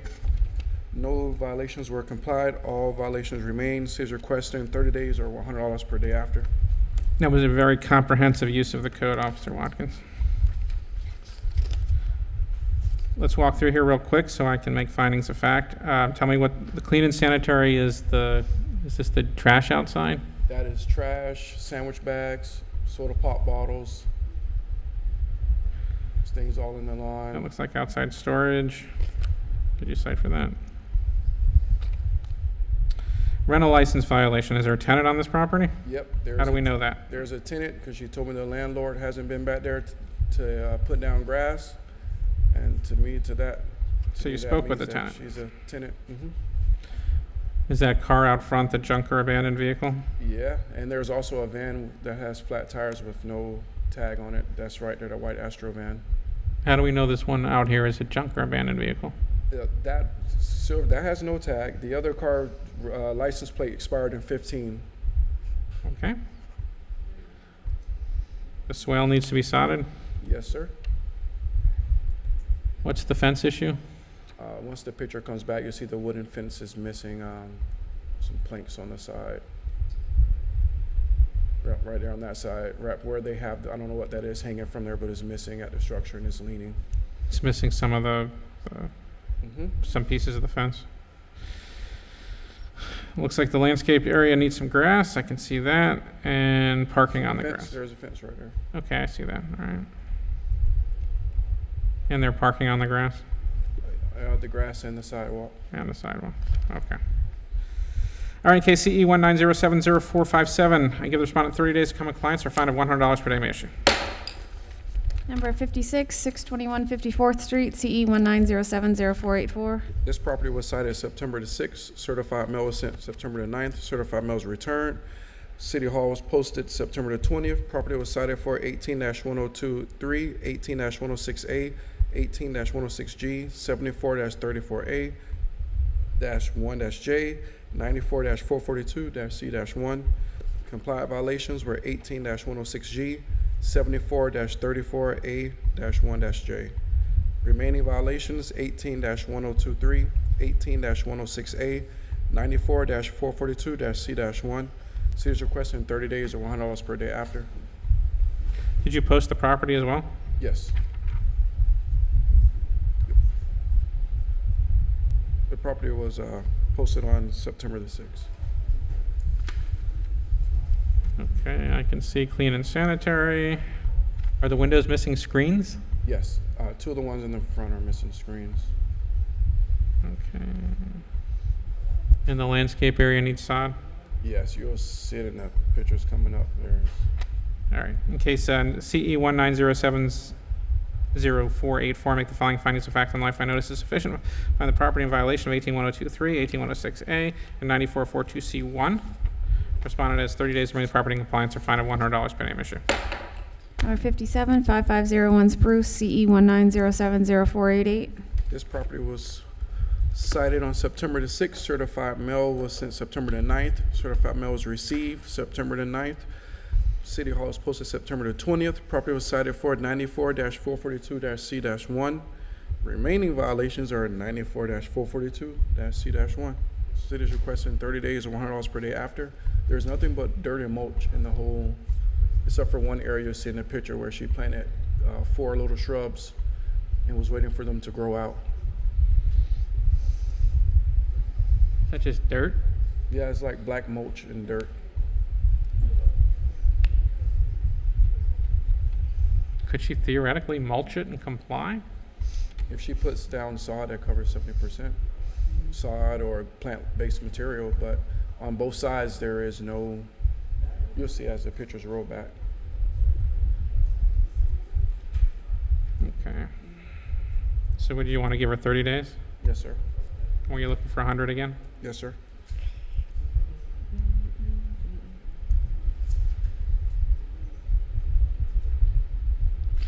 All right, KCE 1907048, I make the following findings of fact and life. I notice is sufficient. Find the property in violation of 94442 C1. Respondent has 30 days to come into compliance or fine of $100 per day. May I issue?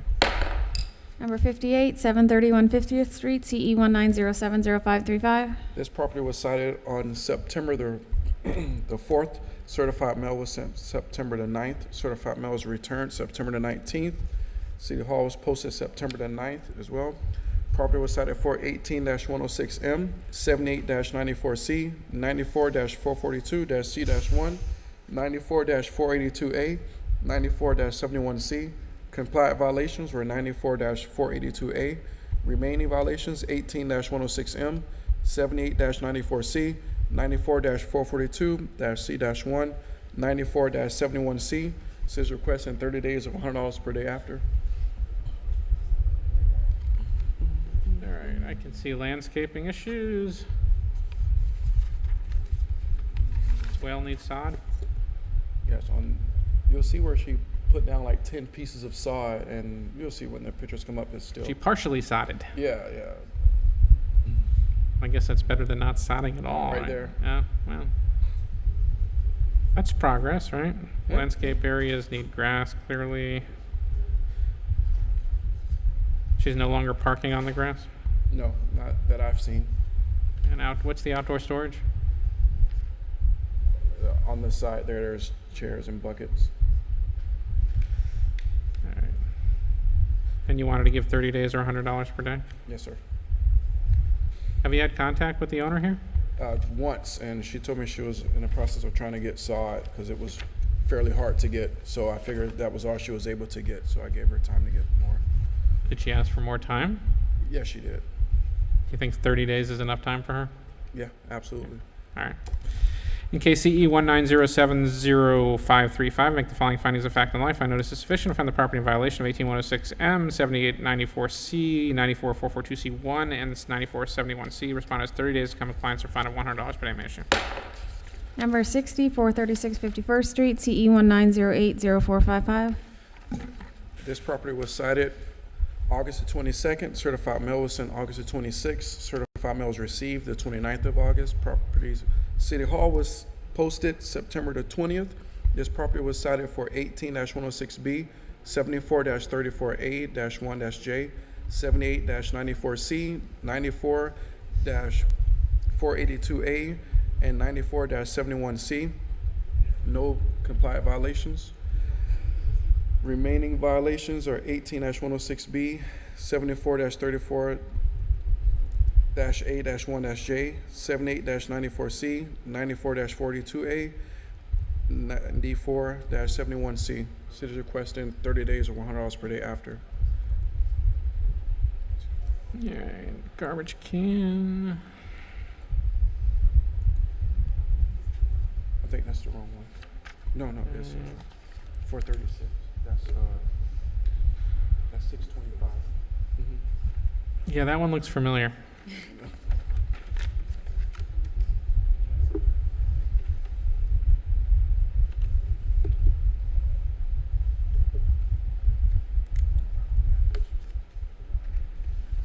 All right, okay, swell, got it. Overgrowth, got it. Outside storage, got it. More overgrowth, parking, got it. I just need a garbage can. All right, there we are. Saw it all.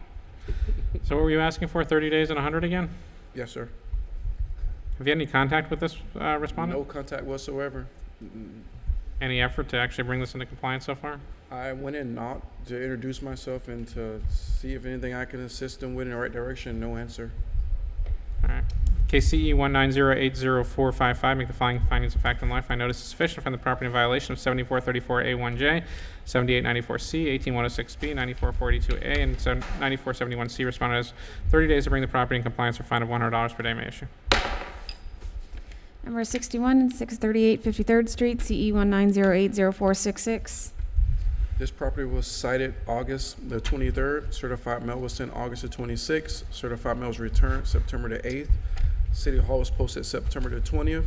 This property was cited for 18-103B, 18-106A, 18-106B, 18-106G, 34-102A, 74-34, 94-A-1J, 94-302A-4, 94-442-C-1. Compliant violations were 34-102A, 18-106B, 94-302A-4, 74-34-A-1J, and 18106A. Remaining violations were 18103B, 18106G, and 94-442-C-1. Requesting on this 60 days or $100 per day after. I've had contact with them. The owner is in the hospital, so the tenants are assisting with doing the work. It's just giving them time to complete all the work outside on the exterior. What's the issue with the roof or foundation? There was cracks all on the side by the window as well as the front, and they're gonna have to do stucco. So that's why we came up with giving them a little bit more time, and the rotted wood that's all around there as well. Okay. I can see it obviously needs some paint. And does that just need some sod?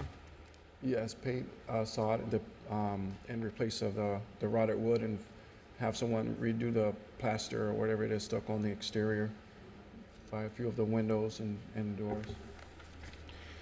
All right, in case CE 190804666, I make the following findings of fact and law. I find notice is sufficient. I found the property in violation of 18103B, 18106G, and 94442C1. Responded at 60 days to bring the property in compliance for a fine of, were you asking for $100 per day? Yes. Yeah, $100 per day, basically. Seeing no further business before us, we have no further business, right? We're all done? All right. This meeting is hereby adjourned.